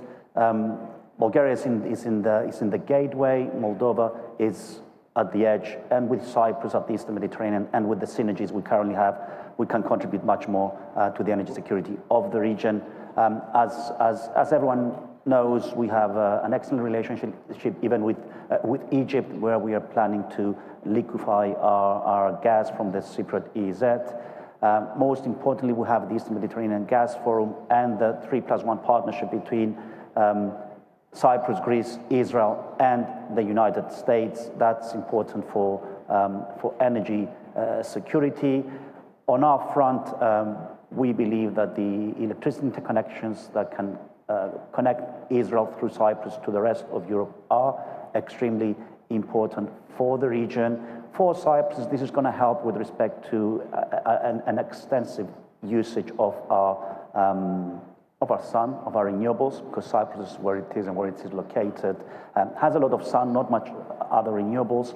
An electricity interconnector will help Cyprus' security of supply, but it will also help in exporting some of its excess energy during the day. But most importantly, I would like to stand a bit more on our exploration in our exclusive economic zone.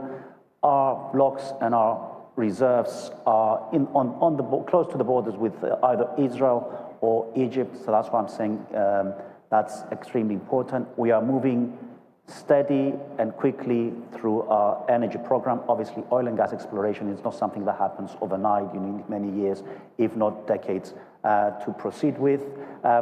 We have important energy players in our EEZ. We have Chevron, Exxon, Total, ENI, have their own findings and their own procedures with respect to proceeding. We are hoping for first gas from the Cyprus exclusive economic zone in the first 6 months of 28 from a small block that gas will be flowing to Egypt via pipeline for liquefaction and then sail to the European market. And that's very important because the EU will be selling its own gas into its own market, small reserves, but still that's extremely important for the area and for Europe and for Egypt and for the oil and gas companies.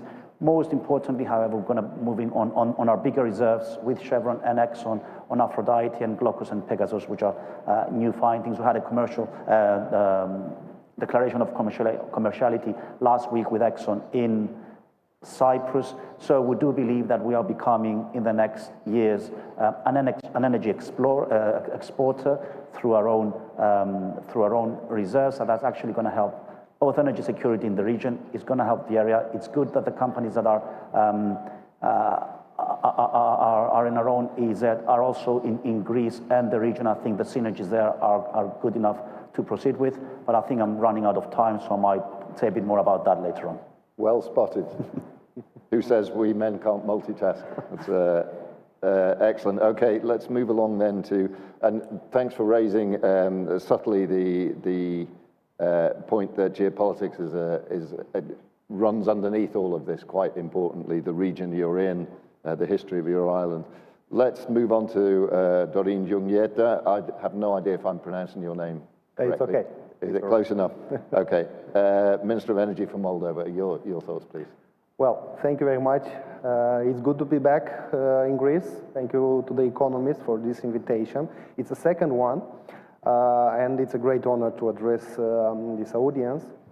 Well, the energy landscape of today clearly shows that we are living and we are seeing the interdependencies more and more often.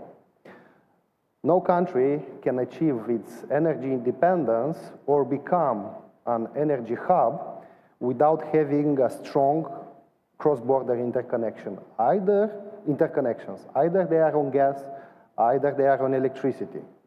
So to become an energy hub, we need to work together. And I remember one of my first meetings here back in Greece when we initiated the discussions about the valorification upgrade of the vertical gas corridor, and seeing this week announcements about the capacity booking, which gives encouragement and shows that whichever decision were taken and political support which was on the table, it shows and it starts to yield in good results. And definitely it will help to valorify the existing infrastructure. And from valorifying the existing infrastructure, we will be able also to have the finance, or part of the finance, to build also additional interconnections. But the energy hubs should not be, in my opinion, the ultimate goal. The energy hubs, via the investments in the cross-border interconnections, in power generation, either it's coming from renewable, from gas to power, from nuclear, The ultimate goal should be the so-called areas of economical and social development, of social and economical growth. We all see how the Europe map looks from the satellite in the evening. So that's one of the examples of where regionally we can drive the electrification. And as I said earlier, it's very important that the energy hubs are being converted into economical area of development. I remember yesterday discussion or yesterday intervention of Madam Anne Applebaum about Europe's energy sovereignty being a test. And amongst the other 4 or 5, energy was, she mentioned, in fact, the first one is the energy. And the aim of the energy cooperation, regional, Europe-wise cooperation, is to consolidate everybody's resilience. In Moldova, since the last year, and as we speak, we are commissioning now the first major infrastructure interconnector with Romania. And about 2 weeks ago, we signed the contract, the EPC contract for the second one. Because we are also aware that if our infrastructure is weak, also the neighboring country will have certain challenges, Romania and Ukraine. And an example of regional cooperation in a crisis, where also the 2 moments, the one in 31st of January, when we had a partial blackout in the country, and the one in 23rd, 25th of March, when our infrastructure located in Ukraine was attacked by Russia. So we have 2 very good examples where by building additional interconnectors, by strengthening the cross-border infrastructure, this will help to increase the regional resilience. Okay, thank you very much. It's interesting that you raise Ukraine. You're probably uniquely placed to reflect on lessons learned from Ukraine's experience, but maybe we can come back to that. Yeah. And speaking of coming back to things, I'm going to have another go at inviting you in the audience to put questions. You're now fully caffeinated, so there are no excuses. So I will hand over to you, but only when we've heard from our last panelist. Osama Mobaris, you're the Secretary General of the East Mediterranean Gas Forum.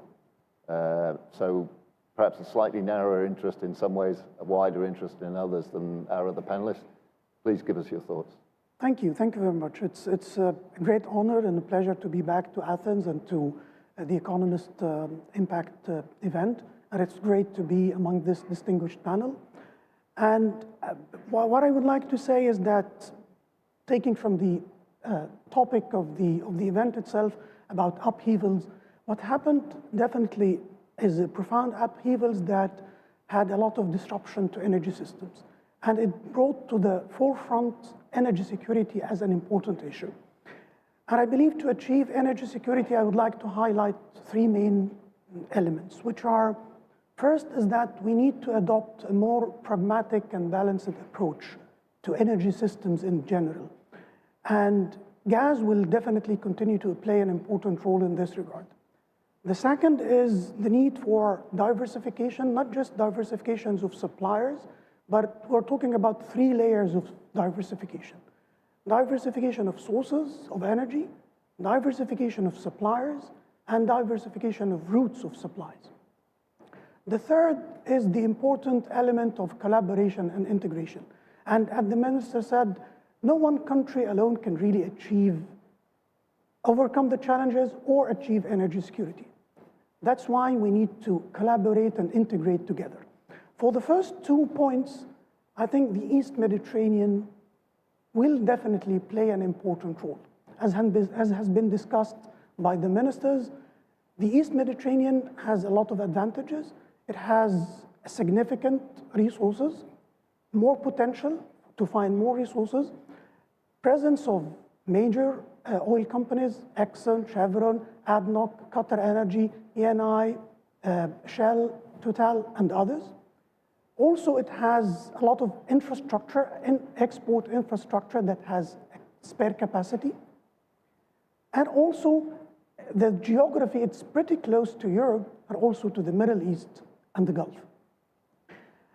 And for the third element, which is collaboration and integration, I would like to maybe elaborate more about the East Mediterranean Gas Forum, which is a platform of governments, producers, consumers, and also transit countries.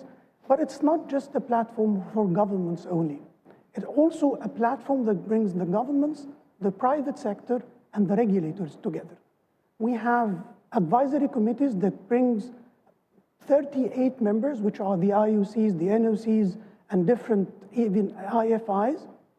And as Minister Papastavro was saying, we just had last month our ministerial meeting. It was presided by Minister Papastavro. And during that meeting, the countries reconfirmed their commitment, not just to the EMGF, but collaboration. And I think political will and political commitment is very important to this kind of integration. And also, before the ministerial meeting, we had also the governments and the minister were sitting with the private sector, again, which is an important element of the EMGF convening power. And this is not just discussion or theory, but we already have examples of this. Some of the examples were mentioned by Minister Damianos about the collaboration between Egypt and Cyprus, which is win-win, definitely. Also, we see gas already flowing within the region, some of it for the domestic consumption, but also some of this gas is being re-exported.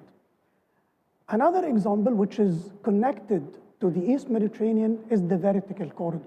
And I think we're having the ministers of Greece, Bulgaria, Cyprus, and Moldova in this panel is very important. How the East Med with Southeast Europe can work together, not just for more supplies, but also connecting the Gulf to Europe eventually, which is, again, it's win-win and achieving energy security. Okay, wonderful, thank you. As promised, I'm itching to ask my own questions, but I'm going to hand over to you in case there are any questions from the audience. We do have a roving mic. I can't see any hands up. Okay, back to me then. Goody. We've been talking a lot about ambitions, plans, aspirations. Some concrete projects have come up, but clearly we're in the process of a transition. We haven't made a transition. We're in the process of one. So what I'm interested to get at is the pace of that transition, how quickly we're progressing towards an integrated, complete, operating Eastern Mediterranean energy hub. So I'm going to start off with you, Minister Papastavro. You mentioned that you were here last year. How is what you said this year different from what you said last year? What's changed over the course of the year? Things are moving very fast. Things are moving fast.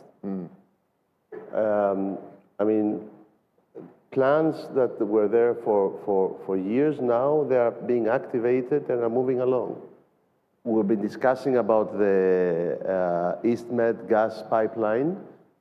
In the underlying logic, which is bringing the Middle East into the Southeast Europe, is happening with a different means. Michael said it. We are going to have natural gas from Cyprus going to Egypt. You are having pipeline from Israel going to Egypt, Cyprus to Egypt, and depending the decision of the company, of the private companies, maybe through the vertical corridor to Bulgaria, Romania, Moldova. This is happening. Things are moving ahead, and the critical thing is to create a discourse of a cooperation, a discourse of trade rules being observed, a discourse of this not being cannibalized by geopolitics, but the other way around. This to transcend animosity. Yeah. This to become the driver. Is that something you're saying should happen or is happening? I mean, it's happening.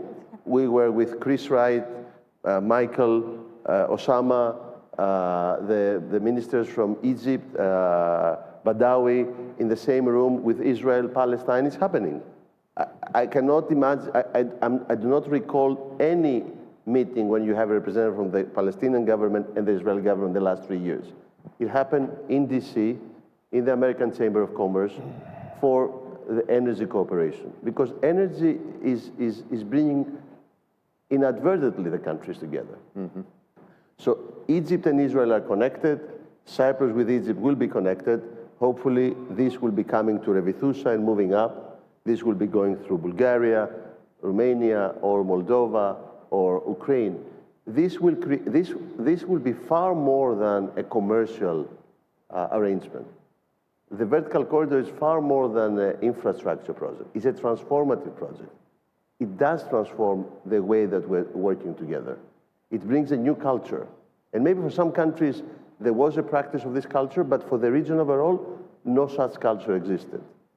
We've been divided by books of history, by geography, by ideology, and somehow energy is bringing us, it's like you have a part of your body that this artery is reviving. Right. And we all see the benefits of it. When it first started, everybody was a bit skeptical, so this thing doesn't, everybody together, but not for my interest. Now we see that together we stand to win a lot more. We should remember that a lot of the impetus for this development, very positive development as you're describing it, came from the disruption of supplies from Russia. The weaponization of energy from Russia, exactly. So how much of this do you think would have happened had Russia not invaded its neighbor?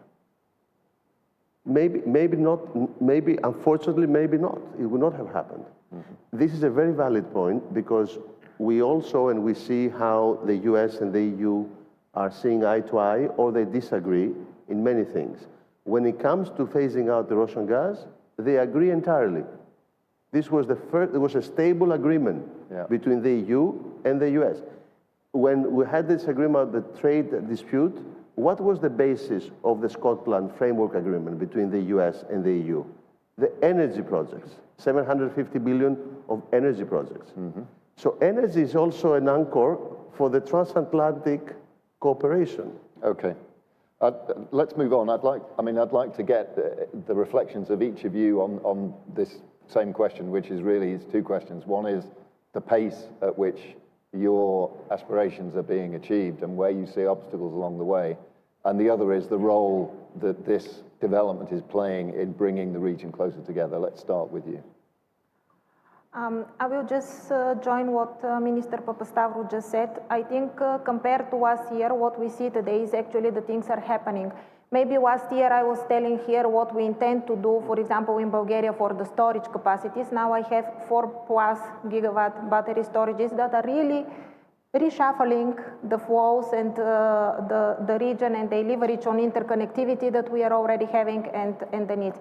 The other thing I truly agree is this shift of perception of energy security. What we started to discuss, like just guaranteeing the security of supply, starting from phasing out Russian supplies, actually now is embedded in the larger dialogue about economic security, competitiveness, resilience of the region.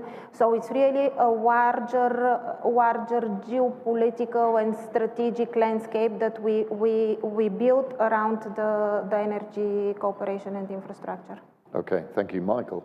Yeah, so I think generally with respect to pace, something that I mentioned in my initial intervention is energy takes years to develop. So it's a very geopolitical, geostrategic, but also technical piece of how the world works. So I think we're actually moving in good pace. An example would be you had, let's say, commercial discovery from our Exxon Qatar Energy fields in Cyprus. They're going to have first gas in 2033, and that's fast. That's in 7 years' time. But in oil and gas, this is quite fast. So I think the pace is good. I think we're getting where we need to be getting. It's just that in this type of projects, you really do need patience from the people, and you need to stick with your strategy, because if you move away from your current strategy, there's only going to be delays. And I think generally with the overall cooperation in the area between the countries on this panel, and generally with the rest of our friends in the area, if you follow the strategy, then we are on time, these are the timelines, and we are proceeding with everything. Okay, Doreen. Well, I would like us quickly to analyze two situations. An interconnector, 150, 170 kilometers interconnector, in Europe, the benchmark is being built between 5 to 7 years. The pace of building renewable, to build a wind farm, it's taking 36 months. A solar park in Moldova, there is an example, it took about 9 months. Battery storage, even quicker, 6 to 9 months as well. So I believe that the piece of building the infrastructure required to integrate these renewables, to integrate gas to power sources, it must be more or less mirrored. It's true that COVID, the Russian invasion in Ukraine, and as well the Hormuz Strait, they posed a lot of logistical constraints. We've seen that since COVID, many manufacturing companies, transformers, turbines, the companies are not keeping the spare parts anymore or the equipment in the warehouses. You need to order it.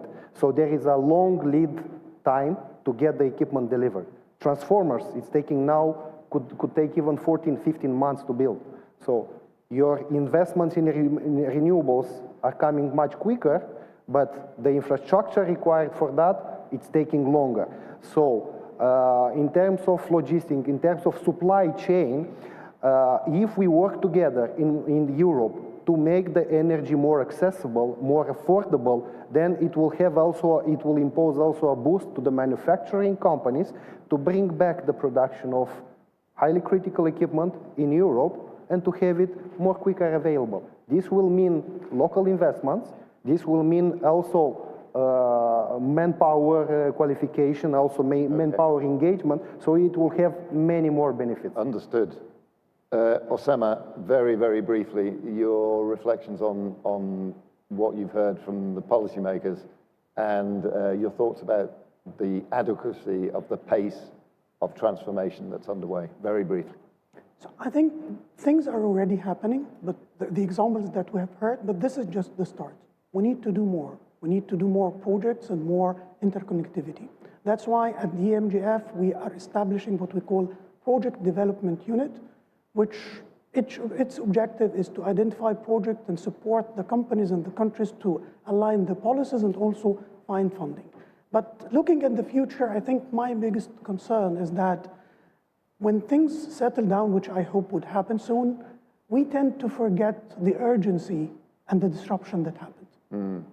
Fortunately, or luckily, we have not seen the worst of this disruption.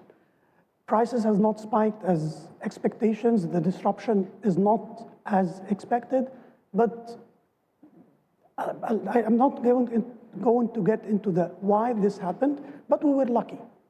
So we don't want this to make us forget that we need to do more. We need to go back to the old energy systems. Okay, an excellent thought to finish off with. Thank you very much, Madam, gentlemen. Minister, you're going to stay with us, but please join me in thanking the rest of our panel as they leave the stage. Thank you.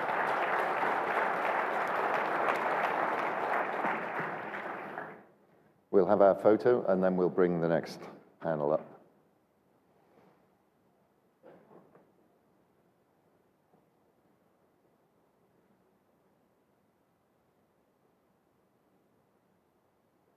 Right away.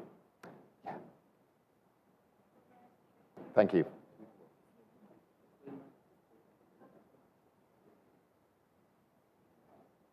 Okay, I think we get just a taste there of the complexity of the policymaking challenge that these gentlemen and regional governments face. But we're going to move on now to talk with business leaders, so we're going to get the corporate view from energy producers, energy generators, and distributors. And so I will invite them onto the stage. Now, I know Alice was unwell yesterday, so I hope she's feeling better today. You are feeling better, evidently. Excellent. Well, welcome then Alice Wells, Executive Vice President of ExxonMobil Europe. Mateos Rigas, who's Chief Executive of Energian. Would you like to take a seat here, Alice? And then we can stay in order. Maria Sferuza, who is Chief Executive of DESFA.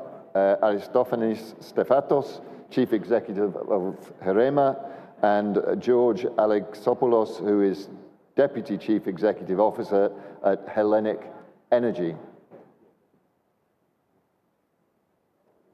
It's good to have the minister deputizing for me and greeting everybody onto the stage. I quite like that arrangement. Maybe we could make that a permanent position. Excellent. Well, I hope you all heard the discussion we were having. Very brief, very truncated. Unfortunately, the same rules apply to this session. We don't have a lot of time, so we're going to move quite quickly. And I'm going to start with you, Alice. You're exploring, not you personally, your company are exploring properties in the basin, in the region, here in the Eastern Mediterranean. Tell us your reflections on the role of the Eastern Mediterranean as an energy hub and your role within that. No, thank you very much for the opportunity.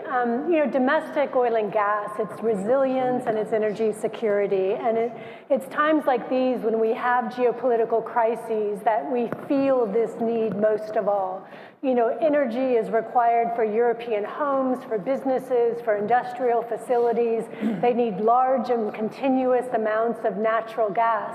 And if you look at Europe, currently about 58% of Europe's energy mix is oil and gas. And almost all of it is imported. 97% of crude oil, 88% of gas. And if you look ahead to 2050, the picture is not going to change that dramatically globally. Globally, over 50% of the energy mix will still be oil and gas. And even in Europe, the most forward-leaning continent when it comes to GHG reductions, is going to be importing about 166 BCM of gas, about 5.1 million barrels a day. So about half of what it's doing now.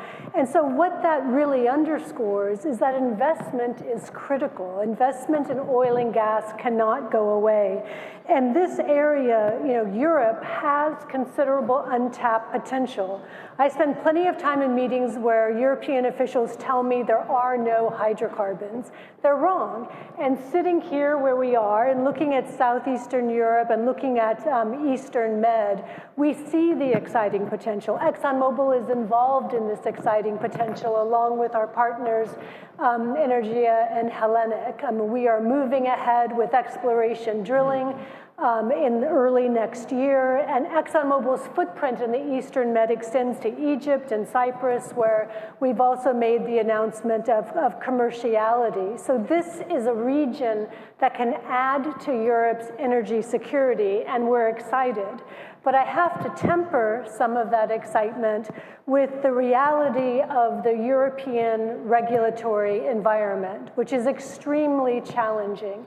And unfortunately, some people don't view indigenous production as the incredible resource and tool that it is. Instead, they view it as something that needs to be punished or eliminated. And if I could point to a couple of examples, unstable fiscal or tax regimes, the Net Zero Industry Act legislation, which, for a good purpose, carbon capture, imposes a retroactive tax on oil and gas companies, telling them that they have to provide a service for which there is no market currently.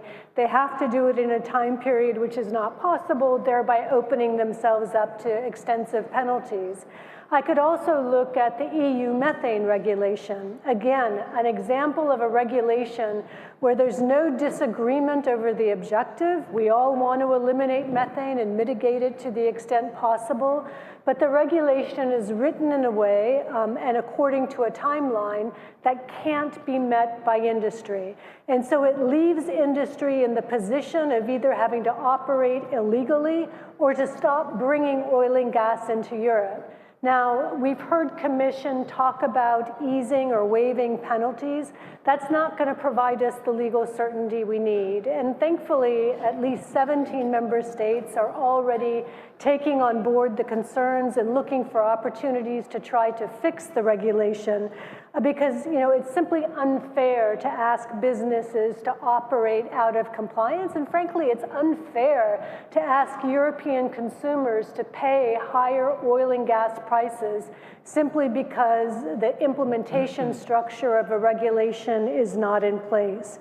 And so I guess, if I could make my plea to policymakers, particularly in Brussels, but also member states, and I have to say we have excellent collaboration with the governments of Greece and Cyprus, who have been, putting maximum effort in this collaborative effort to bring new energy resources to the region.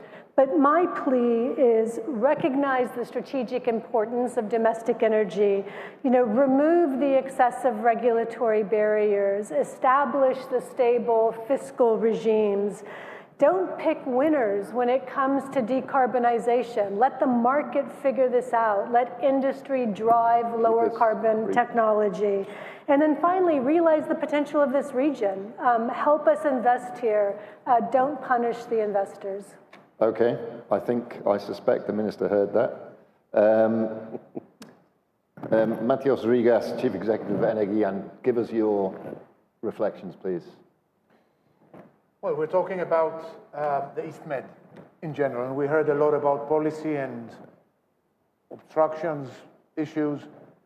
Let's take a look at what has happened and what is happening in the regions that we operate. In the end. Yeah. Energean, and of course we're nowhere near the size of Exxon, has invested in this region $3 billion in the last 5 years.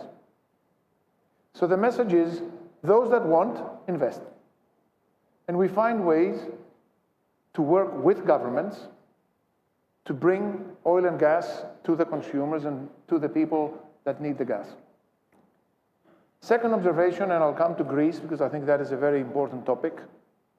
When we took over the only production in Greece back in 2006, and we were talking about oil and gas in Greece, people thought that we were crazy and nothing would happen, and why are you wasting your time? As we heard before, there's no oil and gas in Greece. That's what I was told from people around the country. And fast forward to 2026, together with Exxon and Hellenic, and with the huge support we have from the government, February 2027, we're drilling the first deep water exploration well in 40 years in Greece. The first well that is targeting a structure which is 1,000 square kilometers. Put it in perspective, start from where we are in Lagonisi, go all the way to Marathonas. Imagine the region of Attica. This is the structure we're going after. A structure that has 200 BCM potential. And I use the word potential because I don't want to raise expectations with a 16 to 18% chance of success. But it's worth exploring. Mm-hmm. And together with our partners, we will drill the well. You asked in the previous panel about pace. Let me talk to you about pace. November, during PTEC, presence of Chris Wright, Doug Burgum, the ambassador of the United States in Greece, Exxon, Hellenic, we signed together the agreement. The government, in record time, approves the agreement. 2 months later, we sign a drilling contract. February 27, we have the first well. So this is pace. Mm-hmm. And sometimes I'm a bit pushy with Exxon because they are much bigger than us, so they need somebody like us to push.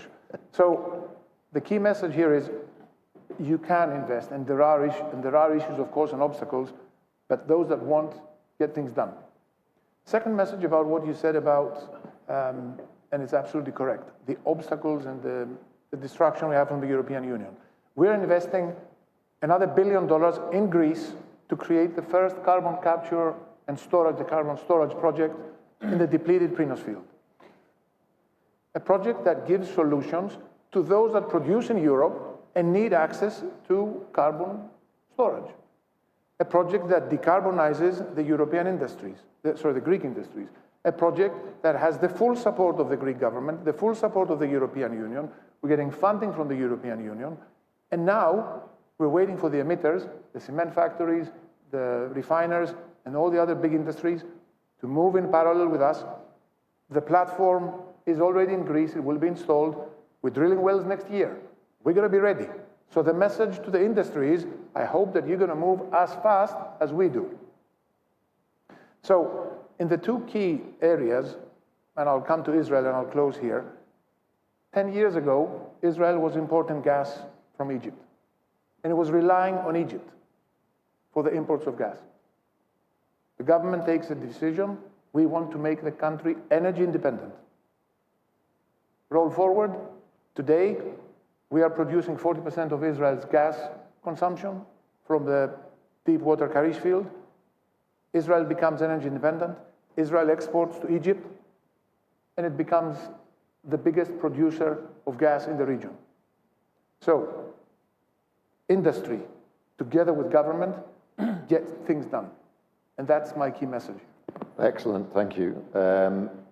Maria Sferuzza, Chief Executive at DESFA, your reflections. So you move to the midstream.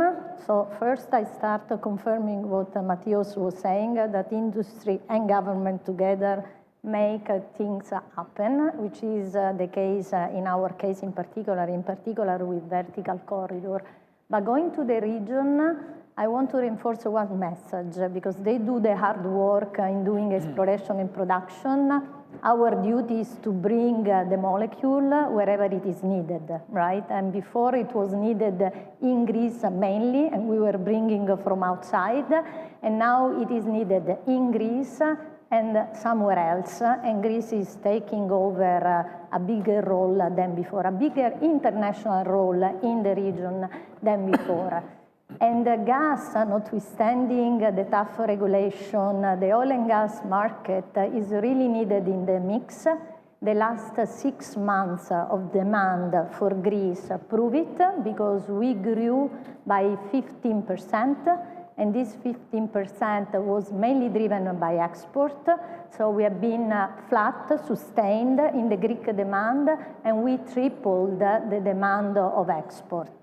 This means that gas is a critical factor in the mix, but is also a critical factor in the integration of the region, right? There are various ways to integrate the countries, but the gas is a critical element there. Now, if we move into the vertical corridor, because I think the tool, but in reality the strategic initiative that further prove that gas is a critical element and Greece is a critical player in this strategy. We had the annual auction on Monday, which was very successful. We were expecting to have a kind of 30% booking of the capacity. We ended up at over 45% for the next 4 years. And if I go back to the regulation, it's maybe Europe is the toughest continent to work with from a regulation standpoint, and it requires a lot of patience, right?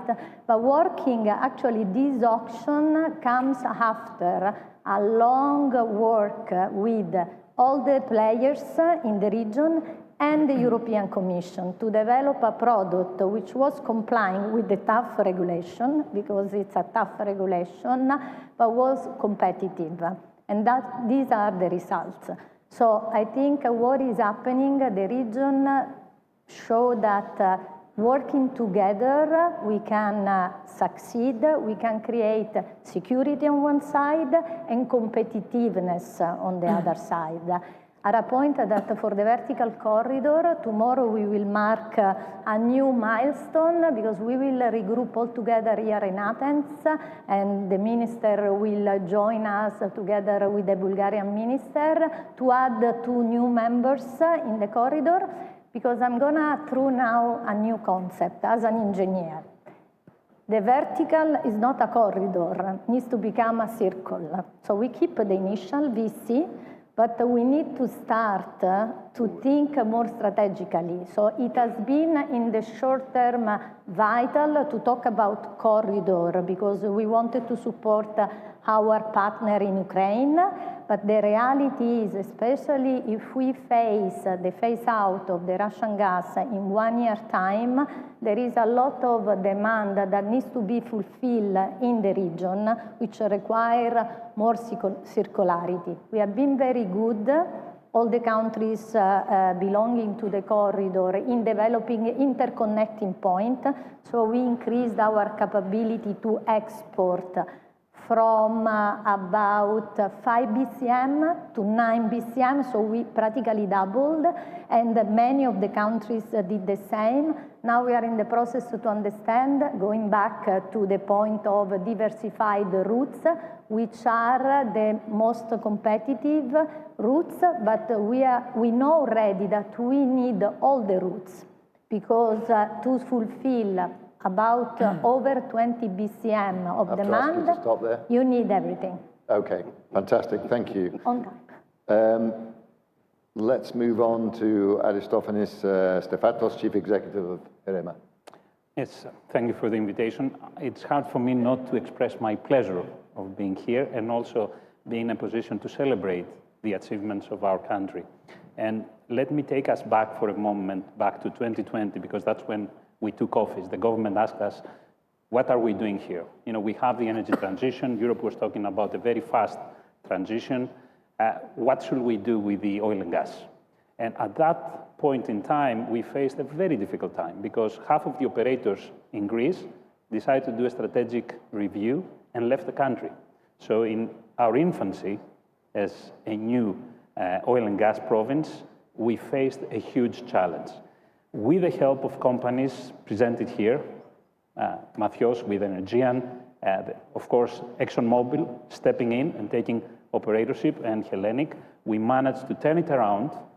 And very recently, we celebrated the entrance of Chevron as well, doubling the exploration acreage. And as Matthew pointed out, a first exploration well being drilled after 40 years in Greece.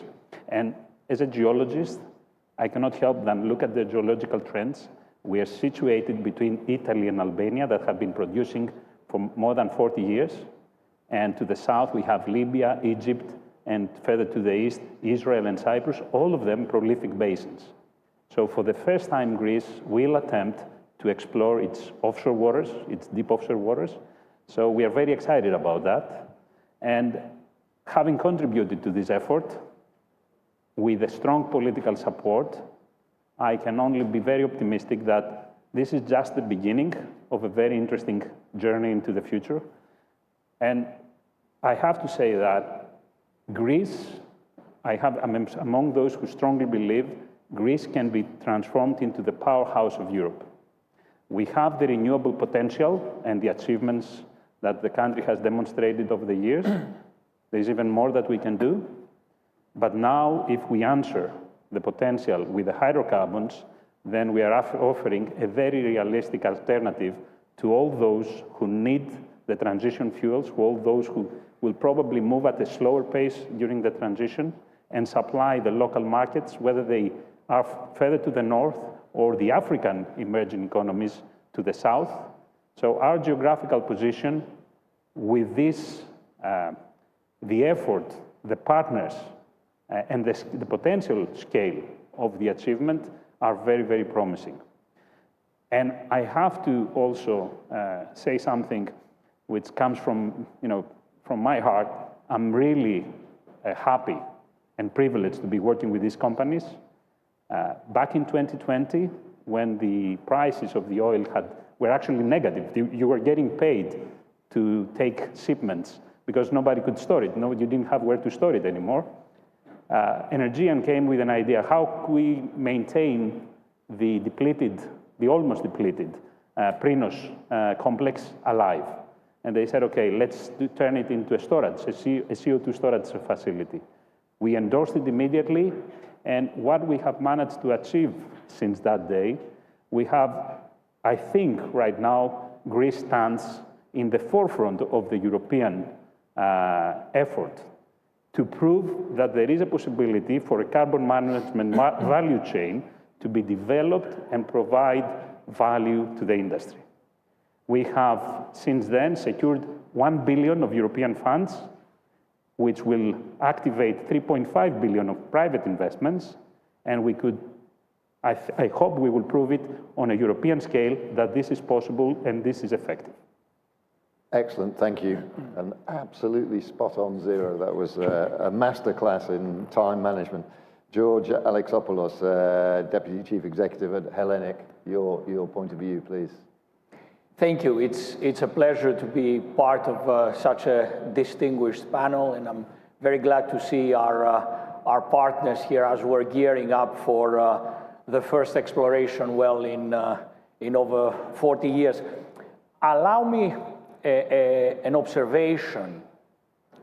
We shouldn't have to have two major geopolitical crises, the invasion of Ukraine and the ongoing Gulf War, to realize the importance of security of supply and cost together with the energy transition. But we did. I suppose we have to learn from it and see how we move on. But that shows us how important the diversification of supply sources and routes is.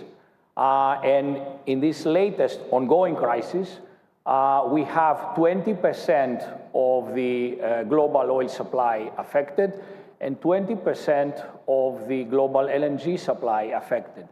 And yet, we haven't seen the kind of price increases we would be talking about if we were asked hypothetically that this thing was going to happen. And we certainly haven't seen any major shortages. That shows the resourcefulness and the resilience of the industry. And it's impressive how immediately pipeline capacity was increased, new export routes, including by truck, believe it or not, were activated, how storage was used in far-flung places by producers who had the foresight to place it there. So we must say that we are coping very well with the ongoing crisis, and the industry is already making plans for more permanent solutions. I bet you there will be new pipelines crossing the Arabian Peninsula, and I bet you there will be hydrocarbons stored far away from the production sites and closer to where the customers need it. I heard Alice very carefully talking about the impediments of regulation and how these could present significant setbacks in the progress we're trying to make. I will talk a little bit about refining. In the last 15 years, about 30% of Europe's refining capacity closed. Mainly, not exclusively, but mainly because the increased regulatory and compliance cost. And that has a clear effect on resilience and ability to withstand crisis. I'm pleased to say that, we're there.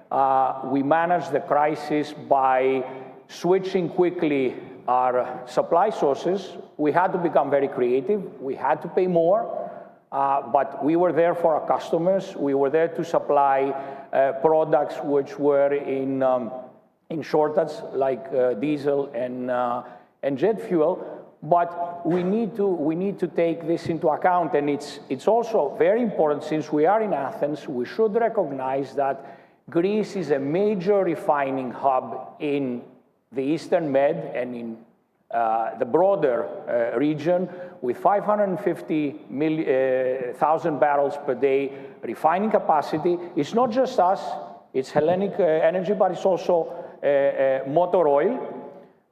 We cover fully the needs of the Greek market, and we also provide 20 to 25% of the Greek exports. So I think this is an achievement worth celebrating. Okay, wonderful, thank you, and thanks for those points. We don't have a lot of time, and I do want to finish off with the Minister. I want to give the Minister an opportunity to respond to an awful lot of things that you've heard. Before I do, I want to ask the sacrilegious question, and I want to ask Alice to respond. It's unfair, I know, but I want Alice to respond on behalf of the industry as a whole, not just you guys, but everybody in the world. And that is, you mentioned, Alice, that you expect oil and gas to be supplying 50% of global demand by 2050. Why is that number so high? Why isn't it zero?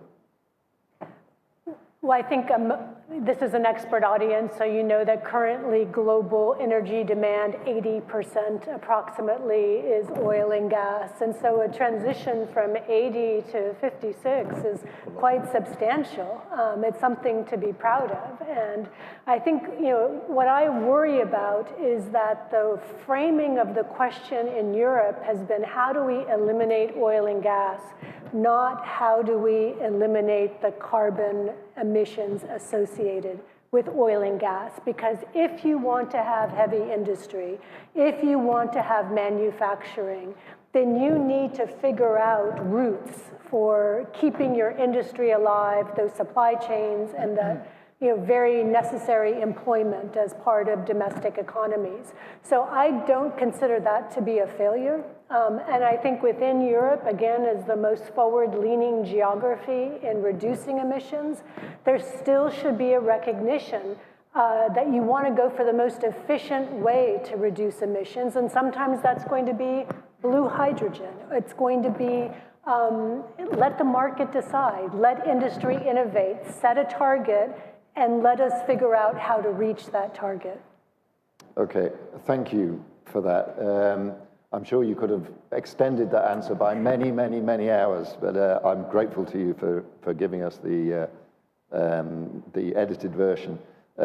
Minister, I asked the question because, one of the key issues is everybody agrees with everybody here. It seems that everybody's happy with what you're doing here in Greece, and everybody's progressing, and it's all good. But clearly there is an issue that people have with regulation.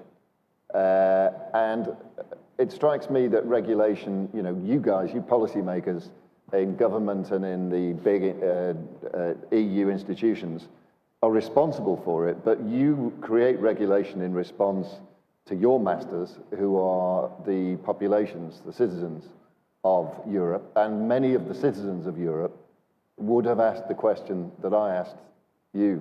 So regulation, in a sense, is just a reflection of where public opinion is. Reflect on that for me, and at the same time, reflect on everything that you've a lot of reflection there is. Yeah, you've got 7 minutes, so to reflect. No complaints. Okay, first of all, we spoke in the previous panel about this new energy architecture, and Greece being one of the shaping powers. The inherent ingredient for this new energy architecture, the 3+1, the MGF, the vertical corridor, the hidden weapon is that it's driven by the private sector. Mm-hmm. When we went to Houston, we spoke with Chris Wright about the 3+1. This is not a G2G initiative. This is for reputable companies like ExxonMobil, for Energy and Hellenic, and many others, to have a framework, a discourse of cooperation in EastMed that they can progress. And therefore, I'm very happy because each one of these representatives here, they're coming from companies that they're taking advantage, so to speak, of this discourse and platform of cooperation that the governments are trying to establish. This open-ended, with no exclusion, trade rules adherence, no extremism, no coercion, environment of gas and oil to produce. And for me, that's very important. And yes, regulation is something that can create an obstacle. It can create a safety net as well. If one wants to be very blunt, I think there's a more energy pragmatism now in Europe, maybe reflecting this. Clearly, Greece is one of these countries. The Prime Minister has written a seminal article in the Financial Times a few months ago where he clearly detailed the Greek position. We believe that somehow, we believe we should continue the decarbonization route, but we need to be technologically neutral. Alice is right. We need to be cost efficient. We need, the decarbonization cannot be ahead of competitiveness of the European industry, because that's what we did. Decarbonization cannot be indifferent to social cohesion, because guess what? It will happen if it does. It will stop having this massive public opinion support, because Europe wants to move to the decarbonization route. But I think we moved a bit too fast, or we gave the impression of moving too fast. Clearly, in terms of the industrialization of the industry, we disregarded, in a way, the interest of the industry. We thought that this is something, or the critical raw materials. Now, this was a lesson that we learned hard. But working to, I mean, Maria said it with, when we started working on the vertical corridor, we were working on an exception of an exception. It's like a regulation, and we're moving on to the end of the regulation. And we worked together, and DESFA did an amazing job, and the other TSOs, and they're meeting tomorrow, and I've been following each step of the way, each country coming and each TSO coming from its own interest, and then building an alliance, and then going to Europe with the governments, and we managed to have products that now had this success that she described. So regulation can be reflected. And yes, Greece was one of the 17 countries 2 weeks ago. I was there with my deputy, Nikos Tsafos, and we concurred with the other countries, saying that the methane regulation, as you said, we all agree what we want to do. The way we're doing it is not the most efficient way. But this is a discourse of Europe.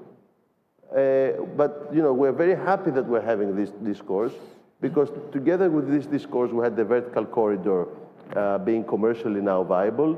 Together with this discourse, we're able to have the regulation to phase out the Russian gas, to identify the Turk Stream as a potential backdoor for this 14, 15 BCM to continue to enter the Southeast Europe, and in a way to cannibalize and circumvent the regulation for phasing out the Russian gas. So it's a constant struggle in order to have how the market and the public moves, but the direction continues to be for a decarbonized destination. For me, I'm very happy that we have the companies that are present here. The refineries, very important at the time of the crisis with the Strait of Hormuz, not that we're away of it, out of it. The fact that we had Hellenic and Motor Oil here in Greece allowed the Greek market to feel stable. Herema, they did an amazing job in fast-forwarding the hydrocarbon sector. Greece needs to take advantage to develop all of its resources. Wind, sun, hydrocarbons, critical raw materials. Why? In order to be able to produce affordable and secure energy for its citizens and its companies.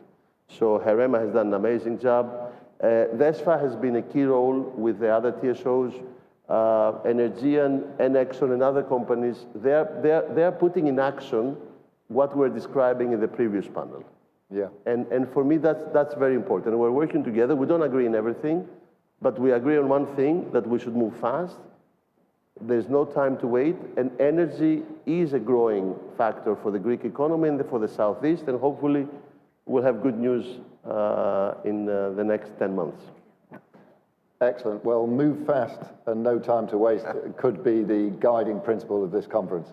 So with that in mind, we're going to move fast to the end of this session and hand back, is it Joan or is Joan. Yeah, hand back to Joan for the upcoming session, which will look at the renewables issue a lot more closely. Thank you very much for your help and your patience in answering my impertinent questions. Thank you very much. Thank you.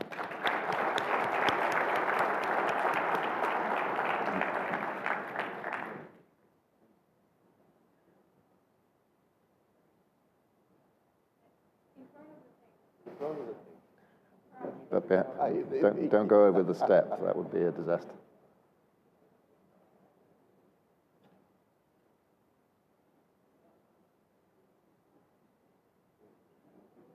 Thank you.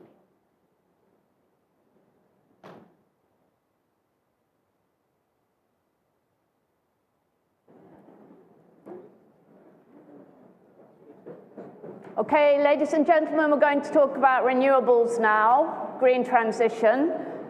We've got 8 speakers on our panel today. One's joining by connection. So let me invite all of them to join me on the stage.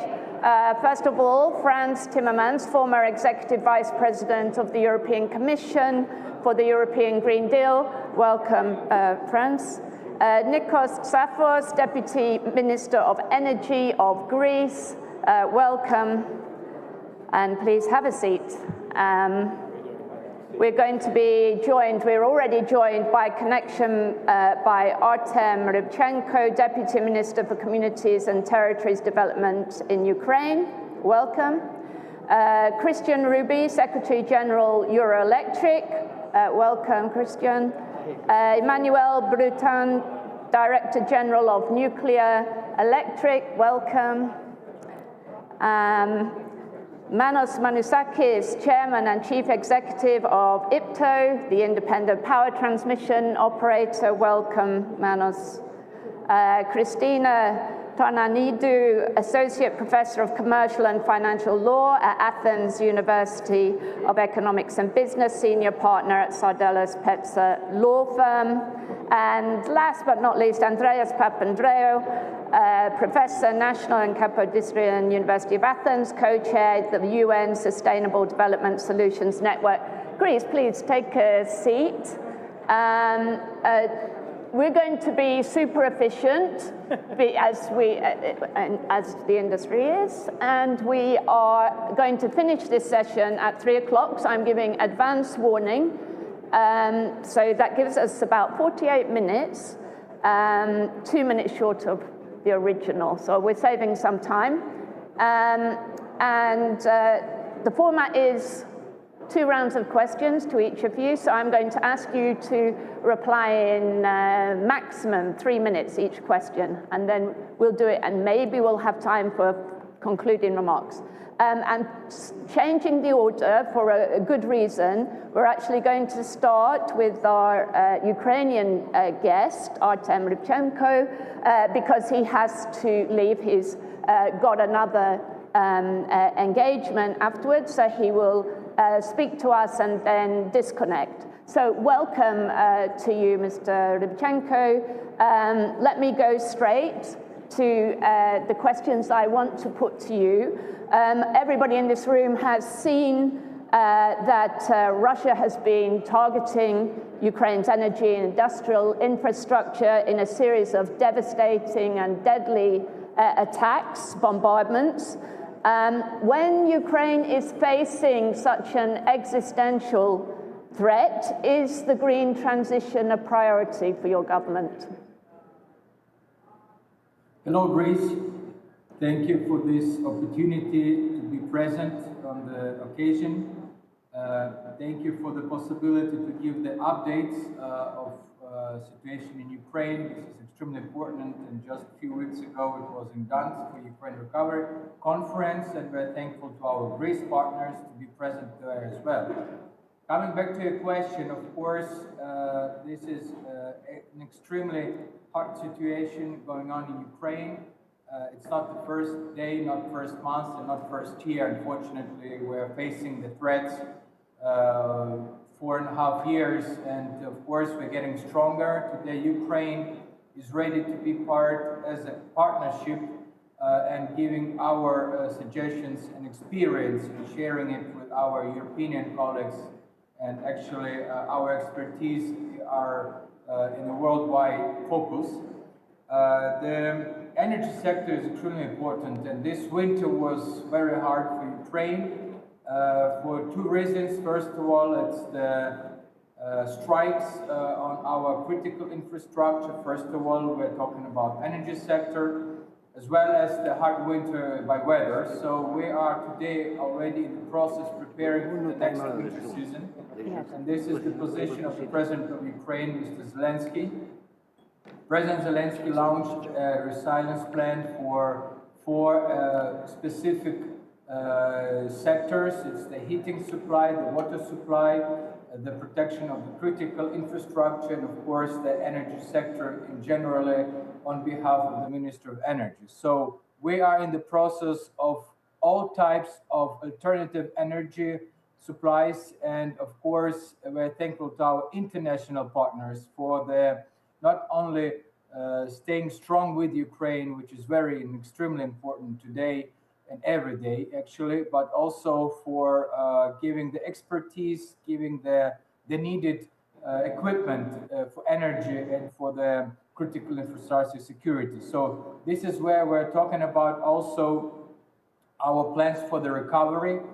Recovery plan is also a big part of our Ministry of Development. And we are today talking also about new technologies. So we're using AI as a help to go faster, to go more transparent, and to go more strategically specific for the critical infrastructure, for the energy sector, and in the comprehensive recovery of all our towns, cities, gromadas, and so on. Well, thank you very much for that and for keeping to the time. I guess the follow-up question to that is, in terms of the help that you are receiving from your partners, your EU partners, and other countries, what help are you getting that is vital at the moment, and what more do you need? Well, the winter was, as I mentioned, very challenged, so generators, all type of equipment that can support the energy sector was extremely important. But today we can also talk about alternative energy sectors, if we talk about this topic today, but also when we talk about recovery, it's about people. And of course, our ministry, as the ministry responsible for 11 different policies, and one of them is the regional policies. So we're talking about frontline regions. It's different types of protection of population, and the state is responsible to give the best possible conditions for people, to stay on the ground and to keep running their life there, the economy, but as well to come back from other countries to have our nation supported with new experience. And once again, we're thankful to Greece and other countries in Europe and worldwide for this support. Well, thank you very much indeed.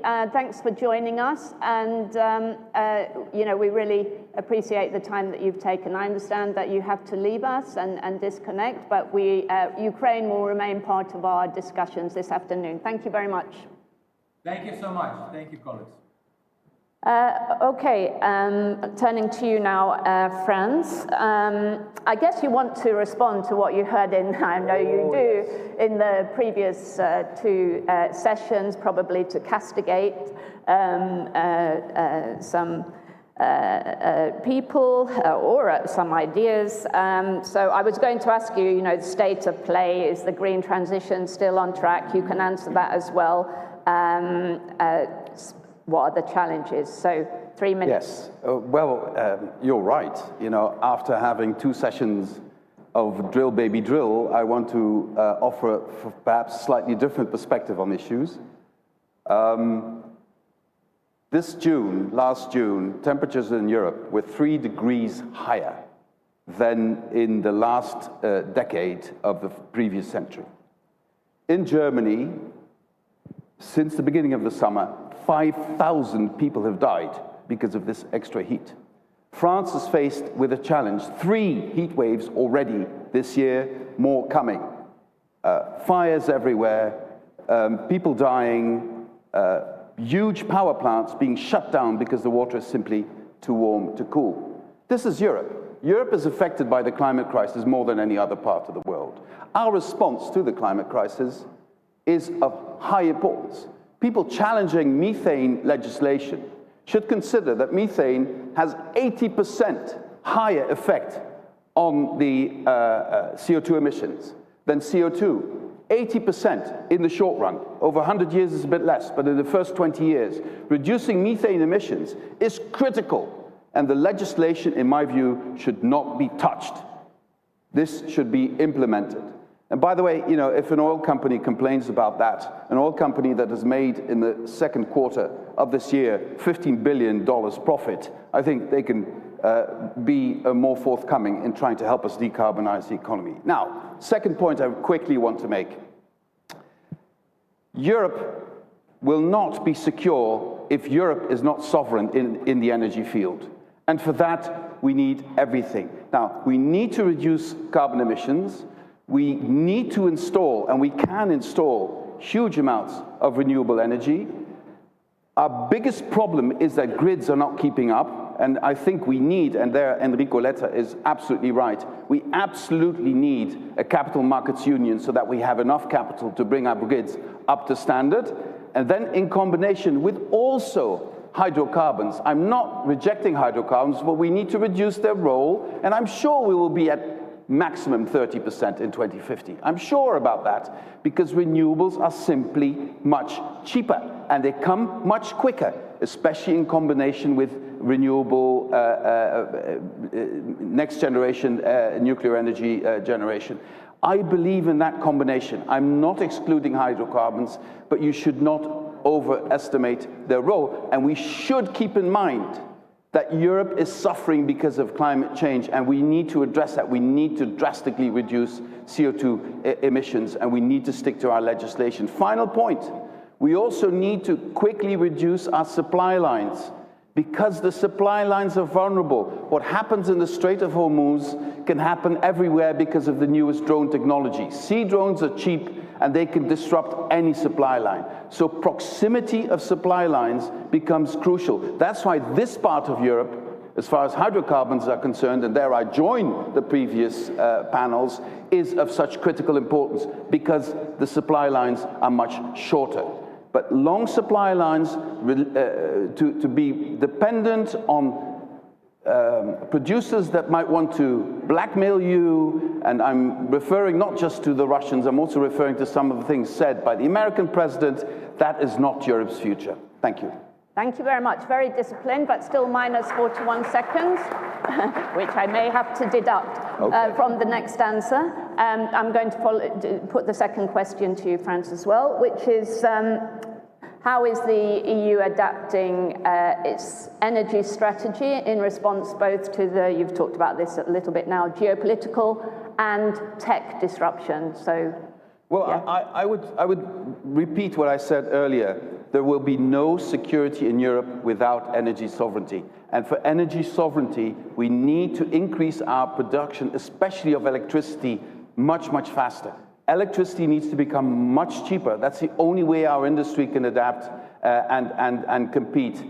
And we need a lot more electricity, because we are not that far behind in terms of the new industries, but the lack of grids and energy supply is slowing us down unnecessarily. So I passionately want us to increase electricity production. The quickest way and the cheapest way of doing this is through solar energy. A cheap way is offshore wind, if we can get the grids to work, and in combination with modern nuclear, in combination also with hydrocarbons, but especially I would concentrate on natural gas, not on oil, if I can give that small piece of advice. And then this combination can put Europe in a very, very good place. We could never again be in a position that we can be blackmailed by energy suppliers. That is of geostrategic importance. And we need to create new forms of cooperation. Energy could be a basis. on the basis of the EU that would allow Britain and Norway and Ukraine and other countries to join, because energy and security are inseparable.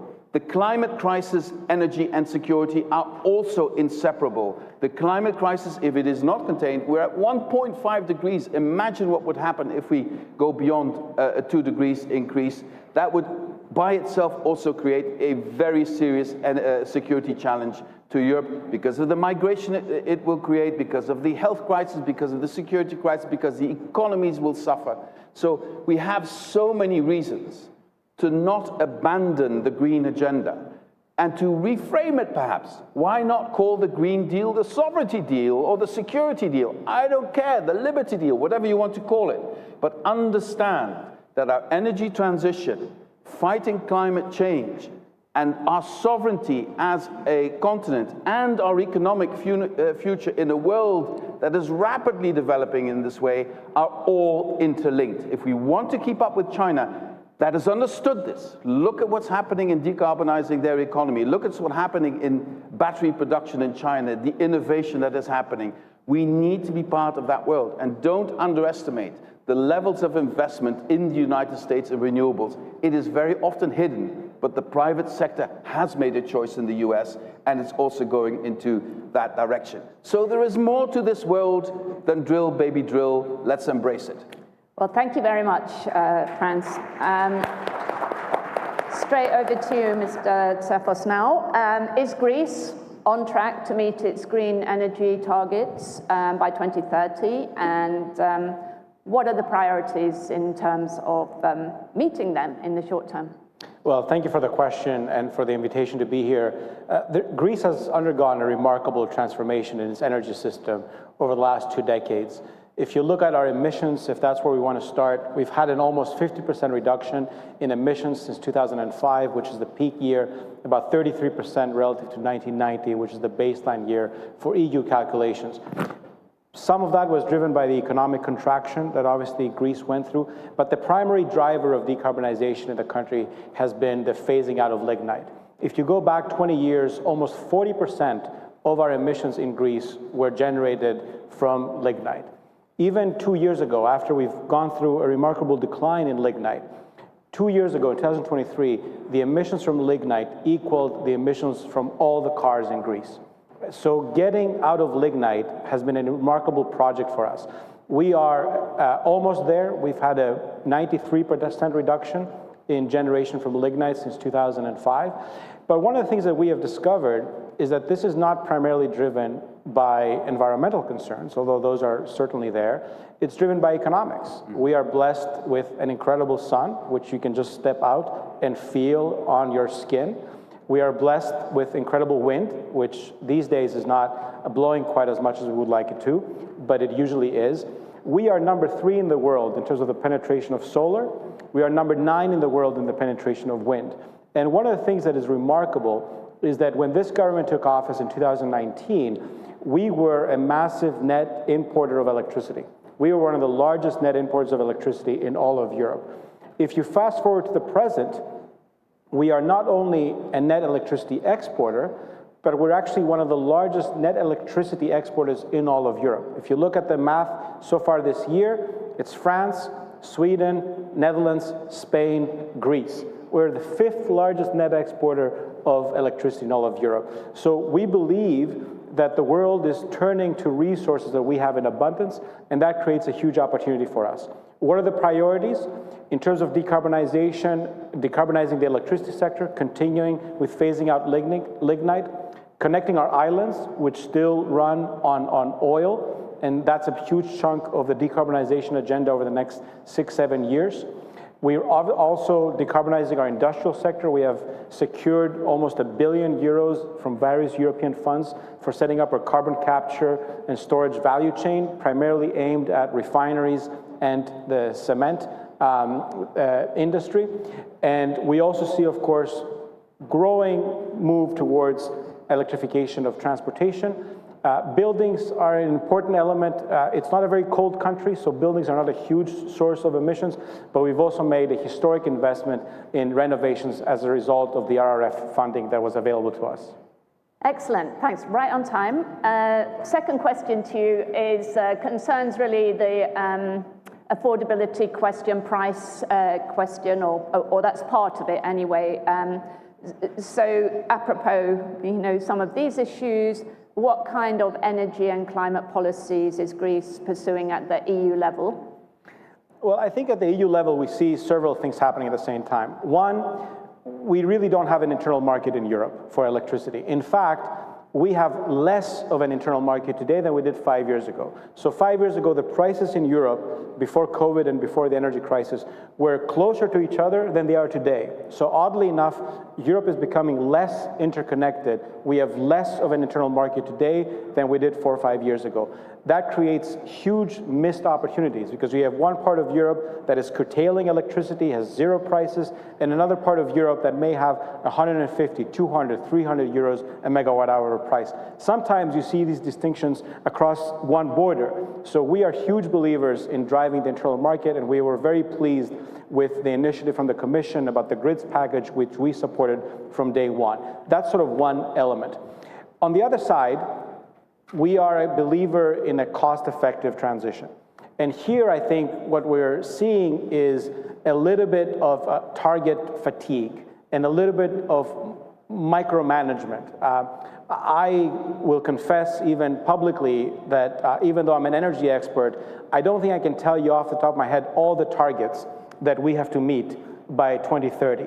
So I think there is an argument to be made for, yes, decarbonization, but let's give more leeway for countries to pick their own pathway. So in Greece, I mentioned it before, buildings are 7% of emissions because we're not a cold country. We don't use a huge amount of energy for heating. We may approach buildings differently than a country where buildings are 30, 40, 50% of emissions. We may not have an equal need to renovate as you may have in different parts of Europe. So we are big believers in finding the right flexibility between the top line target but not having too many intermediate sub-targets, which are the ones that really give rise to the cost of the transition. The last part is on the broader architecture. And I think here we would probably call for a slightly bigger course correction, where we think the ambition is great, but what we've noticed is that sometimes decarbonization, when it conflicts with other things that we care about, we always put decarbonization first. And that's really important to have decarbonization as a target, but sometimes you have to weigh decarbonization against other things. And let me give you an example. When the crisis started in the Middle East, I could tell you off the top of my head what the emissions were of the 4 refineries in Greece. I couldn't tell you off the top of my head the amount of diesel and jet fuel they produced. And let me tell you, on March 1st, I was asking how much diesel and how much jet fuel they produce. So we really have to find a way to do decarbonization, but with also not losing our eye from energy security and affordability, and also the competitiveness of our industry, where we think we have to find the right balance between continuing to push for decarbonization, but when it clashes with competitiveness or affordability, we have to make sure that we can recalibrate the approach so that we move together with our societies and our companies. Thank you. Now I see why you were a debating champion in a former life. I think maybe you were. Mr. Ruby, you have argued that electrification is the solution for the climate and increasingly the energy security and competitiveness question. I guess the question is how to get there faster. What are the prerequisites for a successful transition? Thank you. If you allow me just to respond to a few of the things that were said in previous panels. I think right now the situation that we're facing in Europe is one where we have to say that the crisis is doing a part of the job of essentially convincing us as a political entity and consumers to do the right thing, which is to electrify. The crisis that we're going through, the energy crisis, is really a crisis of imported fossil fuels. I think there can be no doubt about that. And we heard many arguments, some of them convincing for drilling here in Europe, and I think there might be some sense to that in certain regions. What we need to remember is that we're never going to power ourselves with fossil fuels in Europe. We're going to continue to import We import today more than 90%, and even more drilling is not going to change that materially. So the way forward is really to electrify. That is what's really crucial. The good news is that due to the pain at the pump, which is real for consumers, they are actually taking action on themselves. We're seeing a significant increase in the sales of electric cars as a consequence of this crisis. We're seeing people beginning to consider new solutions in their own homes. If we want to take this to the next level, which is what is needed, we're looking at essentially having up to half of all energy supplied by electricity by 2040. That is very substantial. And essentially, three things need to happen in order for that to work. First of all, we need to change the supply. We need to expand the electricity system very materially, and we need to think of the supply in a holistic manner. That means it needs to be decarbonized, but it needs to be stable more than anything else. And I think Franz said some very wise things here. Renewables will be the bulk of this new system. Nuclear will play a role, and then we need to have a residual amount of hydrocarbons to stabilize the system. We must make sure, however, that we also deploy the storage solutions, short-term storage, but also increasingly long-term storage solutions, and make the business models for them. The good news is that this is coming by itself into the market. We're seeing that emerge now. So we need to make sure that in a society where more and more of our energy is based on electricity, that electricity is reliable. So that's on the supply side. The demand side, we need then to gradually also transform the energy uses across all major segments of the economy. In his time as Vice President of the Commission, I think Franz did a lot of very good things to essentially couple the decarbonization agenda with the transformation of the energy system, introduction of renewables, but also electrification of the broader system. So the fleet initiative that we have on cars right now is very important. Now the next frontier is really industry and making sure that it is sufficiently attractive for industry to electrify. And the last point here is about that switch, and that's really about pricing. Making sure that we have an attractive, affordable energy source in electricity, and that's a lot about the regulatory frameworks. Thank you. Well, what more can be done to make electrification the kind of savvy choice for industry? You know, how big is the investment gap? How can it be filled? So I think, first of all, it's really important to acknowledge and recognize the opportunity here. The academic studies show that the vast majority, more than 90% of all industrial processes can be electrified. Right now, the business case is not there for all of them, but if we look towards the low and medium temperature segments, actually the business case is there, the technologies are there, and it's all about doing it. I think it's very natural for an individual company to sort of think for a moment, wait a second, so here's a completely new technology, there's a risk to my cash flow, there's a risk to getting on the grid, it looks a bit messy, the whole thing. So we need to have a cultural change, we need to have the right incentives to make this happen for industry. And further to the discussions about the regulatory framework, I think the next stage of this ETS system in Europe is to really make this not only, let's say, an investment signal out of fossil fuels, but also an anchor for industrial policy for the future solutions. That's really going to be a major game changer for industries to increasingly embrace electricity, which is the domestic source of energy in Europe. Great, thank you so much. Mr. Bruton, you're the Director General of Nuclear Europe, and that's the Association of the European Nuclear Industry. Can you take us through the nuclear investments currently planned across Europe and explain how those are going to support the green transition? Thank you, Joan, and thank you very much for the invitation. So indeed, if you take nuclear energy today in the EU, we have nuclear power plants in 12 EU member states. It's roughly 100 gigawatts of installed capacity, and it provides 24% of Europe's electricity. When we look at planned investments in the different EU member states, from 100 gigawatts today, we should move towards 150 gigawatts by 2050. What are we talking about? We're talking about expanding the lifetime of existing reactors, which I would argue today is actually the cheapest investment you can do to deliver clean electricity. We're talking, of course, about new large reactors with significant investment programs, typically today in Poland, in Czech Republic, Slovakia, of course France, but also many other countries which are investing in large reactors. And we're also talking about small modular reactors, which are a new technology. They're a bit different. They still have to be proven. We expect them to arrive and be in operation in the EU in the early 2030. They're also a very different technology. They're more modular, they're standardized. They can also offer very specific services, such as heating, for instance, in addition to electricity, and also serve the needs of typically of energy-intensive sectors or data centers. So that's a bit the portfolio of investment. Now, how will this contribute to the EU energy system? I think the value of nuclear is well recognized by all the member states that have this energy, so it's fully decarbonized. It's of course great in terms of security of supply, and it has this very specificity for a low carbon energy source to be fully dispatchable and available 24/7. This makes, of course, nuclear very important, also, in terms of satisfying the end customer of electricity.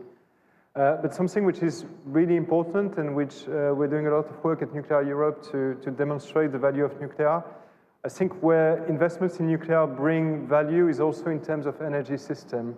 We're very much convinced, the future mix will be indeed a mix of predominantly, as you said, renewables and nuclear. Nuclear, thanks to its 24/7 availability, is a great energy source. You actually always need some type of baseload energy into the energy system. And the studies we've done as Nuclear Europe actually show that with a reasonable share of nuclear in the energy system, you save on balancing costs, you save on transmission costs as well. So you actually manage to keep the overall energy system cost in check. And I would like really to insist on this aspect. When I was in Paris for the Nuclear Energy Summit earlier this year in March, Greek Prime Minister Mitsotakis actually said, in Greece we have no short-term plans to do nuclear, but I'm here actually to encourage you as my European neighbors to develop nuclear because we need it from a European perspective. And that's all I think we're all about, is having a nuclear will help the entire EU. Thanks very much. So in that context, what does the sector need from policymakers in terms of attracting investment into nuclear? Let me first start by saying that the overall policy framework for nuclear is improving, and I think it's important to recognize change when it's actually happening. Certainly in Brussels, we've seen significant changes on the narrative around nuclear, with a recognition, including at the highest level of the European Commission, that really what we need is now clean homegrown electricity, which means renewable and nuclear, and that's really great. Having said this, as representative association of the sector in Brussels, we still consider that this has to be turned into very concrete policies. And let me take 3 examples. Firstly, the long-term policy framework. What we had in the past with the EU were renewable targets, and I think these made a lot of sense because you wanted to kickstart this industry and to help it grow. But coming back to the target fatigue, Nikos, that you alluded to earlier, from our perspective, it will be very important that going forward, we have a framework supporting all sources of clean energy. And that's really important. And so very much in favor from our side of some form of clean energy target going ahead. And this is very important for us because we're an industry of the long term, so we need the long-term policy signals, and we also need to see from the Commission more proactive policies to support nuclear. The second point, which is fundamental for nuclear, is the issue of financing. Again, you're talking about very long-term investments where we only generate money after a few years when the construction is done and the site is operational. So financing is very much a core issue. There, for many years, nuclear was excluded from the vast majority of EU funding mechanism. I think this is something which needs to change. And there, let me be extremely clear. I'm not talking about taking 20 billion euros of EU budget and putting it in a new nuclear power plant, not at all. But what we're seeing on the nuclear side is having just a bit of EU support actually helps us to attract private investors. And there, we've seen positive signal with the European Investment Bank. They've started to finance nuclear. We had 2 large projects being financed actually last year, and I think more are to come, and that's very positive. Last policy angle, which is important, the supply chain. Nuclear is actually one of the only very net zero supply chain to be fully based in the EU. So we can do more or less everything from A to Z in Europe. And that's something, yeah, but even mining uranium, we could potentially do it now in Sweden. They've lifted the ban, so we could get there. So I think we need to be supported there. There are many very important EU policies, the Industrial Accelerator Act, also support for SMRs, which is important. Thank you so much. Mr. Manusakis, IPTO, transmission operator.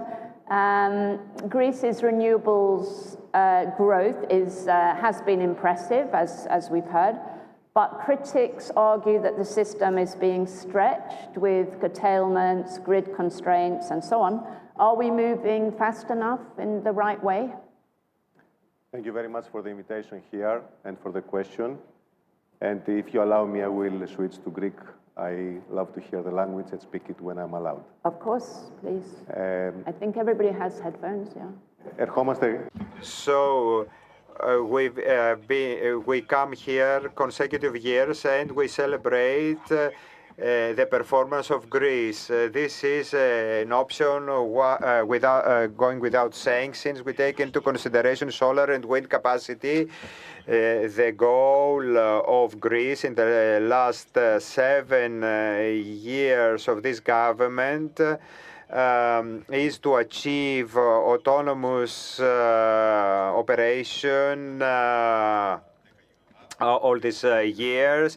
In the peak, we have 10 gigawatts production, 19 gigawatt from RES, and if we take into consideration 90 to 95% of those are built, we have achieved the goals of 2030 for Europe.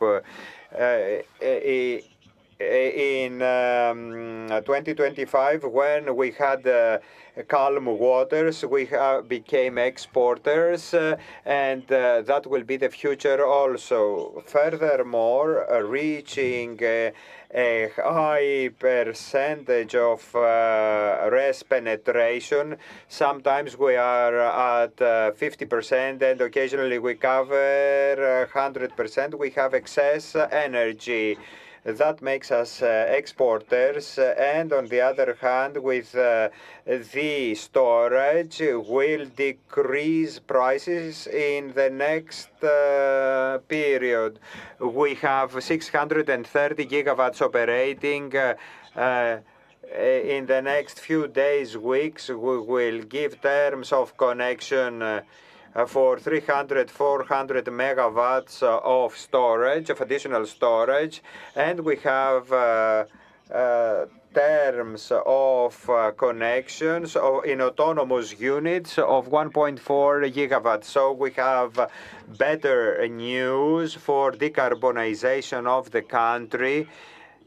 Soon for Greece, the next step, I would say, since decarbonization of electricity went well, is the new trend towards electrification of the economy. This very moment still, and taking into consideration all the needs of the Greek economy, we import 75% of our needs in energy. We have cold ironing and generalizing electrification of cars. Additionally, using electricity for heating buildings and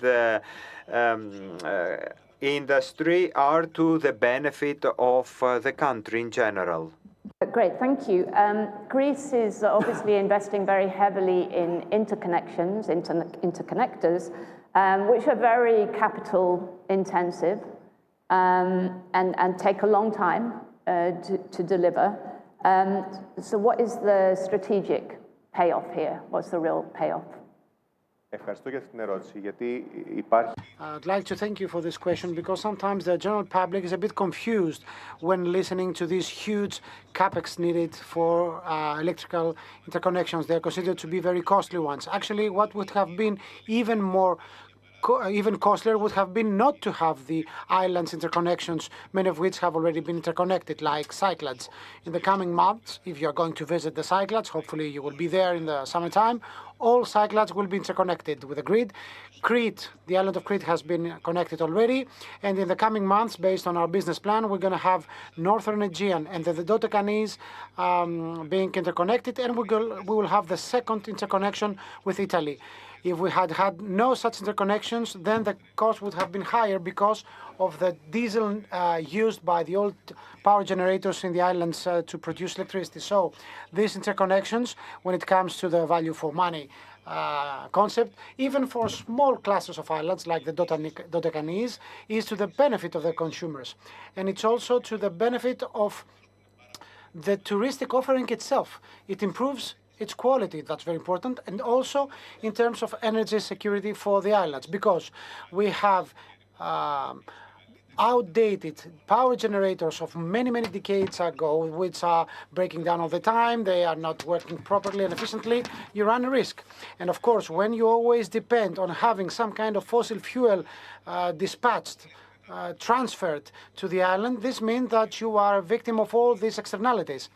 So I believe that electrical interconnections for Greece is a one-way street. It's great that we're moving fast. We only had one single increase of capital share. We asked for 250 million euros and we got 3.5 billion. Allow me to say that huge investment funds handling some billions of dollars, they were asking us about specific projects which for us were a bit immature, and they were asking us about the Greek-Egypt interconnection or the Greek-Saudi Arabia interconnection, and they were telling us that they have belief in these projects and they want to be part of them. Last, I would like to say one thing about Europe. Our minister said before, quite rightly, that in order to have a single electricity market in Europe, we have to be interconnected in Europe. This is what European solidarity is about. This is the way to integrate the markets and have a single price. Solidarity is linking France with Spain, is about Southeastern Mediterranean having a more dense grid in order to avoid these price discrepancies between Greece and Austria, for instance. Denmark, which is covered by 80% by wind farms, many say, how come they have energy when there is no wind? Denmark is so strongly interconnected, so they have no problem. This is what will strengthen the European energy market and the European economy. All of you so far have been incredibly disciplined, stuck well within the time. We now going to have a kind of a legal and academic perspective from our last two panelists. So Christina, just to reflect on what you've heard, what would you say then are the new trends or challenges affecting the energy market in Greece? So, and if you can do below 3 minutes, that would be great. Thank you very much for your question, and thank you for being part of this esteemed panel. I would like to focus on 3 pillars, 3 keywords that I think that have make the whole image of the energy market in Greece. The first one relates to centralization. The second to financialization, but also we have other parts in the community of energy that focuses on instrumentalization. As for centralization, we have energy exchange in Greece that operates as an EMO-nominated electricity market operator, and this marketplace function is rather important in terms of covering all inherent risks and in terms of serving the needs of market players. So it covers market risk, it covers counterparty risk, it covers settlement risk, market abuse risk, and this is an efficient, effective market condition. With regard to the efficiency of the market, instrumentalization, I would like to focus on energy not only as transactions, but also as energy products, as instruments that are developed, that they are issued in a way in order to provide to the market standardized conditions and under which conditions the market can operate, for example, in the area of market coupling regulation, in the area of risk management and clearing regulation. We provide conditions to the stakeholders, to commodity people in terms of hedging risk. And also we have financial products that aim at providing hedging tools for market players. So this is a coherent, this is a holistic approach combining both spot and derivatives products. But last but not least, I would like to underline also the functionality of the market regarding PPAs, which is the main part of the EU green market agenda. And here in Greece, we implemented also the facility of PPA platform. The energy exchange has a centralized platform where suppliers, producers, the buying side, the selling side can meet each other, interact. It's not a trading platform, and provide these facilities. And this is very important in terms of having decarbonization regime. Thank you very much. So based on your experience in both the energy and the financial sector, would you say that there is an optimal model for the energy sector in terms of enhancing efficiency and also, having the positive effect on the environmental footprint? Yeah, thank you for this question. 2 minutes. It relates to the market model. Commodity people were not alone anymore. They have financial people. They have financial people in order to support their needs and in order to protect them against all these risks. Therefore, the optimal model might be a model under which we can have combined service approaches by having not only spot energy products, wholesale energy products, but also financial products. And I totally agree with the approach on capital markets. Capital markets can serve all these goals by providing experts, FMIs, financial market infrastructures, not only trading platforms, but also clearing houses, central counterparties that can absorb and hedge and manage all these risks. And of course, we can have the regulators here.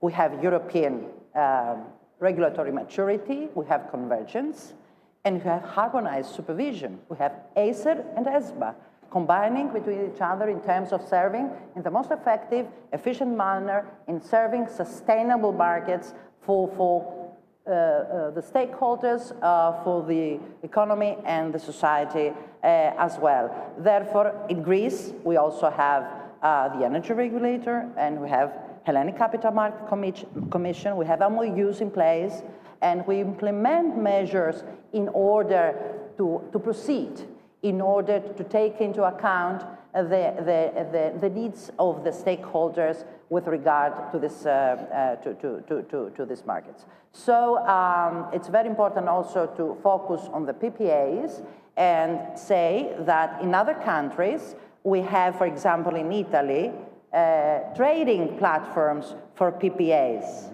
Why won't you see the solution of opting for more tradable conditions for PPAs as well? This is the cost efficiency and effectiveness in my point of view. Thank you very much. Great, thank you so much. Andreas, I think you're going to have the last word as we go towards the conclusion of our panel. So from a political economy perspective, what would you identify as the kind of bottlenecks to speeding up the green transition? Is it technology? Is it finance? Is it infrastructure? Is it politics? What is it? Okay, thanks. Also for the privilege of being last, which means I have to avoid being repetitive, which is difficult, but maybe I'll summarize because a lot of the points that were made here, I think, come together. First, let me say that I think the problem in Europe is that we haven't decarbonized fast enough. So I want to be a little bit provocative on that front. And it has to do with the bottlenecks. All these bottlenecks are real and they're interconnected. And what's happened is that we haven't adequately addressed them simultaneously. And that has to do with the way we function in terms of not really taking, even though EU in some sense philosophically is on the forefront of systems view, it hasn't happened in practice. Let me start by identifying three interconnected bottlenecks. Infrastructure. We know that there's already been a dramatic fall in the cost of renewables, but cheapest renewables or cheap renewables don't create a functioning energy system. If we look at solar panels, for them to be really effective, you need grids, what we've talked about, you need storage, you need demand flexibility. If we're talking about electric vehicles, we need charging stations, we need electricity, demand, and grid management. Those are central. On the investment side, so another interconnected fundamental bottleneck is investment. Cheap renewables do not automatically mean they're investable renewables. In fact, one of the ironies is that solar is cheap now, wind is cheap, but that doesn't mean that they're attractive to investors. The benefits they provide, we know, are largely public: security, resilience, lower long-term system costs, and decarbonization. Moving in that direction will actually bring the ultimate prices down and make electricity affordable, energy affordable. So what investors need are credible revenues, manageable risks, and acceptable returns. And that's where you need the partnerships between the state and the private sector to ensure that risk is apportioned appropriately and these issues are addressed. Finally, legitimacy. Good economics of moving towards renewables is not enough. Costs and benefits are distributed unevenly. Citizens need to have affordable energy. They need to actually participate in the benefits of the transition. And that means energy democracy, it means collective self-consumption, and energy communities. So we have to look at all these bottlenecks and treat them simultaneously. Thank you. We're kind of out of time, but I just wanted to give you the chance to have a final word, which is and answer the question how Europe can make clean energy more reliable, more, cheaper, importantly, and more socially acceptable. Okay, so do I have 3 minutes or not? No, you have 2 minutes. Okay, so I'll move fast. First, the easiest way to see it is by taking clean energy from the project idea to the final bill. First, clean energy has to be built, and therefore projects need permits, land, local acceptance, grid connections, and predictable rules. So you basically have to make clean energy projects easier and faster to develop, and this goes in the spirit of the Draghi report as well, who's very much in favor of the decarbonization as part of that process. Second, energy has to be moved, and renewables have to be moved, electricity moved and balanced. This is where grids, interconnection, storage, and flexibility become central. So cheap is not enough if it's produced in the wrong place, time, or cannot reach consumers. Third, finance. It has to be financed. So you need credible projects, stable regulation, and predictable revenues. So risks, again, as I said before, have to be allocated fairly, and we have to think of instruments in which that can be used, that can actually ensure that they have credibility and revenue regularity. Fourth, the benefits have to be visible, so citizens have to actually recognize the benefits, see them. We know notoriously how our electricity bills have nothing to do with the actual cost of energy, but are full of levies and municipality levies and so forth that make it difficult for one to recognize their importance. The benefits have to be tangible. People have to see the lower costs, cleaner air, better services, local value creation, and energy communities. So the test is not whether clean energy is cheap at the point of generation. The test is whether it's cheap at the level at which the citizen is paying their bills. Excellent. I'd love to ask all of you, to make final comments, but I'm not going to do that. And I see we've got actually a hand up from the floor. I'm really sorry, but we've got 2 more sessions before we head to lunch. So please feel free to put your question afterwards to any of the panelists, but I have to end the session now. So please join me in thanking all our panelists who are great.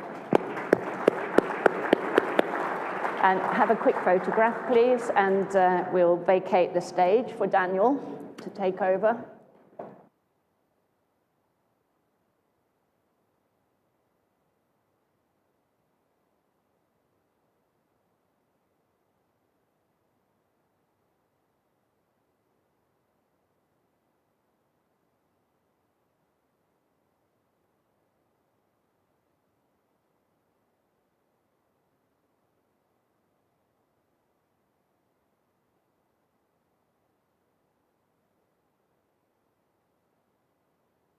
Thank you very much, Joe. And so I do appreciate that lunch in Greece is a concept that is rather different from lunch in other places. It happens rather later, but to take us up to lunch, we have 2 incredibly stimulating sessions. So I hope this will certainly whet your appetite for lunch. We're going to delve into the quantum world and the AI world, both in politics and technology.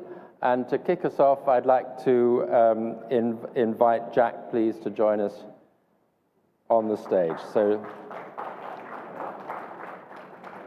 good to see you, Daniel. Very good to see you. So Jack Hidary is the Chief Executive of Sandbox AQ. As I understand it, A stands for AI and Q stands for quantum. For quantum, yes.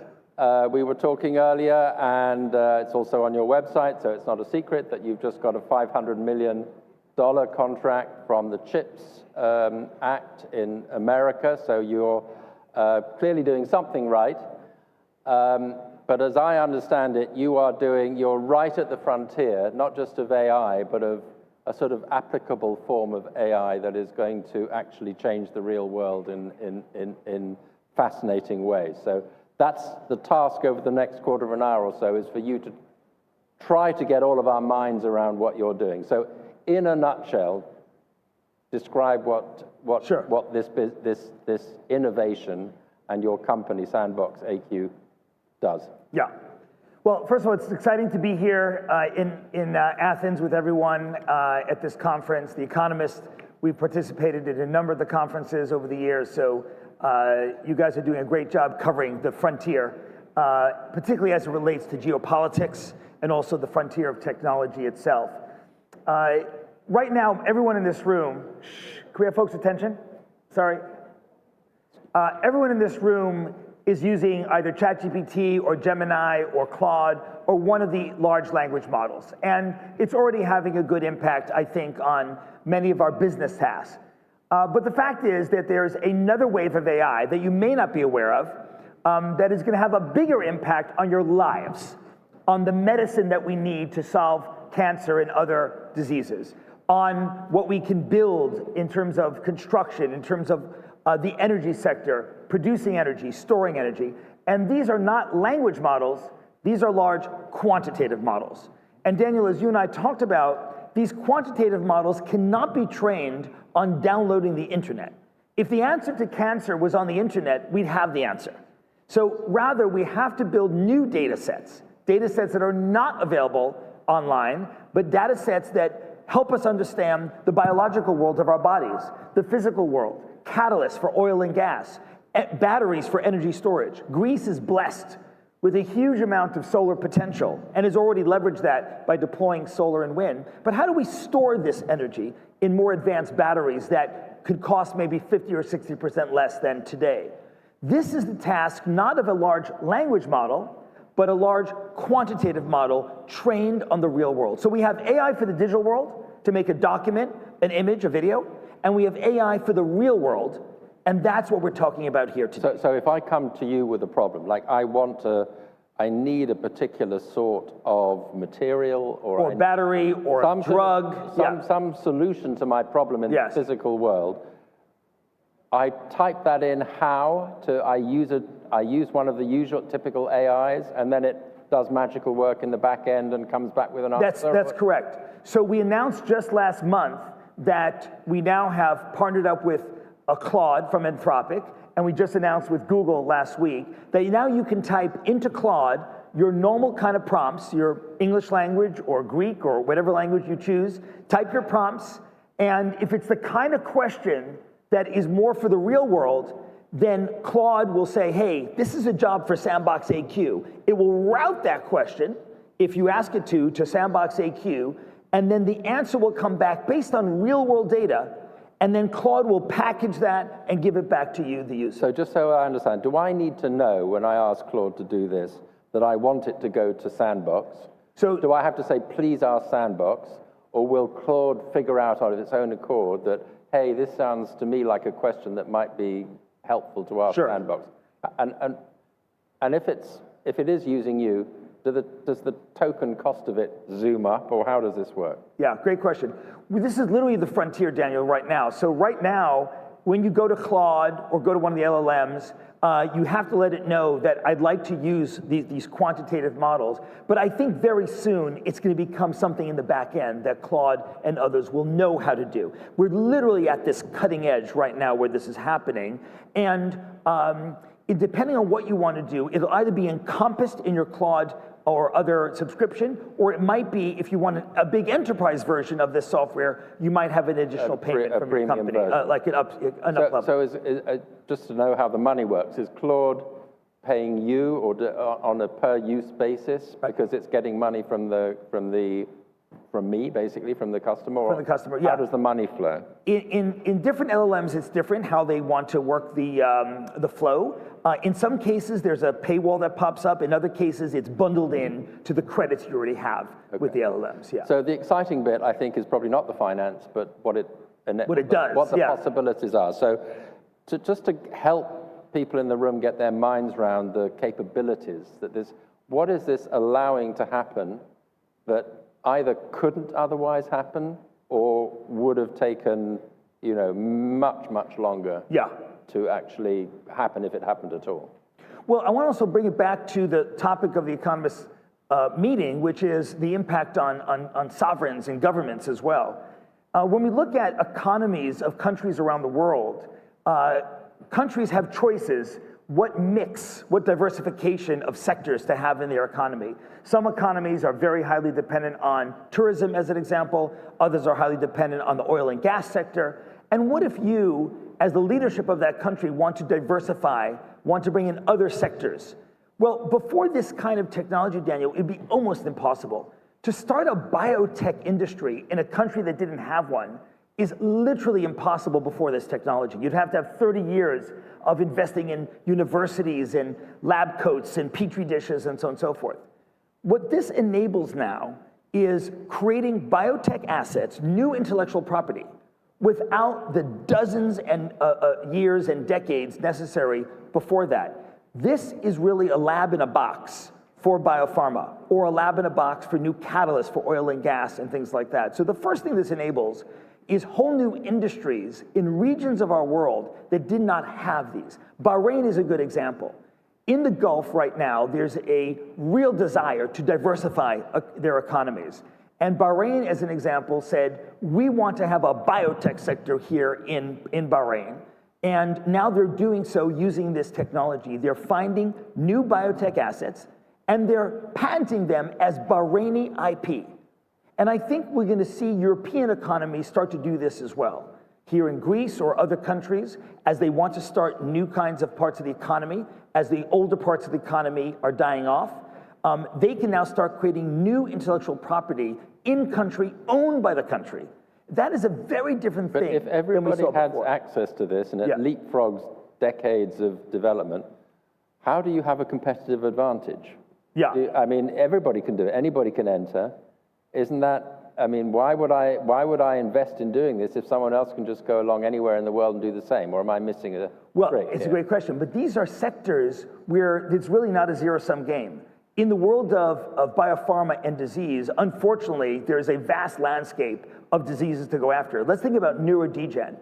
As the population here in Europe ages, in America, in Europe, around the world, we're seeing more Alzheimer's, we're seeing more dementia, we're seeing more Parkinson's, we're seeing more neurodegenerative diseases.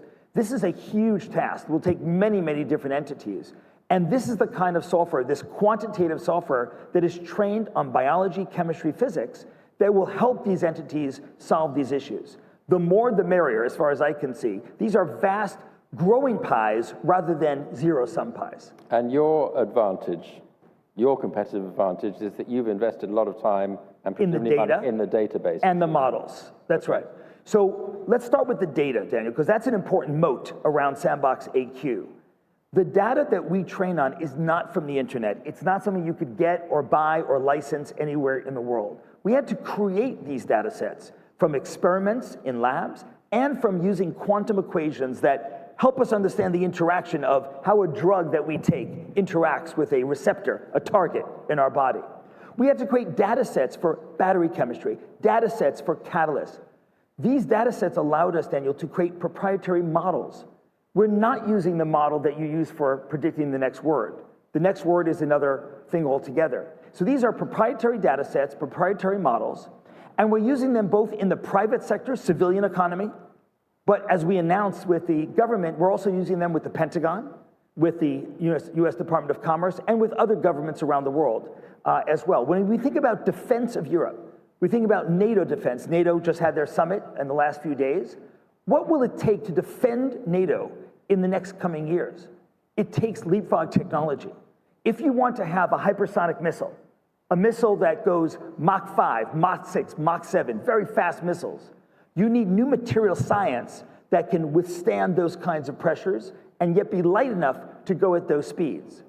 If you want to have a new kind of tank, right now it's public information that we're creating the new alloy, Daniel, for the new M1 Abrams tank, the very tank So how that's does that work? You're creating the alloy. Just walk us through that. Sure. How does that work? We get the specs from the customer. The customer in this case is the Pentagon. The Pentagon says, Jack and team, we need a tank that is 20 tons lighter than the current M1 Abrams tank, and we need it to be stronger against drone attacks, against RPGs, and other kinds of attacks. So they give us very specific quantitative specs in terms of density, weight, temperature, all these specs that define what they need. Our software goes to work, and from millions of possible alloy combinations, an alloy, of course, is a combination of metal elements from the periodic table, the software finds the optimal 3 to 4 that it pays to construct in the real world, to fabricate at a metallurgy facility in Michigan, where the Army has such a facility. And the ultimate, then, final composition goes to General Dynamics, the folks who have the contract to build that tank. And what stage of this process are you at? We're right now in the alloy development, right now. Okay. And so, do you know yet if it's working? Right now, we've narrowed it down to some very good candidates. We'll do more testing. The output of that testing, Daniel, comes back into the model. Again, real-world data. And then the final one will be sent off to General Dynamics. That'll be over the next period of time, and then the new tank will be produced by General Dynamics. They are the ones who have that contract. The same thing could be said for batteries. If you want to have a battery for a drone, an unmanned vehicle, if you want to have a battery for a soldier, then you need a special kind of battery, not a battery that you buy from a generic battery maker. Once again, there are millions of combinations of different elements from the periodic table to make a battery. How do we know which ones to make and not waste our time of years and years, Daniel, fabricating different prototypes? Again, we're doing that right now. So be it for defense in the military sector, again, NATO just is upon us right here with the recent summit, and so it's top of mind, or be it in the civilian sector for energy production, solar, wind, traditional oil and gas, nuclear, and the storage. I want to mention storage because, again, Greece is blessed with a huge amount of solar potential. It's the most sunniest country, I believe, in Europe. But storing that energy is critical so that it can use it at any time it wishes to and sell overages, sell additional energy that it makes to other countries to make profit as well. So energy storage is something that has not really been solved yet. Less than 2% of the energy created in Europe and the US is stored in any way. So this is a huge challenge that, again, we need material science. This is not a job, Daniel, for a language model. It's a job for an AI for the real world, a quantitative model. And this is why I think it's so exciting to share with this audience today where AI is going. Today, there's announcements from OpenAI, Meta, SpaceXAI is the new term from SpaceX about their AI, all very exciting for large language models, and we hope to be partnering with all of them. But the partnering is critical because then you can use the ease of use of conversational AI and combine that with quantitative models that help you defend your country, help you with energy, help you with new medicines. This is the real world that impacts us as human beings. I think it all sounds incredibly, well, extraordinary. It's blowing my mind, really. But final question, because our time is very short. You're here in Athens, or near Athens. Near Athens.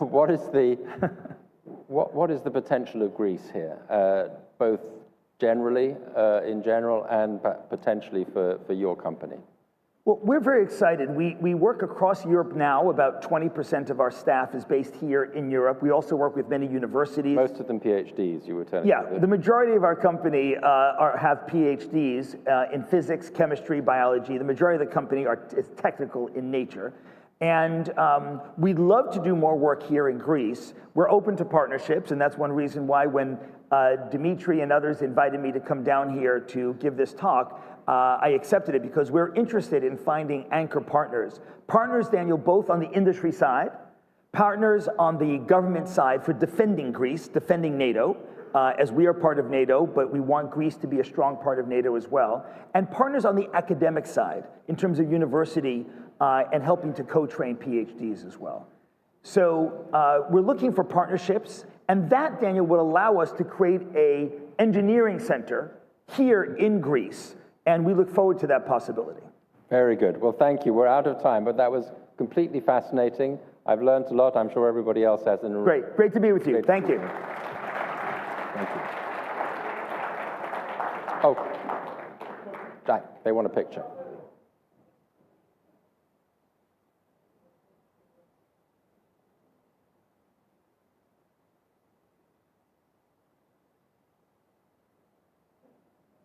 Good. Thank you. Thank you very much. Thanks, Dan. Thank you. So now we go on to a different sort of quantum with Armen Sarkisian.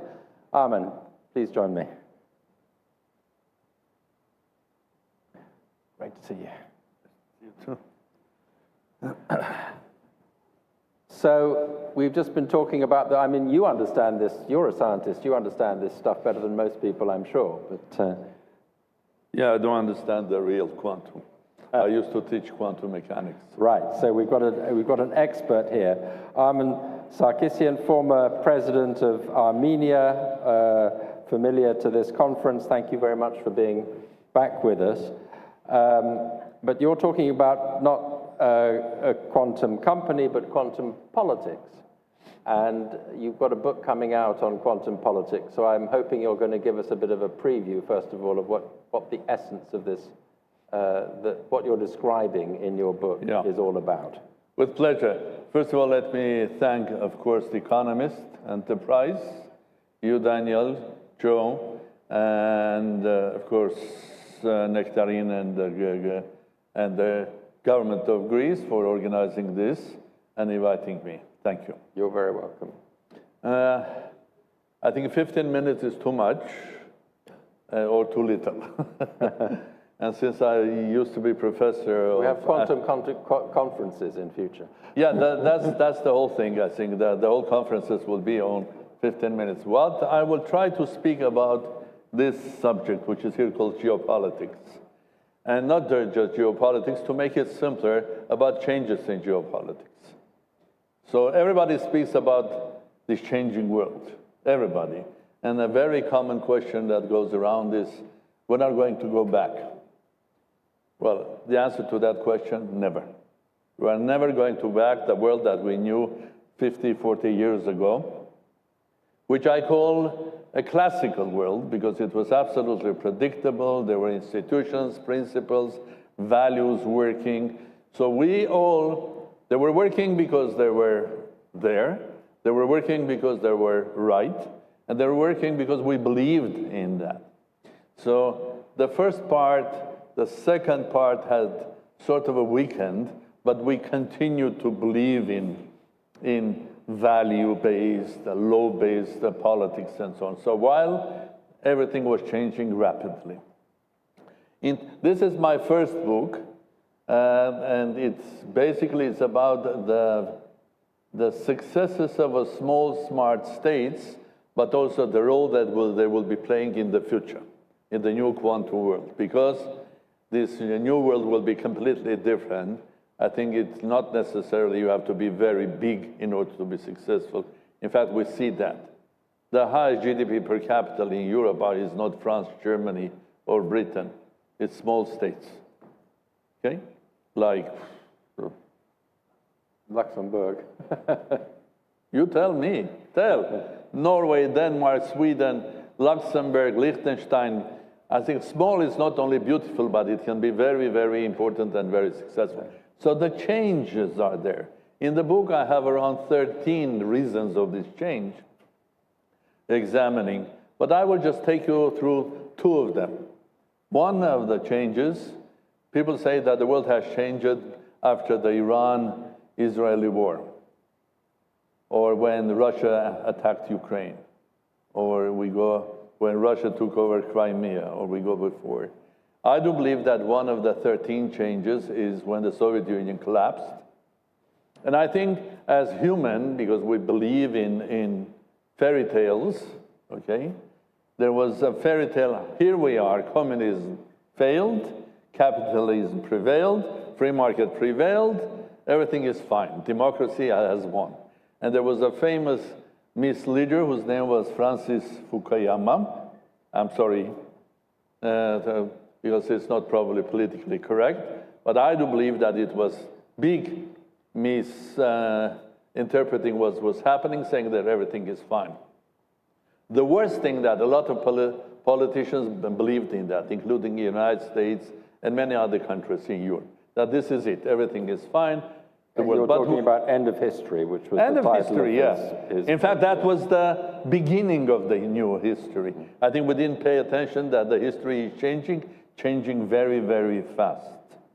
Because, and I do remember, I think, the way people believed it. In '96, I was prime minister and had a big project with Russia to buy very high value energy asset from Russia for my country, Armenia. '96, and I was in Moscow, now it's not a secret, having my meetings, agreements with Prime Minister Chernomyrdin Yeltsin, and having a final dinner with Yeltsin, and I was on my way to America. Yeltsin said, I agree with you 100%, but it will be good to have the okay from Bill Clinton. I mean, this was about Russian asset. This shows you how the world... How far it's changed. And he was saying, don't forget that our whole budget is smaller than the budget of New York City. They didn't realize that we live in the new world, and I call it quantum for several reasons. The reason one, to say it's different from the classical world that we lived. In the quantum world, time passes very fast. So you didn't need 100 years for a change.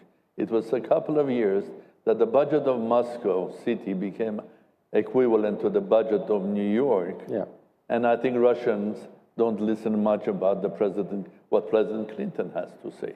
So one reason was the change that happened, and it was clear that the virus of communism has not died. It has transformed. Russia is not a communist state. It's a special capitalist state. I don't want to say what does special mean. It will take a lot of time, but it's a capitalist state. But I was listening yesterday to President Trump. In his speeches, he said 10 times communism.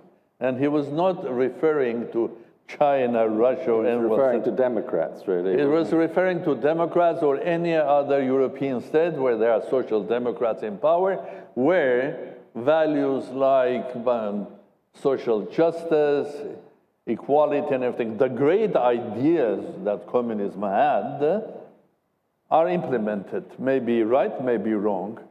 But I think if the communists survived, Daniel, then we would not have this story. Then the history would not accelerate first, because we would see, communism, it doesn't work. It worked only in one place, and I'm a product of that, education and science. Why? Because it was very competitive. Because education, science, and sports in Soviet Union was capitalism. The second example of a change, source of change, was, I take you back another 100 years, the birth of quantum mechanics. When scientists discovered that the classical mechanics of the genius of Isaac Newton doesn't work when you go too small, and they were geniuses creating, from several countries, creating the quantum mechanics. In order to understand the behavior of small, you had, first of all, to change your logic. It's not about new laws or anything, no. You have completely to change it. Change in the sense that you have to accept that the same thing can be both particle and a wave. You have to think about it. You have to understand that you cannot fix the place of a specific object, let's say called electron. When you try to fix the place, you will never know where it goes. Okay? This is the principle of uncertainty. And in fact, your observation of it changes the status. Is how do you observe it, sending a photon there. Basically, this was the source that created this and everything that you have electronic. Space flights and everything from but this is not only that allows us to fly to the space, have MRI, and God knows many other achievements. In our life, everything has become normal. People don't even know how to live without a mobile phone. Well, they don't realize that mobile phone is not a phone now. Mobile phone is your second identity.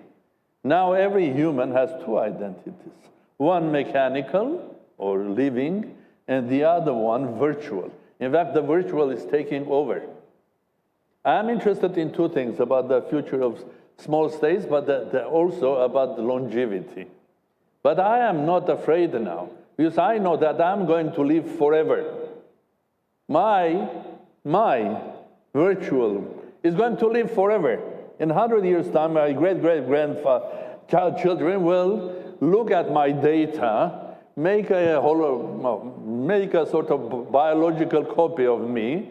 It will be enough data that I, sort of, will go to a dinner with my great-great-great-grandchildren, have a nice food. What a nice thought. Oh, yes, I will live forever, because there's enough everywhere, starting from sky, from cloud, everything, information about me, that model will basically answer the questions more or less like me.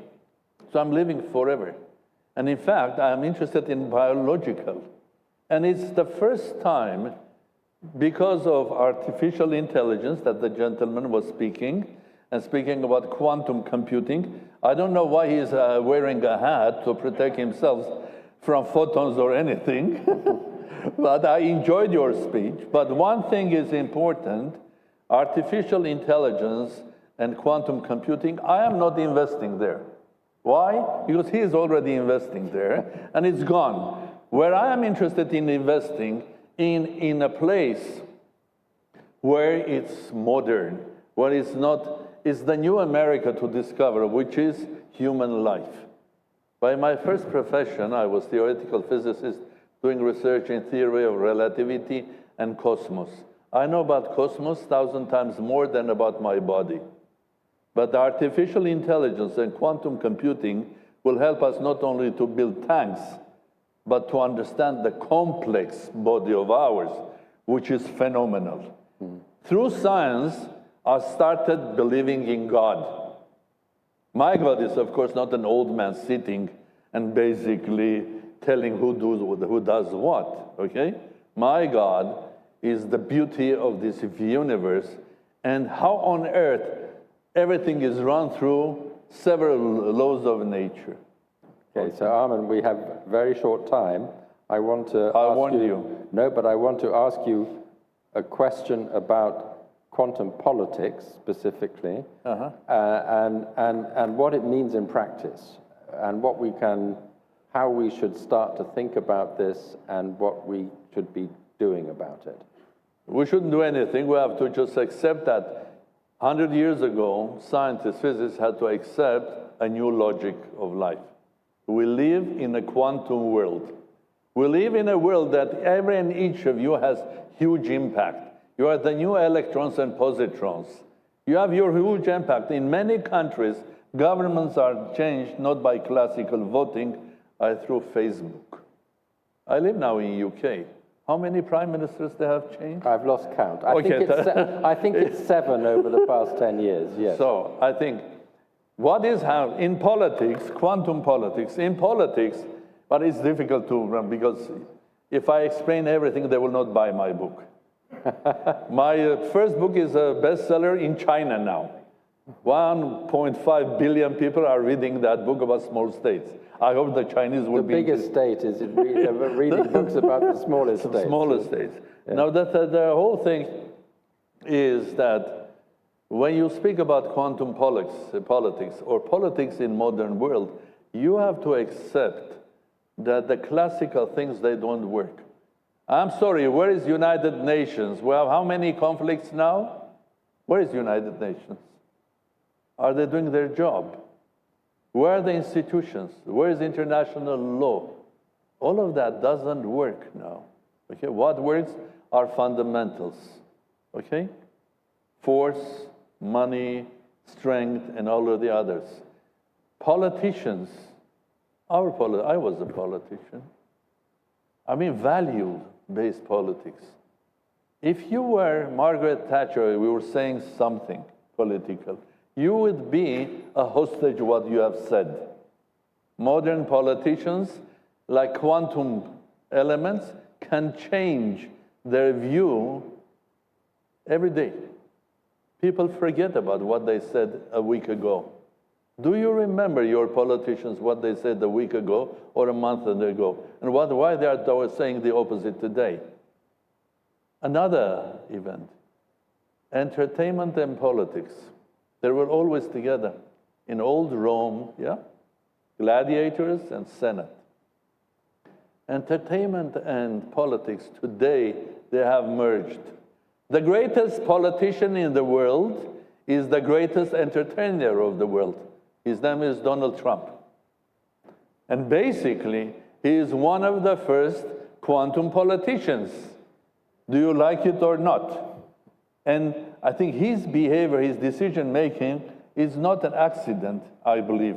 It's a method. And he is not going to be the first and the last one. The next coming politicians, a lot of them admire what he is doing. They will continue the new way of running politics. And going back is a not option. Armin, I think we're out of time. I have a sense we've just scratched the surface of quantum politics. No, we have to scratch the surface of the surface. Surface of the surface, but I think you've whetted appetites sufficiently that everybody's going to go out and buy your book. When is your book published? It's in 3 months.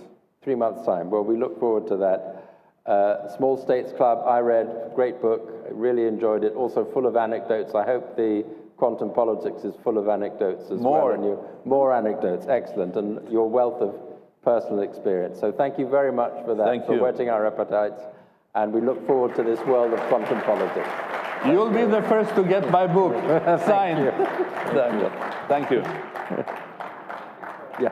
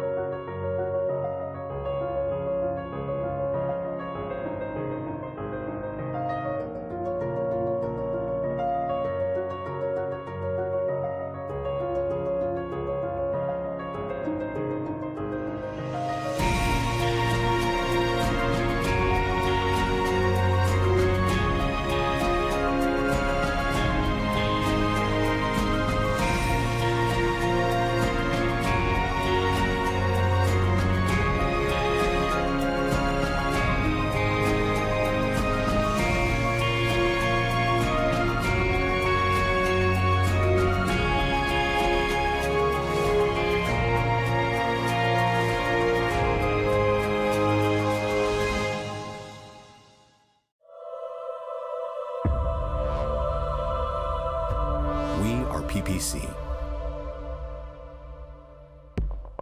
At the crossroads of energy and technology, we lead the new energy era with purpose, innovation, and a clear plan. By merging energy with intelligence, investing in critical energy and digital infrastructure, well prepared to face market volatility and seize opportunities. Clean energy is our drive. A sustainable future for all is our destination.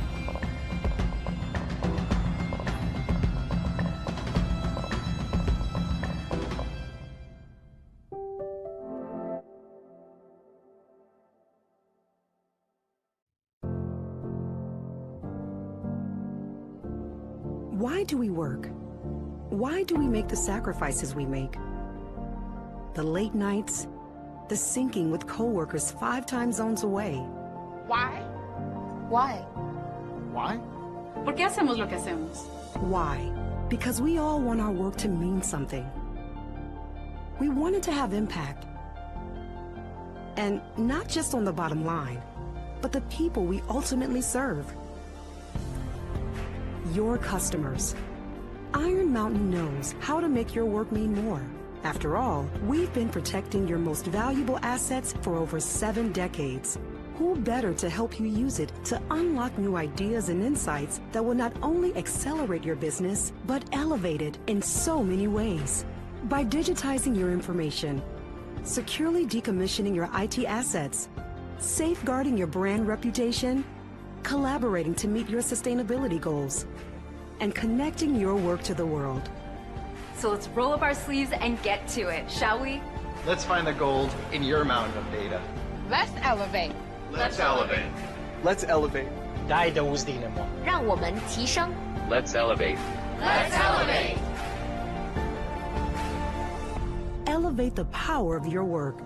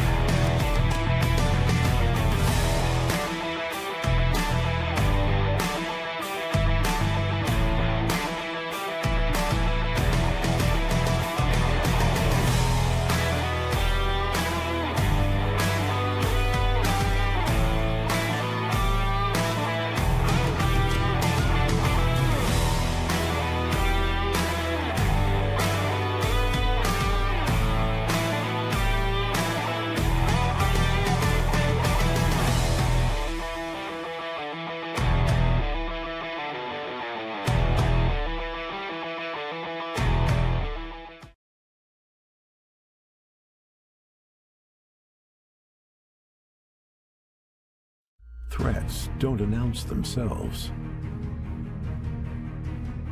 Neither do we. From signal to action.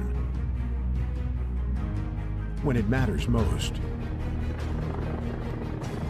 Vigilis Group. When every moment counts.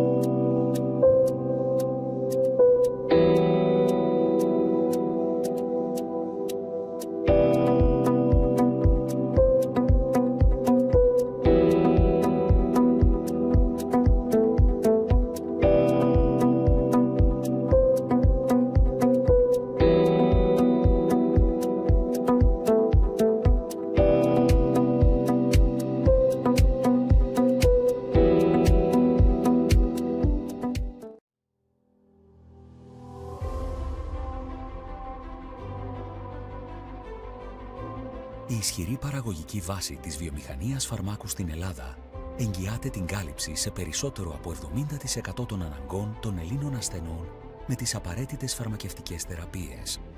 Οι ελληνικές φαρμακοβιομηχανίες προσφέρουν το 65% της συνολικής απασχόλησης του κλάδου, το 90% των επενδύσεων και αναδεικνύουν το φάρμακο ως το δεύτερο εξαγώγημο προϊόν της ελληνικής οικονομίας. 56 φαρμακευτικές επιχειρήσεις με 51 εργοστάσια παραγωγής φαρμάκων και 31 ερευνητικά κέντρα και τμήματα διαθέτουμε τις υποδομές και δημιουργούμε προστιθέμενη αξία στην ελληνική οικονομία. Με τις επενδύσεις μας ενισχύουμε την απασχόληση με καλά αμοιβόμενες θέσεις εργασίας και συμβάλλουμε αποφασιστικά στην αύξηση του ΑΕΠ. Με παρουσία σε περισσότερες από 147 χώρες, αυξήσαμε τις εξαγωγές μας από την έναρξη της κρίσης κατά 182%, συμβάλλοντας στη βελτίωση του σταθερά ελληματικού εμπορικού ισοζυγίου της χώρας. Η πανδημία ανέδειξε την ανάγκη για τον επαναπατρισμό της παραγωγής φαρμάκων στην Ευρωπαϊκή Ένωση. Πολλά ευρωπαϊκά κράτη χωρίς εγχώρια παραγωγή αντιμετώπισαν τεράστιες ελλείψεις. Όμως στην Ελλάδα η ελληνική φαρμακοβιομηχανία δεν άφησε τη χώρα χωρίς φάρμακα. Η ελληνική φαρμακοβιομηχανία έχει αναδειχθεί σε βασικό επενδυτικό κλάδο της ελληνικής οικονομίας.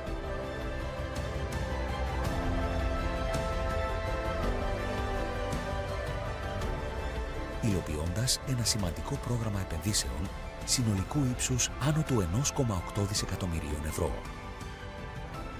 Οι επενδύσεις των ελληνικών φαρμακευτικών επιχειρήσεων αφορούν σε ένα ευρύ φάσμα δράσεων. Από την αναβάθμιση των υφιστάμενων παραγωγικών και ερευνητικών υποδομών έως και τη δημιουργία νέων εργοστασίων με υπερσύγχρονο εξοπλισμό και χρήση υψηλής τεχνολογίας. Οι επενδύσεις αυτές διαμορφώνουν το χαρακτήρα και το μέλλον της σύγχρονης ελληνικής φαρμακοβιομηχανίας, συμβάλλοντας ενεργά στην εδραίωση υψηλών αναπτυξιακών ρυθμών για τον κλάδο και το σύνολο της εθνικής οικονομίας. Ταυτόχρονα, οι επενδύσεις μας θωρακίζουν το σύστημα υγείας, διαμορφώνοντας συνθήκες επάρκειας και σταθερότητας στη φαρμακευτική αγορά. Διευρύνουμε τη δυνατότητα κάλυψης των αναγκών των ασθενών με ποιοτικά, ασφαλή και αποτελεσματικά φάρμακα. Επιχειρούμε με εξωστρέφεια και αυτοπεποίθηση, παραμένοντας σταθερά προσανατολισμένοι στο όραμά μας για την ανάδειξη της χώρας μας σε ευρωπαϊκό κόμβο για την έρευνα και παραγωγή φαρμάκων.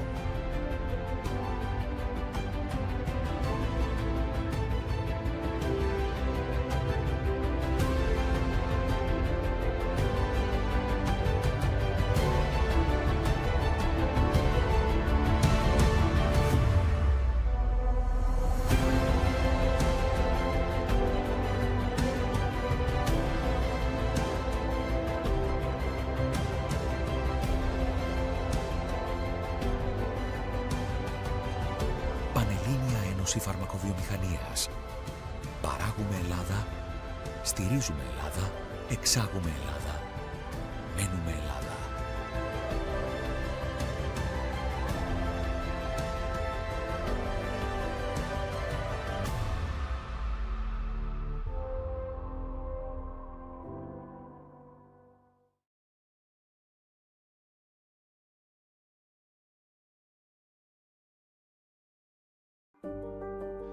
Welcome to Onyx, a fully acquired Mediterranean estate, a perfect ecosystem, integrated as one.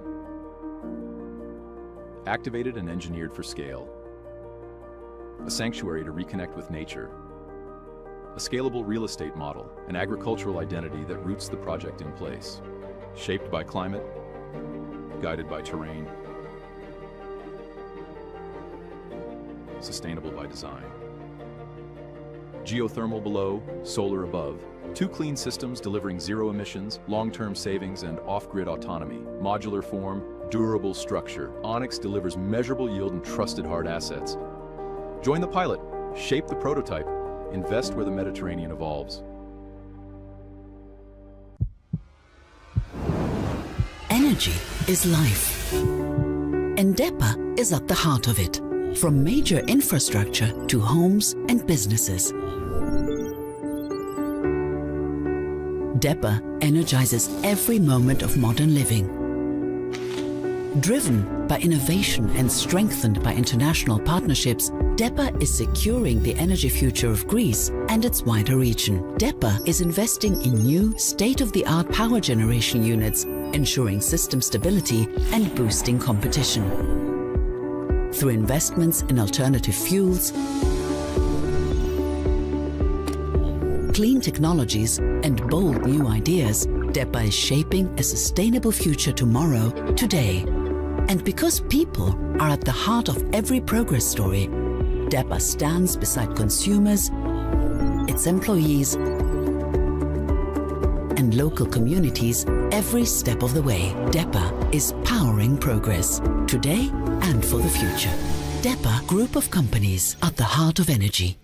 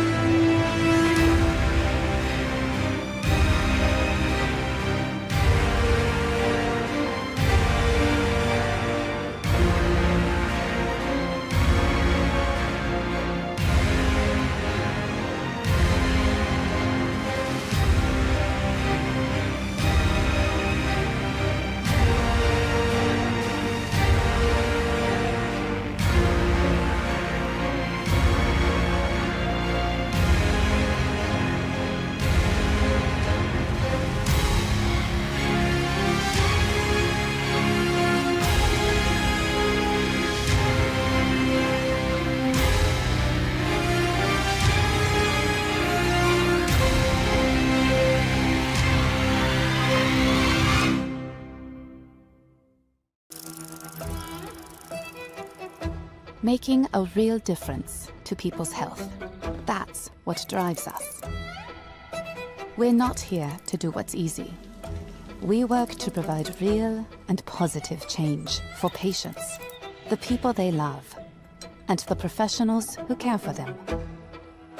For generations, we have dedicated ourselves to tackling healthcare challenges where our impact matters most. Our focus is on areas like oncology, neurology, and cardiovascular and metabolic diseases. Conditions like these place the greatest strain on patients, families, communities, and healthcare systems around the world. Detecting diseases earlier and understanding them better means we can provide patients with the right treatments quicker. This is how our life-changing diagnostics and medicines help people live healthier, longer lives. And we are persistent. We keep going even in the toughest areas of research, and we learn from the experiences of those living with disease every day. Because of all this, we are finding new ways to make a difference. From developing tests to diagnose conditions like neurological disorders and cancers before symptoms occur, to delivering first-of-their-kind medicines that halt and even reverse diseases in areas from autoimmunity to metabolic health. We are also making treatments more accessible and available closer to patients' homes. We are determined to prevent, stop, and cure diseases. Not someday, but now. Because every medical breakthrough means more birthdays, more experiences, more moments with those who matter most. We are doing now what patients need next. Freedom begins with a choice. In 2008, we made ours. Freedom knows no borders. Today, freedom is a system that shapes markets. $2 billion in annual revenue, $9.3 billion market capitalization, 11 million customers, 11,300 plus employees, 230 offices worldwide. Freedom Holding Corp. One ecosystem, many possibilities.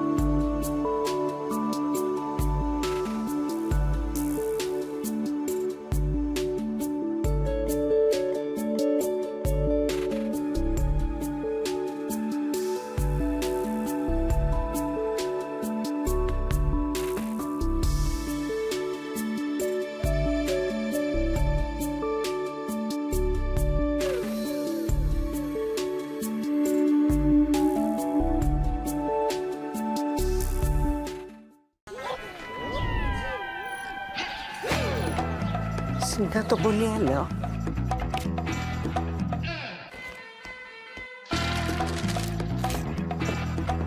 Καλώς την detective Σούλα. Πού πας ρε μάνα? Σιγά μη σου πω. Άρα. Ω, γεια σας κυρία Σούλα, περάστε. Γεια σας. Γεια σας. Αυτό γιατί πάει έτσι γρήγορα? Άμα έχεις γρήγορο ίντερνετ. Σιγά το τζετ. Κατά τα άλλα πώς είστε? Σήμερα είμαι όλη μέρα στο κινητό. Σιγά την βλαχοδήμορφο. Είπατε κάτι? Όχι, τίποτα. Μπράβο σας πάντως. Και γρήγορο ίντερνετ και ατελείωτο χρόνο να μιλάτε όλη μέρα στο κινητό. Γιατί δεν έχετε πια. Αφού έχουμε Nova More. Σιγά το μυστικό του κράτους. Και εμείς θα το βάλουμε. Nova More. Μια νέα πρόταση από την Nova που τα συνδυάζει όλα. Ίντερνετ σταθερή και κινητή από 36 ευρώ το μήνα και προσφέρει υπηρεσίες που κάνουν τη ζωή σου καλύτερη, ακόμη πιο οικονομικά.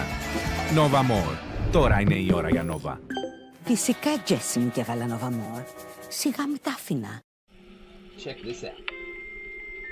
It hasn't been such a long time since people first started shopping online, and it was easy to keep up with the clicks. Little by little by little by more, the clicks added up to be more than the stores, and e-tailers worked harder than ever before, because they had to keep up with the clicks. The clicks came from laptops, then tablets and phones, Monday through Sunday, office and home, 24 hours in every zone, and still they kept up with the clicks. Now shoppers ask more from the websites they're on, their language, their currency, their way, or they're gone, so you'd better keep up with the clicks. All of a sudden, there are so many must-dos if you want to keep selling, like delivery there, no there, or there. And make it tomorrow, first thing. No time for borders. Gotta stay in control to stay in the flow and continue to grow, but we'll help you. Keep up with the clicks.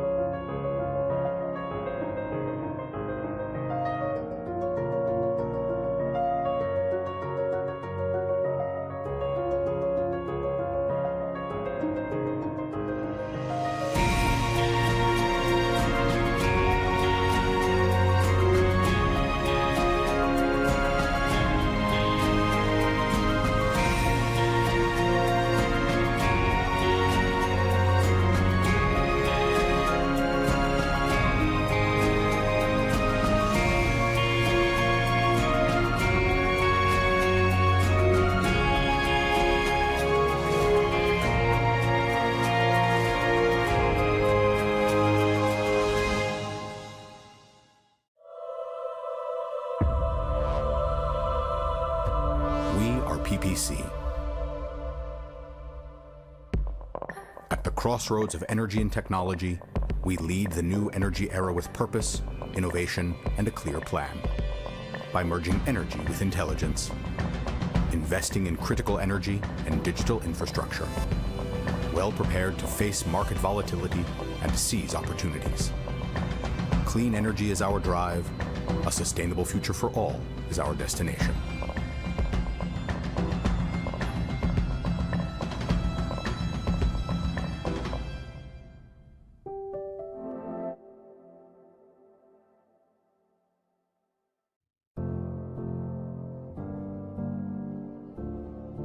Why do we work? Why do we make the sacrifices we make? The late nights, the sinking with coworkers 5 time zones away. Why? Why? Why? ¿Por qué hacemos lo que hacemos? Why? Because we all want our work to mean something. We want it to have impact. And not just